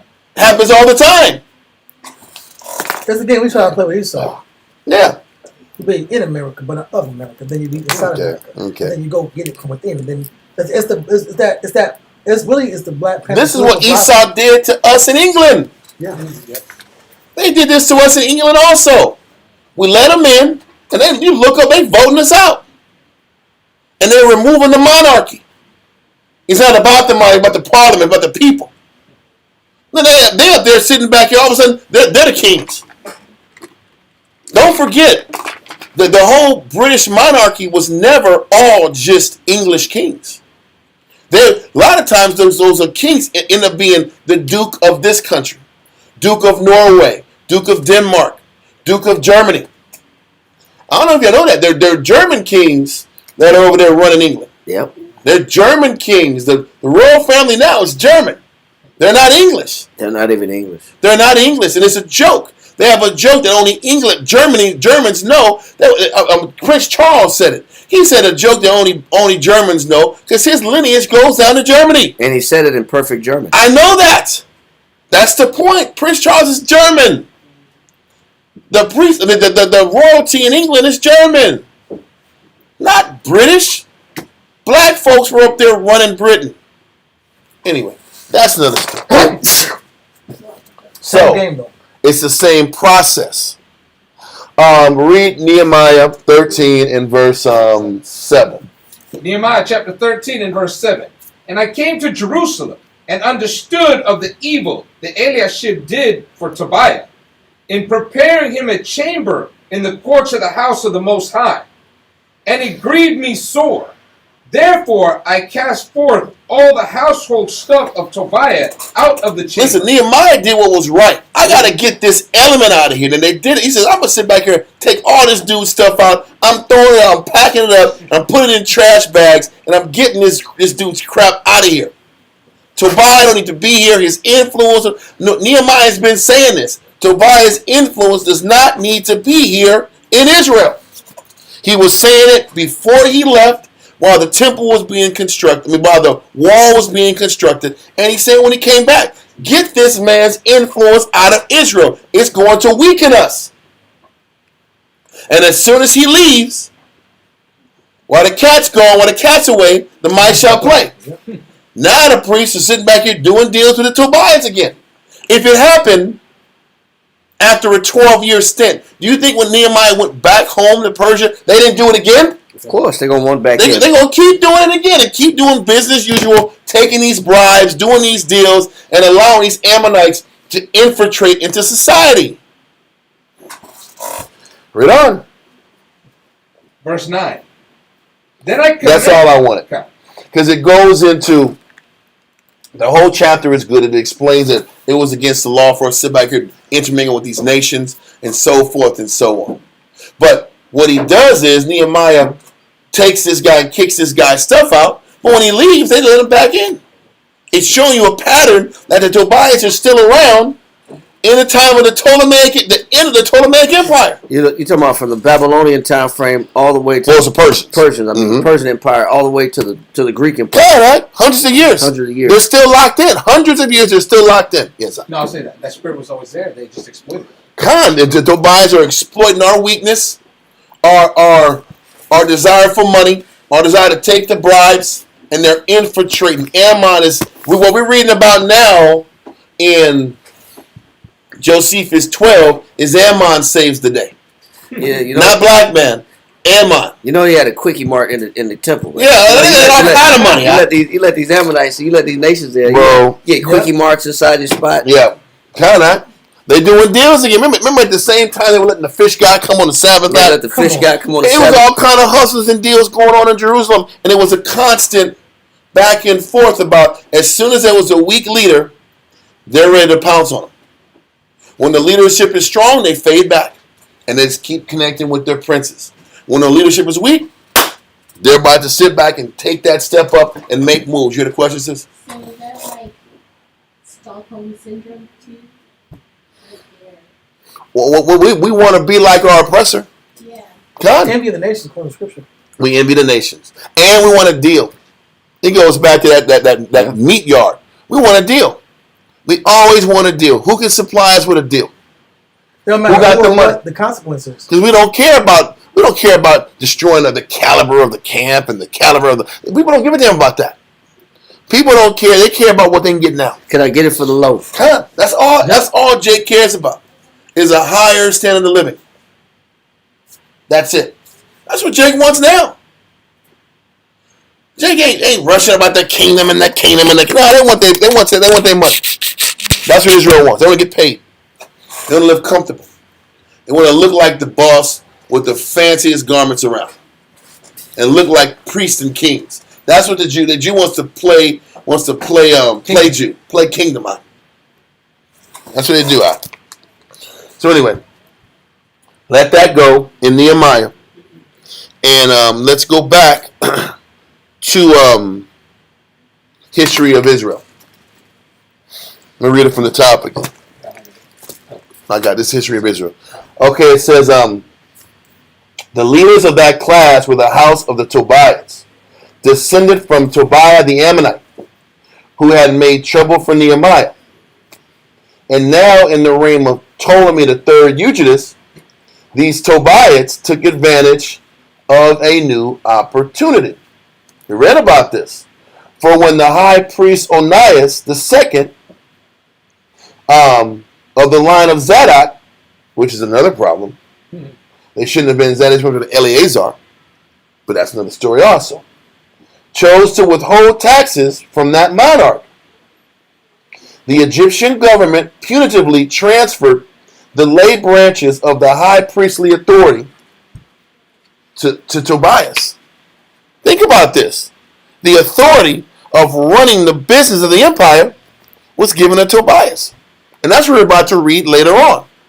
So now, Onias, because he wanted to be narrow-minded and not responsible, now you sat back here and gave all financial responsibility to an Ammonite. So you can sit back and be small-minded and just cut animals in pieces and go back to your house. You took the financial affairs of your nation and handed it over to an Ammonite. And do you think he's going to really sit back here and really be what he needs to be for Israel? Or are these Tobias going to take care of themselves and fight to maintain their preeminence over the territory? What do you think is what they're going to do? They're going to fight to keep the preeminence for them in the territory. Exactly. While making sure the Jews are taken care of and they got their little pockets greased. All that's cool. But they're going to maintain their power and influence in the nation. It's about leverage. So now Ammon has all the power. They had all the financial power and influence to make moves and get paid and get rich. We're going to go into all that next week because I don't want to overload on the concept. But you see how Ammon just played their part and waited and intermingled and married and yeah, we'll do the Sabbath, Shabbat. But we're going to wait till the priesthood is weak and then take it when we had a shot. Take it when they have any opportunity. Can y'all see that? Okay. And then the scary thing is we continue to go on about the Tobias. I don't want to go any more on the point because it explains what happens. It says the Tobias showed a receptive interest in the Greek way of life. And indeed, this type of existence was now accessible to many of the Jews. So not only were the Tobias sitting back here and had the financial clout, they were the preeminent family financially in Israel. They were also so tight with the Ptolemies that they were sitting back here and instituting a lot of the Greek ways and showing it to the Jews like that's what's hot in the streets.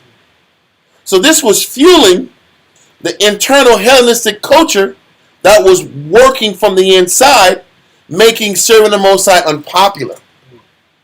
So they were diminishing us from the inside spiritually and culturally, and they had the financial clout to influence the Jews to want to be like the Tobias, which meant being like the Greeks, which opens the doors for why our society was falling apart and why Antiochus Epiphanes came in and exploited that. He just exploited what was already there. Well, there was that struggle. Yes, that struggle to be Hellenistic. But the Tobias and all their family members were the ones pushing that into the people. As we read on in this chapter, the Tobias had 8 sons. So they had 8 noble men that the people could feed off of. And historically, they said 7 of them were dirtbags. And there was only one guy worth a damn out of the 8. That was the sons of Joseph. It was Hyrcanus. He was the only one worth a damn. But they were all pushing the Greek way.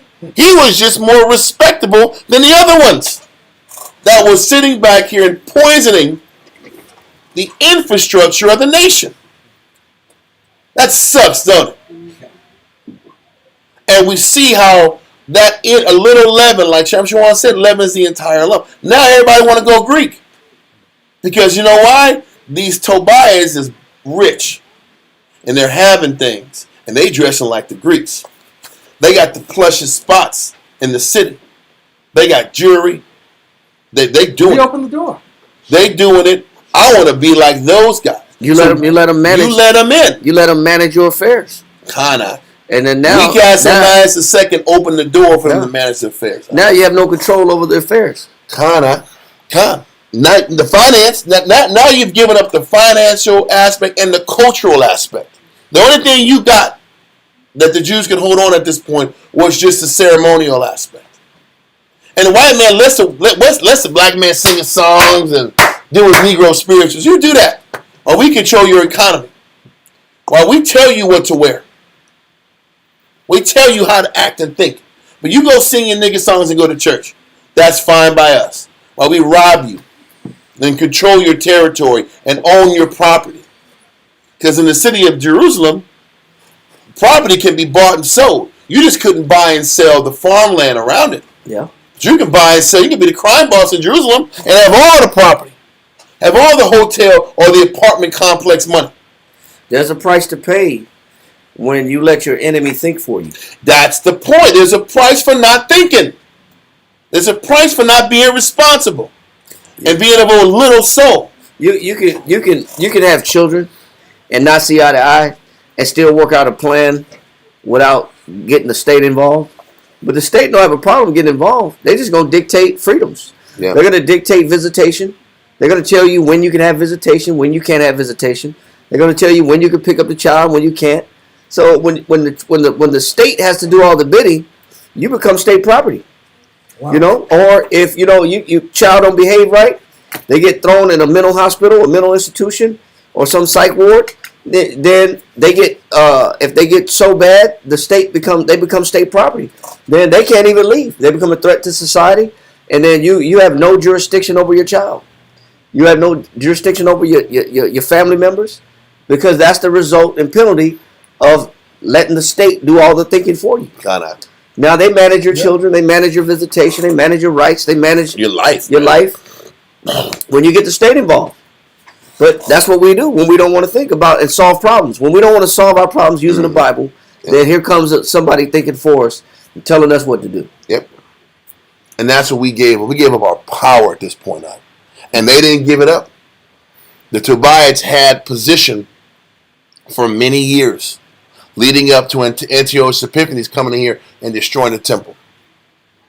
I'm going to finish off this paragraph, start it off again. We're going to leave it at this. It says Tobias showed a receptive interest in the Greek way of life because they're nations. Yeah. They're nations, and they all going to love the nation's way of doing things. They can front like they're doing Jew stuff. The Jew program was just for the money. It's just an angle to get in. It was just an angle to get wealthy. But their heart is to sit back here. Their vine is of Sodom. The nation's vine is of Sodom and Gomorrah. Like Deuteronomy says. Their heart is inclined to that wickedness. So, it says, and indeed this type of existence was now accessible to many Jews because of their influence.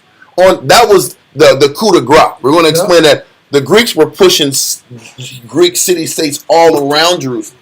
So they were cornering us with all this Greek stuff all around us, and then you got the Tobias pushing it from within. But the physical realm mirrored what was going on with us in our spiritual realm. That's the point. We let it in because we got tired of fighting and upholding this spiritual standard. One, because the leadership stopped trying to fight.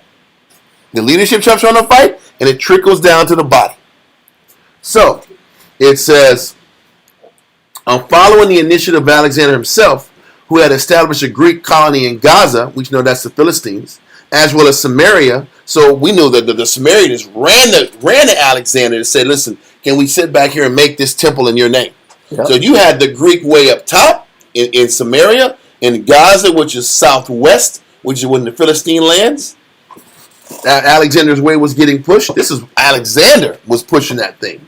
Then it said, who had established a Greek colony at Gaza as well as Samaria. Successive Ptolemies created a ring of non-Jewish Greco-Macedonian settlements around the edges of the Palestinian Central Plateau on both sides of the Jordan. The whole coast Syria land area was full of Greek city-states. Syria had a bunch of Greek cities. You had Phoenicia, which was a bunch of Greek cities. Little further down in Gaza was a Greek city. You had Syria was a Greek city on the east. Everywhere surrounding them was Greek.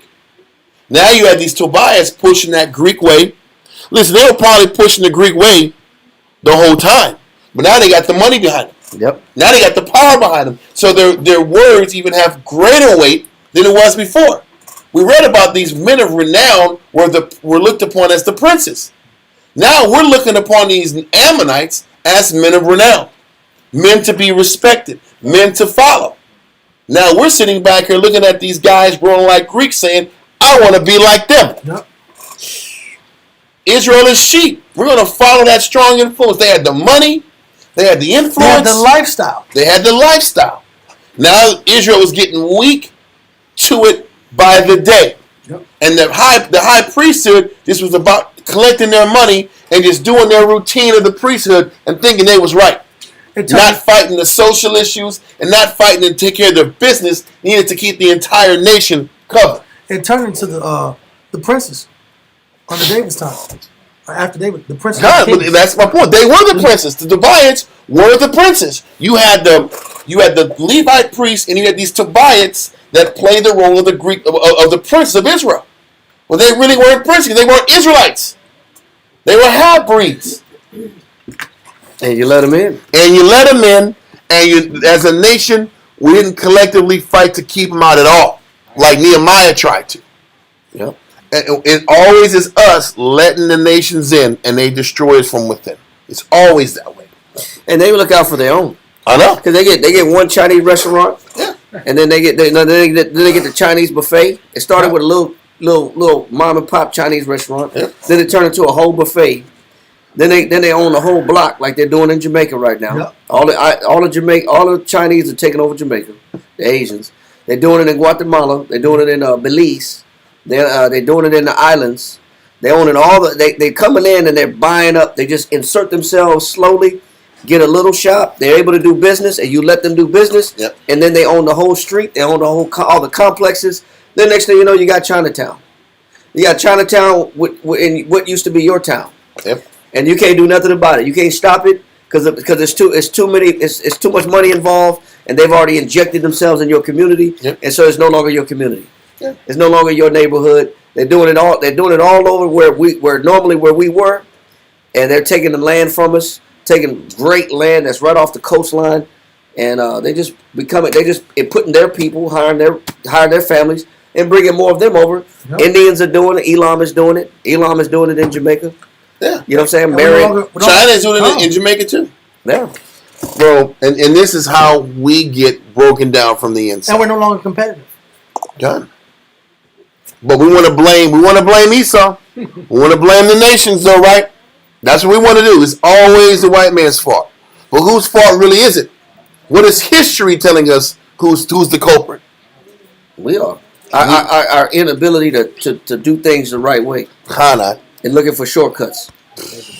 Brother. And idolizing these nations' lifestyle. But you know why? Because you know why? When things are done so shoddily, from our position, people want to do something else because whatever's here is not working. Don't forget, Onias and his policies was bringing us down, and the Samaritans were coming up. When the leadership was on point, the nation thrived. There's no need to sit back and want to be like nobody else when the nation's thriving. But when the leadership ain't doing their job, the nation starts to come down, and then everybody else looks the grass is greener on the other side. Yep. Let's go ahead and become uncircumcised. Yep.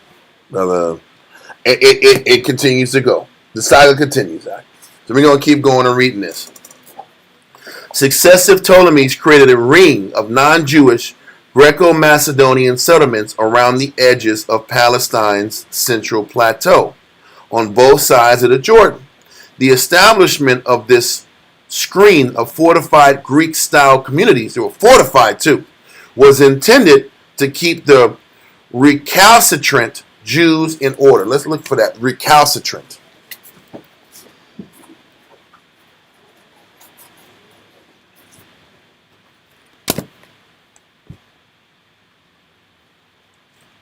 It's not going to be 1828, I don't think. It's not, yeah. It's recalcitrant. I hope Israel's listening, man, because this is a lot of information, bro. Recalcitrant says, having an obstinately uncooperative attitude toward authority or discipline. That's us. That is the truth. They're saying they put all these fortified cities around Jerusalem because they knew that as a nation we're stubborn and rebellion and we don't lock in the order. So they said these Greek cities were created to keep us under control. So I'm going to say it again. It says, I got this is really major. In Latin, it says heel. Recalcitrant. Kicking out with the heels. Bro, stubborn, not listening, obstinate. It's like a horse. I know. Horse kick out with the heel. I know. That's what he's saying we are, right? The nations understand that. We talked about that when the Samaritans wrote that letter to, I keep forgetting that guy's name, of Cyrus's son, Cambyses. And Cambyses said, man, you're right, the records are true. They don't listen. I'm going to shut down this construction. That's the truth. Right? We have a reputation of not locking into leadership.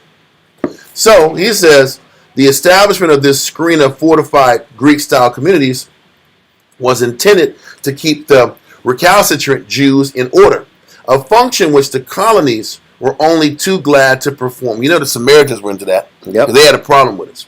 At the same time, they deliberately challenged the supremacy of the Yahweh's faith, meaning serving the Most High. All this Greek success around the Jews who were struggling made the Jews want to be jealous. They were jealous of the condition of the rest of the nations in comparison to them. It said, in the earlier centuries, it had always had to battle against rival, hostile Semitic religions, your Canaanite religions, so forth and so on. And that situation had not changed, since these remained very active in Phoenicia and elsewhere. But now, in the new settlements, there was Greek paganism to contend with as well. So all these different religions are pressing in on the Jew. We allowed our enemies to come in, have the... Listen, the Tobias were the bank. Tobias were the money. Because, you know, they were the ones in control, we're going to read, of the tax collecting in the region. So they had all the control of the money and the resources. So if you needed something, you had to go to the Tobias to get a loan, to get a bank loan, to get money. So they ran the empire. And we let them in. Because Onias was just weak, narrow-minded, and just wanted to be a priest and not take on the responsibility that he was supposed to take on. And then when he was weak, he didn't even go to an Israelite to get the solution done. We just totally got disconnected from the things needed to keep us potent on. We do it. You watch athletes get money, and they do the same thing. They hire a manager that don't want to do the paperwork. Yeah. They hire a manager that takes them to the bank, cleans them out. You know, I watched this documentary about George Foreman. Oh yeah, and he had Kareem. Kareem got hit too. They got hit by guys that they trusted to do their books. And then George Foreman went bankrupt. He had a gym going in Houston, and then the gym closed. And he was like, "Where's my money at?" He had to go shake the guy up, and the guy was a drunk. He was like, "Man, I spent it. Your money's gone." He blew $10 million, and then that's when then came the George Foreman grill. That's the only thing that pulled him out of poverty. Yep. Was that George Foreman? That saves him. He started a little bit of boxing too. Yeah, he had to come back. He had to fight. He had to fight. He had to fight. But he had to fight to get the fame to sell the burger joints. He started barbecuing. Yes.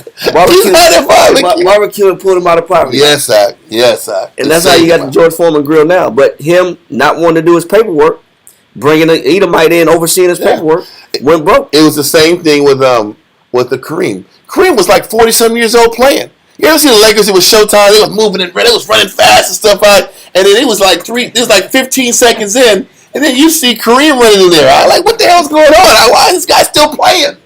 Well, yes, he's an all-time school leader because this nigga played for 30 years. Yeah. Listen, he had to play longer to get his money back up after his financial advisor took his bread. That's why he was playing so long. This dude was an old man, bald head. That man had no hair in his head. He was done, and it wasn't a Jordan cut. He didn't do it because of Jordan. Holyfield had to fight again. I know. His money he got yes. Bad financial decisions. Yes, sir. And so now listen. And I remember they gave Kareem a rocking chair in one of his arenas. They said, "I'm gonna give you a rocking chair for your whatchamacallit." The point is, he had to keep playing like 10 years longer because he didn't have no money. Damn. I'm serious. That's why he played till he's 43, 44. He has the most. It wasn't the love of the game. They already said Kareem was a real squirrely dude. And he was a real rude and nasty guy to people. He wasn't a very personable guy. He didn't do it out of the love of the game. He was broke. And he had to get himself out of debt. Anyway, this happens to Israel all the time. We don't want to be responsible. And then we sit back in when we're weak. The nations come to us. They win us. And then they take our assets. Never deal. Versus sticking to our people and doing things the right way. If this is not a tale of black poverty, I don't know what it is. Listen, Amalek won't do this.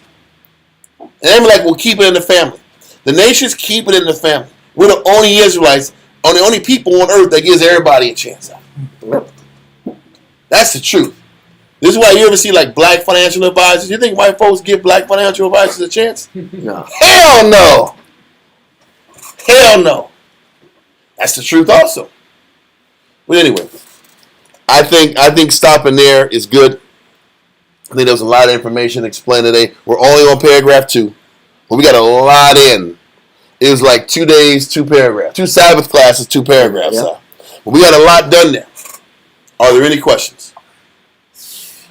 Hope Israel reads, man, and listen. This is good stuff, man. This is good stuff. I don't know if they want to listen, but it's okay. We're gonna keep dropping it regardless. Whether they hear or what? Forbear. Yep. Israel and Majim.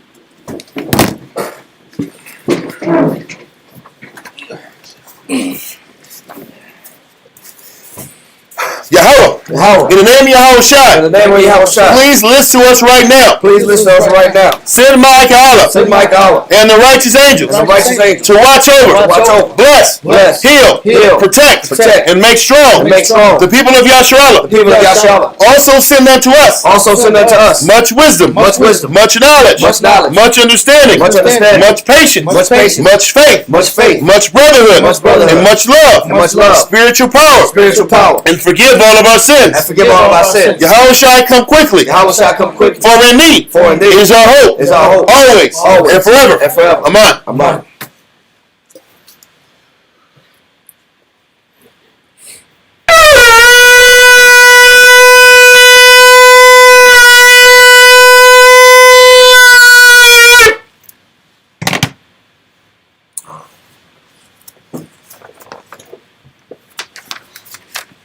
Barakatah Yahweh B'Hashem Yahushai.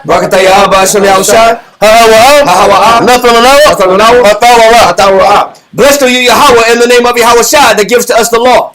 Barakatah Yahweh B'Hashem Yahushai.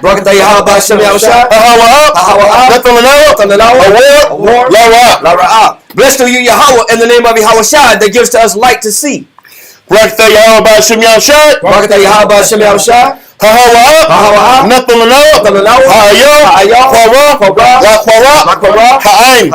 Blessed are you, Yahweh, in the name of Yahweh Shai that gives us the ram's horn to call the people.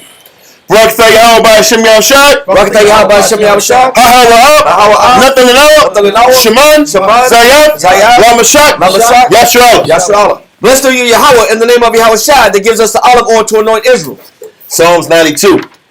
It is a good thing to give thanks unto the Lord. It is a good thing to give thanks unto the Lord. And to sing praise unto thy name. And to sing praise unto thy name. O Yahweh. O Yahweh. To show forth thy loving kindness in the morning. To show forth thy loving kindness in the morning. And thy faithfulness every night. And thy faithfulness every night. Upon an instrument of 10 strings. Upon an instrument of 10 strings. And upon the psaltery. And upon the psaltery. Upon the harp. Upon the harp. With the solemn sound. With the solemn sound. For thou Yahweh. For thou Yahweh. Hast made me glad through thy work. Hast made me glad through thy works. I will triumph. I will triumph. In the works of thy hands. In the works of thy hands. O Yahweh. O Yahweh. How great are thy works. How great are thy works. And thy thoughts are very deep. And thy thoughts are very deep. A brutish man knoweth not. A brutish man knoweth not. Neither doth the fool understand this. Neither doth the fool understand this. When the wicked spring is the grass. When the wicked spring is the grass. And when all the workers of iniquity do flourish. And when all the workers of iniquity do flourish. It is that they shall be destroyed forever. It is that they shall be destroyed forever. But thou Yahweh. But thou Yahweh. Art most high forevermore. Art most high forevermore. For lo thy enemies. For lo thine enemies. O Yahweh. O Yahweh. For lo thy enemies. For lo thine enemies. Shall perish. Shall perish. All the workers of iniquity. All the workers of iniquity. Shall be scattered. Shall be scattered. But my horn shalt thou exalt. But mine horn shalt thou exalt. Like the horn of a unicorn. Like the horn of a unicorn.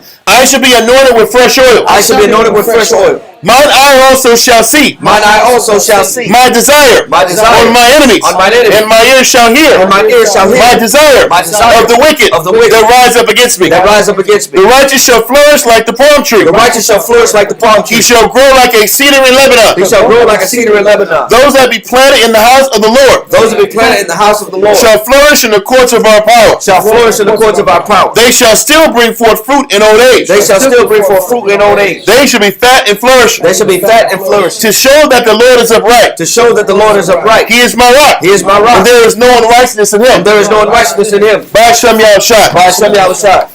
Psalms 133. Shayar. Shayar. Hamayawa. Hamayawa. Laduad. Laduad. Hana. Hana.